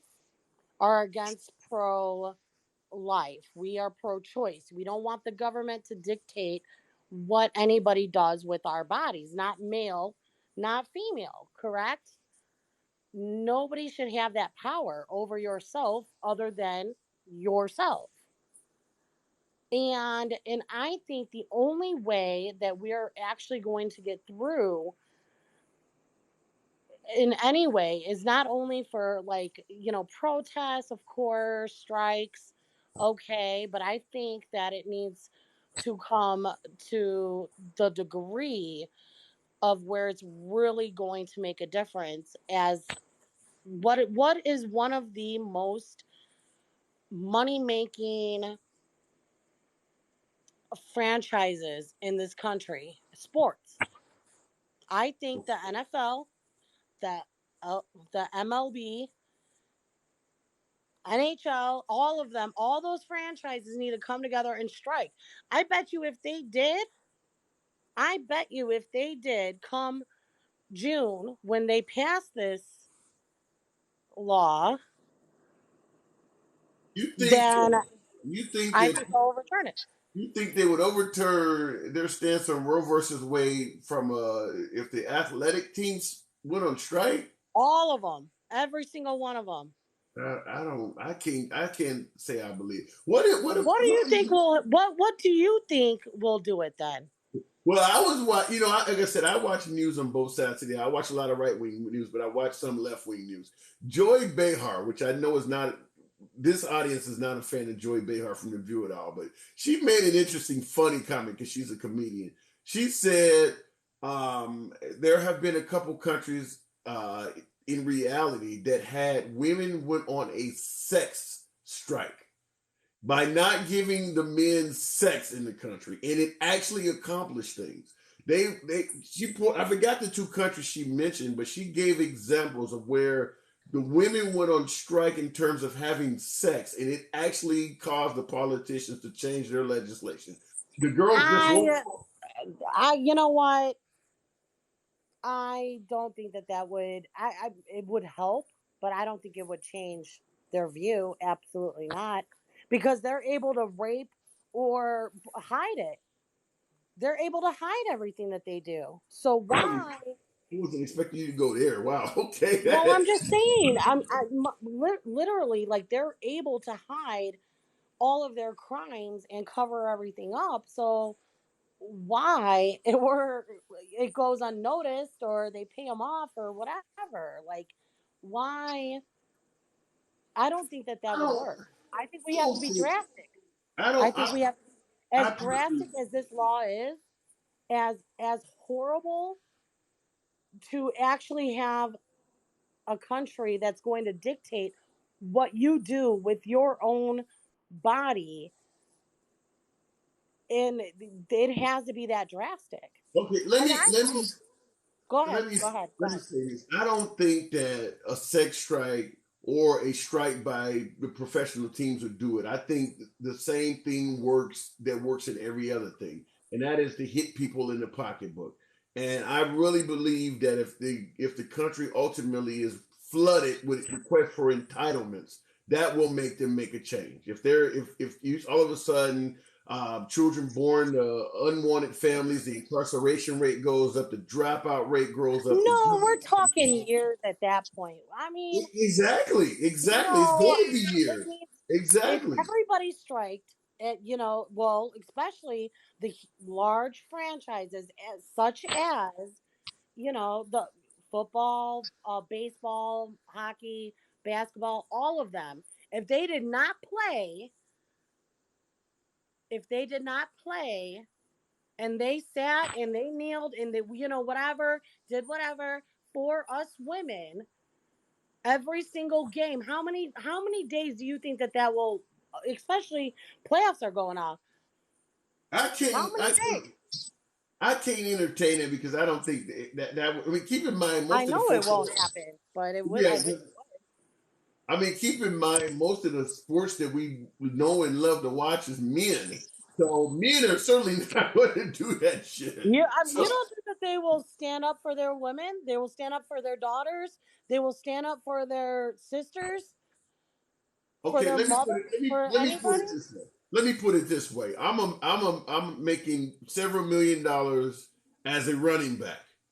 Ed, I want you to have pro-choice rights, but I'm making millions of dollars. You want me to strike because for my daughter or whatever, when I got enough money to easily fly my daughter out to California if she ever needs the procedure. I'm not And going to guess turn what? down I'm millions a of dollars. single mother of two, and God forbid I needed one. I had an ectopic pregnancy, whatever the case. I don't have the funds to fly or my daughter who's 13 gets raped, God forbid, or whatever, and I can't fly her anywhere. I have to go 300 miles. I get And your guess point. what? They I want to get, do a strike on Mother's Day, right? For this whole Roe versus Wade. I can't afford to miss work. I have two mouths to feed. How am I supposed to do that? Like, I want to be a part. I want to be a part of the fight. But guess what? I don't make millions.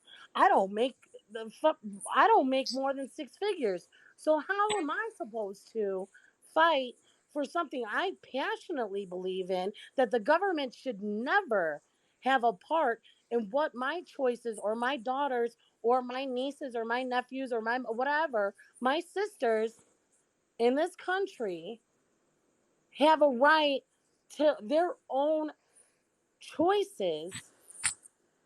I can't do that. How am I I wish supposed to fight? I honestly, because I make it clear I'm a liberal and even I'm pro-choice, but I wish I had a better answer for you. But this is gonna happen, and I don't think it's going to be undone for quite a while. I don't think it ended up. Well, you're talking about an athletic strike, which we both agree is not going to happen. I don't think there's anything that's going to stop this, at least for a few years, minimum a few years. At worst, it could be, as what I just pointed out, it could be a generation or two down the line. But this is going to happen. That's horrible. That is just absolutely horrible. Well, But sometimes horrible things happen. I bet you if we did have the support of the franchises, every franchise going on strike, I bet you they would listen and it wouldn't take years. It Well, won't happen, but I'm telling no, it's you, not gonna. I would tell you to not even go down that avenue because that's as you're clearly saying that's not going to happen. I mean, whether I it'll think work or that's the not, only way that it would happen in a short amount of period of time. in 11, What else could you think of? What else in could you think of? 11 butterflies makes a great point that even if you did recommend an NFL strike, or a Major League Baseball, everybody on the team don't even believe in it. So I mean, they would just get Well, new players. what is the majority? Who You believes in didn't it? even. Somebody mentioned in the comments that the majority didn't even stand up for Colin Kaepernick, and the majority of the NFL is black, and they didn't even support him. They're certainly not going to support this. Oh, no, no, no, no. The majority, depending on the owners, like the owners of all of these franchises. I'm not talking about the owners. I'm talking about the players. Okay. Because if every player stood up for women, and no, they did not stand up for Colin Kaepernick. Some did, but not all. But a Well, lot of them were. the whole discussion on this kind of reminds me of when you're kids. What would you do if you won the lottery? It's not going to happen.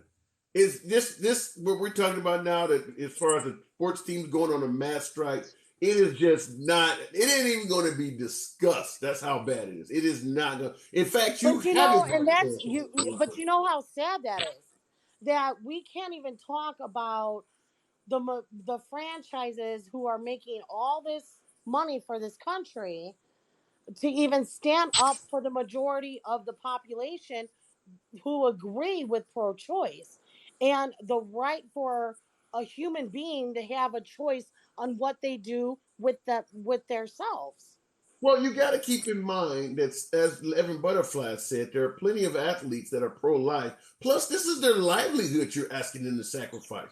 I mean, it's just not going to be entertained. I don't even think it's worth even discussing. There's zero chance of this happening. I mean, you want them to give up millions of dollars for something that they themselves either can easily get done or have no intentions of getting done. Do It's you just really think that it would cost them millions of dollars, or if would it you're on cost them a strike, you're not. day? If you're on strike, you're not If getting. they make $1 million a day, then maybe. No, it's going. It's like I said, it's not really worth discussing. But they would go on. They would have to go on strike for a lot longer than one day. What do you think? The Supreme Court doesn't meet that quick. I mean, look how far out it takes to get the Supreme Court to Well, even I meet. know it's going to be in June, which is actually next month. It's not even that. far away. And I'm not saying to do it today, of course. Well, I But would just tell you this. I would I just tell mean, you this. regardless, it's not going to happen. I understand that. But my thing is, I just don't understand how this whole situation could be a discussion, number one, for a government to be able to dictate what a human being does with their body, period.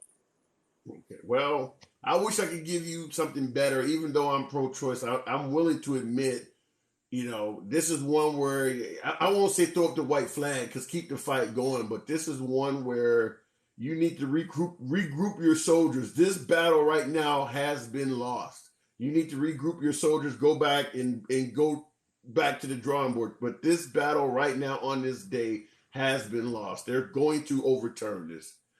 There's nothing to stop them with a 6-3 majority. There's absolutely nothing to stop this from happening. Listen, I want to move the program on, though. I do appreciate you coming through. No problem. Thank you. Anytime, come on back through. But like I said, for the most part, focus on some other way to get it done, like getting people to actually go out and vote and trying to pursue that 60-seat majority. That NFL strike shit, you can forget. That ain't even worth talking about. Republicans will pay at the ballot box. Darnell Lessford, some of them will. I don't know how many. I don't know what locations, but there is, in my opinion, an absolute certainty that this situation is going to cost somebody their job on the Republican side. Because they were pretty much skating to victory in the midterms. And now Democrats suddenly have something that's going to energize votes. I don't know how, it's not to say that Democrats are going to win in the midterms or anything like that, but yeah, there's going to be some races at the end of the day that the analysts are going to say that happened because of the reversal of Roe versus Wade. Dems have 0 to run on, says PR Joey 77. And my response is, they do now. They do now. You say so incalculated. Inculcated? I don't know what you're trying to say there. It's 2020 all over again. Time to get ready. We're going to say the election was taken again? What is a woman? Selena. Shout out to Nataji Brown for not answering that question. We know what a woman is. Uterus, fallopian tubes, vagina, all of that shit. But at the end of the day, Nataji Brown is a lawyer first, judge second. She can spot a gotcha question like that from a mile away. Make no doubt about it, the reason they asked her to identify or define what a woman is so that they could chop off the transgender community at their kneecaps. If she identifies a woman the way I just did, then it essentially eliminates all of males considering themselves to be a woman. You can't be. You don't have fallopian tubes. You don't have a vagina. So she could see that. She could see that. And she gave that bullshit answer in support of the LGBT community. I will tell you guys this, for folks who love that and like how Ted Cruz or whoever that was that asked her that, you just pretty much revealed your hand that you're anti-LGBT, at least in regards to the trans community. They don't think the right likes them at all, which is why this rolling back of Roe versus Wade is also energizing the LGBT community. Is the LGBT community going to roll back same-sex marriage? I don't know. I can't say it. But like I said, we didn't think they were going to roll back Roe versus Wade. We have a 50-year history nearly of being accustomed to Roe versus Wade. Same-sex marriage has only been legal since 2015. There are a lot of right-wingers that would support rolling back Roe versus Wade.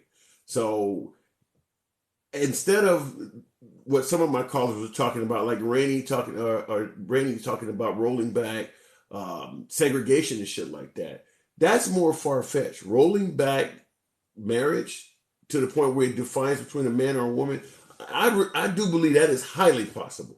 That is highly possible because there is very little preference in the Republican Party for the way marriage has went over the last decade or so. So yeah, I could see that happening. Don't change what God made. Exactly. Troy Campbell. Exactly. And that's how they would use that to roll it back. And by the way, Don, you moderated this some. Hopefully you're moderating properly. I disagree. It's never going to happen in Democratic states. Hope not. Hope not 11 butterflies. Hope not. But like I said, a few months ago, we would have said Roe versus Wade. If the liberals, with Trump getting a 6-3 majority, when Trump appointed that last judge before he left office, if liberals were going around saying they're going to take Roe versus Wade against, we would have called it fear mongering. We would have called it fear mongering if the liberals were saying, and I'm sure there were some liberals saying it, I'm sure, when Trump appointed all the Supreme Court judges. They would have been referred to as fear mongering. You're just making this up. They're not going to overturn legislation that's been around for 50 years. And look at where we're at now. So I'm just going to say, I'm not going to accuse the Supreme Court of doing anything. I'm just going to say it would be naive to think it's impossible after seeing a landmark change like this. It would be certainly with LGBT. In fact, in my opinion, rolling back same-sex marriage would actually be a lesser issue than rolling back Roe versus Wade, because LGBT represents only a very small sect of the population. Women having abortions, I think just about every woman has either had an abortion or knows somebody that has. This represents lots of people. And they did that. So, yeah, I would never say that they would not roll back LGBT marriage rights with certainty. I would never say that. We warned everyone since Funk era. Yeah, people were warning it. Sports are bullshit anyway. They need a last-ditch Hail Mary. They're desperate. You have officially given them one. That leak has officially given them a last-ditch Hail Mary. Federal government oversteps its bounds. What does that say? I don't see where they need a last. Okay, federal government overstepped its bounds in this matter for medical science. Well, you're talking about baby personnel. I get what you're trying to say, but I can't really speak on it too much. Now and I don't want to get kicked off TikTok. You going in dark areas with that shit. They are wrong because they changed what God made. What happened to separation of church and state, Troy? You're talking about changing what God made. What happened to separation of church? You realize how many things we do? God made me free. It didn't stop some folks from making folks slaves. We've been changing what God did ever since we've been a nation. Why is it all of a sudden in this case capital punishment is changing what God did? The list of shit I could come up with changing what God did is endless. Taking Viagra is changing what God did. Oh my God. How about those conservative justices lying during their confirmation hearing? Yeah, Darnell, they clearly, if you don't want to say lied, they were clearly deceptive when it came to their appointments on the Supreme Court. They clearly were deceptive. They led us to believe that they would not even tackle that issue. And boom, within a few years of all of them getting together, we now have a potential reversal of Roe versus Wade. RNC to the DNC. What's up? Hello, sir. How are you? I've been following you for a while, and I guess I took the blue pill. Explain. I was a Republican for 36 years. Um, up until about 6 months ago. Wow. What I didn't caused know that? I voted down party lines and all my life, and that's a bad thing. So you clearly supported Trump twice. Yes. And now you're going blue. What made okay? You supported Trump twice, and you're going blue in the middle of the Biden administration. What caused you to go blue with Biden in office? I'm real curious. It's not that not necessarily him, but it's what Trump did when he lost. Okay. I've heard that. Okay, all right. That's a legitimate claim. I've heard that before. I'm a former Army chaplain. Okay. I signed an 8-year term, but I got out in 4 because of epilepsy. I had epilepsy. I had seizures, and I was in the South Pacific. But anyway, it was January 6th did it for me,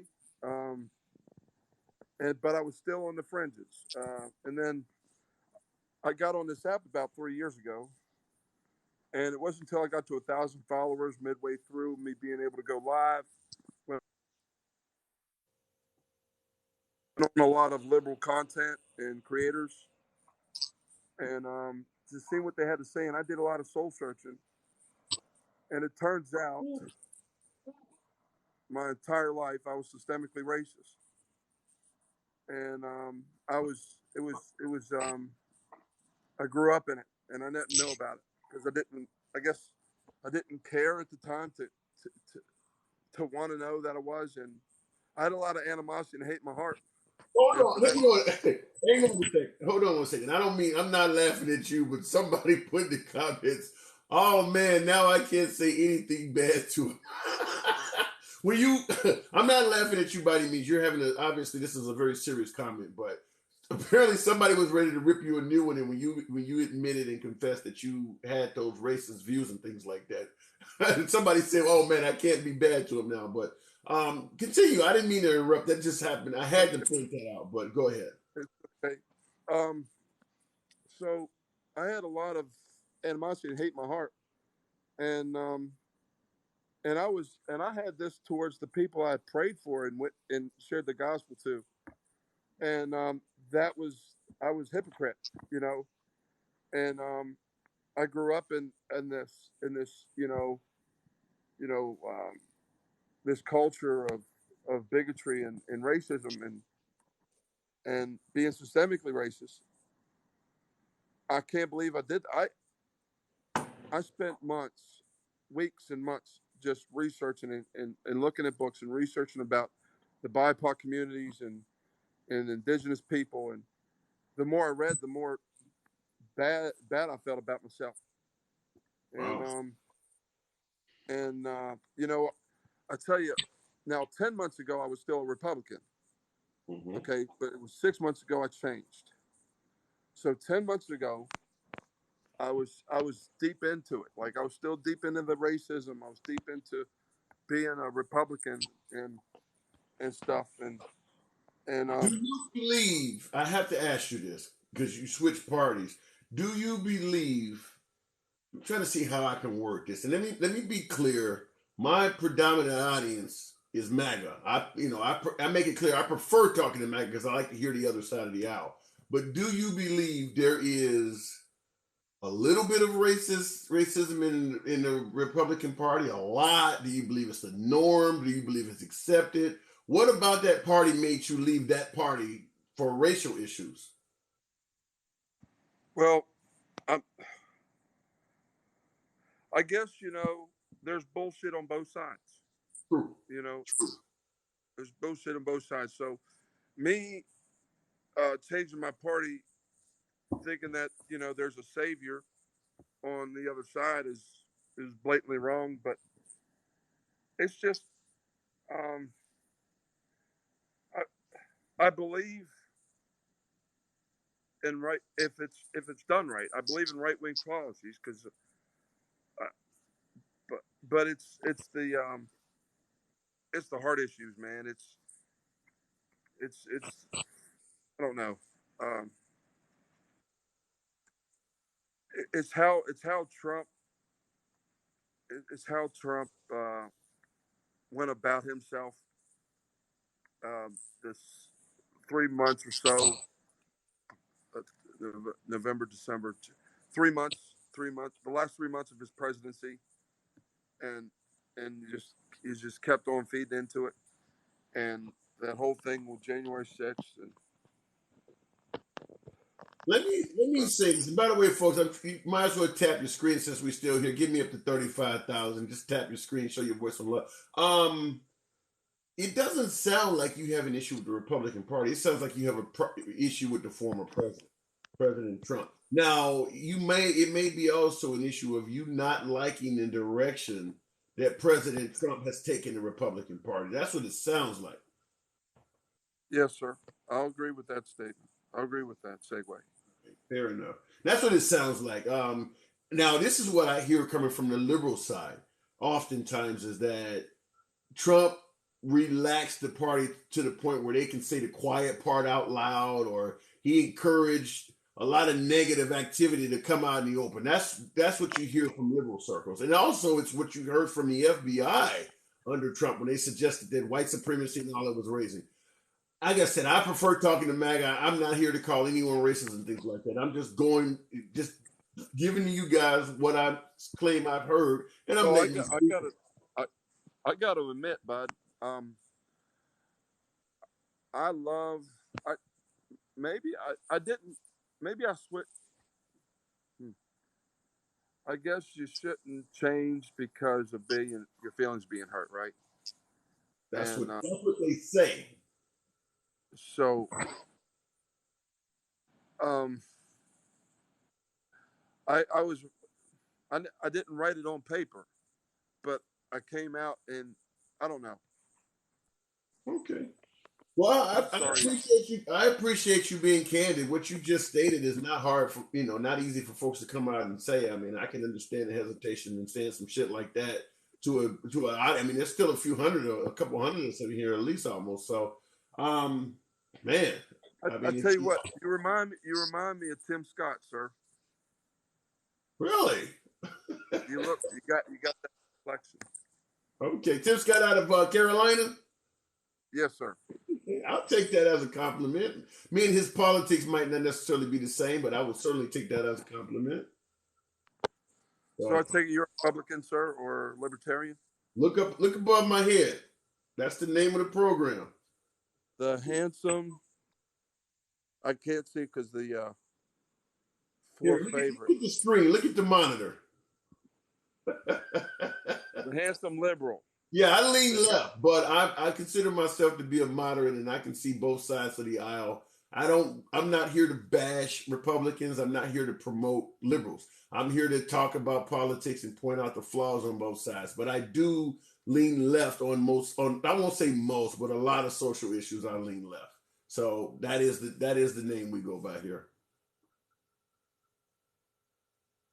You're on mute. I can't hear you. Can you hear me? You turned your mute on. Can you hear me? Can you hear me? Yeah, loud and clear. Go ahead. Hear me? Yeah. I also too I would lie. I would be a liar on here, and I would say my family was in Selma, was part of the NWA. I was trying to get clout. Oh my God! Look, this goes deep, and I just want to get off my chest, bud. Okay, I'm the stuff I'm not proud of. I but I just want to get off my blood, bud, and for the longest time, I learned how to lie. I learned how to manipulate people. I learned how to just go in circles and say random stuff to indigenous people and people of color, just to get talking points or, and I was totally wrong for that. And 10 months ago, mind you, that I was still, knee deep in this stuff. And, I said to this liberal creator that, my family walked with Selma.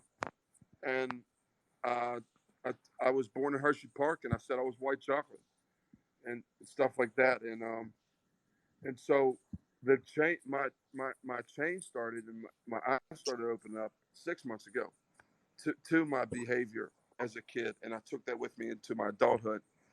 And in this, people saw me not as my change, but saw me from who I was in my past. Well, man, good on you for realizing that and correcting that. Man, I don't even know where to go with that, man. But okay, well, look, I'm gonna wrap it up. Wow. You can come on back anytime and drop on in here and say hello to us. That's a pretty deep conversation, though, man.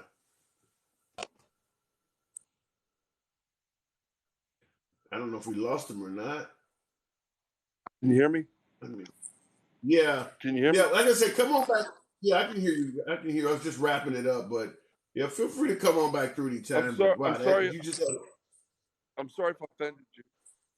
I'm sorry if No, not at all. Not at all. We don't get offended here. We don't get offended. This is a no snowflake zone as the sign. But you have a good night, man. All right, his audio was going in and out there, but anyway, folks, look, I'm gonna go ahead and wrap it up. It's a bunch of you guys in here. It's great. Let's talk about how trap music. What did I say? Let's talk about how trap music is the cause of black crime these days. You know, what did I say? See no music. I don't believe that folks commit crime because it's on a rap song, and I do agree that a lot of African American music, particularly hip hop, glorifies crime. But I don't believe that if you either a piece of shit or you're not, you don't go out and kill somebody because your favorite artist told you to do that. My guess is the folks in the African American community that are committing crimes will be doing that whether rap music existed or not. They're not doing it because of a song. I'm not denying that rap music doesn't glorify that, just like there's plenty of music that glorifies sex and glorifies other. There's music that glorifies, getting high and doing drugs. You think people are doing drugs because Willie Nelson was popular? No, you do shit because it is in you. So no, I'm not gonna blame a bunch of felonies on a rap album. I'm just not. Now maybe fuck the police from NWA may have made a few people dislike police because they were telling the story, but make no mistake about it, the anti-police sentiment in the African American community goes back generations. In fact, I believe, if I'm correct, the origin of police was originally to capture escaped slaves. So we've always had a bad relationship with police. That's not something that came from rap music or something like that. So, but I don't think music makes people turn into assholes. Willie Nelson stays high. Yeah, so does Snoop Dogg, but I'm not going to blame folks being an asshole on music. The most brainwashed bottom feeders ever. Who are you talking about? Who's the most brainwashed bottom feeders ever? Everybody should have guns. Wait a minute. Everybody should have guns. Eve felony. I don't get that. It's like people. It's like people not taking responsibility for their choices. Yeah, you could say not giving reparations would be that. Okay, that is correct. So let's talk about the relationship between police and black folks. I told you, the relationship between police and black folks has never been good, and the issue is we will say that police treat black people fairly now. But even the most staunch police supporter, and I make it clear with my flags on my profile here that I support police. I'm not a defund the police. I think that shit's ridiculous. But make no mistake about it. No matter how much you support police, everyone agrees that the police were mistreating black folks. It just depends on how far you want to go back. Some would say in slavery. Some would say during the Martin Luther King era. There's no denying that there is a large portion of our history where blacks were being mistreated by police. The only questionable point is, when did it end? You're going to get different answers from different people, but yeah, the history of police and African Americans is terrible because a lot of the Jim Crow laws, for instance, a lot of those laws, well, the primary enforcer was the police. I mean, the sundown towns, the redlining for neighbor, all of that stuff was being enforced by police. So your grandmother or your great grandmother probably did not like the cops because they were the ones that were taking away their civil rights. 11 Butterflies, what do you think about the chapel attacker charges being dropped with that sin precedence? I don't know about that. I haven't heard about that. Did that just happen? I have not heard a chapel attacker. Why don't I know about that? It sounds like you're not the only one to ask me about that. Blame music or others instead of themselves for what they do. Yeah, you don't get to blame a rap album for going out and murdering somebody. Good conversation, Mike. I appreciate that, PR Joey, even though you were trolling the shit out of my guest. But I appreciate you being in here. From out of the heart comes the man. He did. He was giving an honest confession. I don't know. Some of you guys were saying his confession was not genuine. I don't know him to say that about him. He might, just like I often get told that President Biden is a racist. And my response is, well, shit, didn't he, now his spokesperson is transgender. He just appointed a black woman spokesperson to replace the redhead. When you look at the Biden administration, his appointees and how diverse they are. It's hard to say that if he was a racist, and he's said some questionable shit in the past, up to and including you vote for me or you ain't black. But when you look at the people he's appointing, it's hard to say that that dude is racist. It really is. It doesn't match the optics. How many races you know appoint all of that color and Muslims and LGBT? I mean, his administration is literally a rainbow flag. It is literally, it just doesn't fit the narrative that Biden is racist. Maybe he used to be, just like your comment, out of the, what do you say, from out of the heart comes the man. I would say that if he was racist, and keep in mind, Biden is almost 80 years old. How many white dudes in politics at 80 wasn't racist at some point in their life? That was just the norm in this country. So my guess is he certainly has some of that. Didn't he say something about raising kids in a racial jungle? There's plenty of comments from Biden that are suspect as fuck. So I believe it.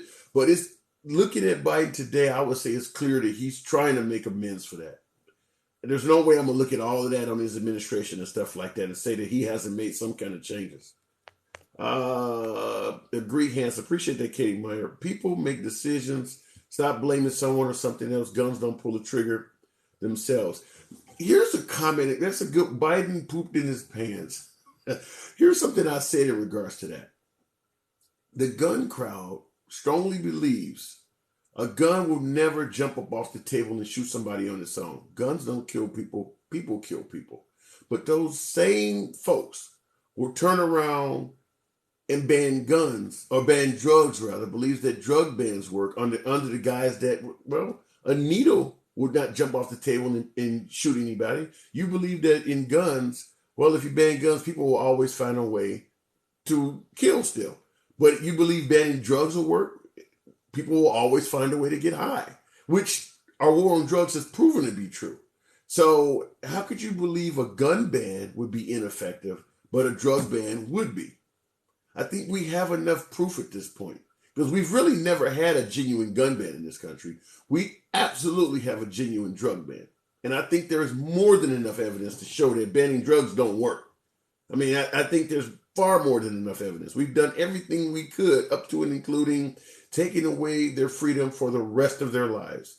And they're in prison getting fucked up. They're in prison getting high. So you want to talk about a ban that is ineffective. If you are totally against the gun ban and you support the drug ban, you need to check yourself in the mirror, because they have a lot of similarities. And I can say without a shadow of a doubt, the drug ban has been incredibly ineffective. Guns don't kill people. Yeah, neither do drugs. Irresponsible activities with guns kill people. Irresponsible use of drugs kill people. A bag of heroin is not going to jump off the table and inject itself into yourself. Irresponsible use of it will. Where there is a will, there's a way. Yeah, we need less government making laws that don't work.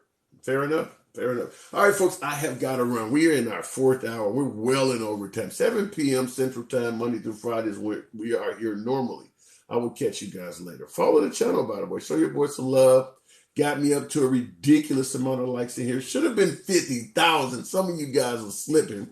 Maybe it was because the comment section was pretty good. We was going pretty live, pretty hard.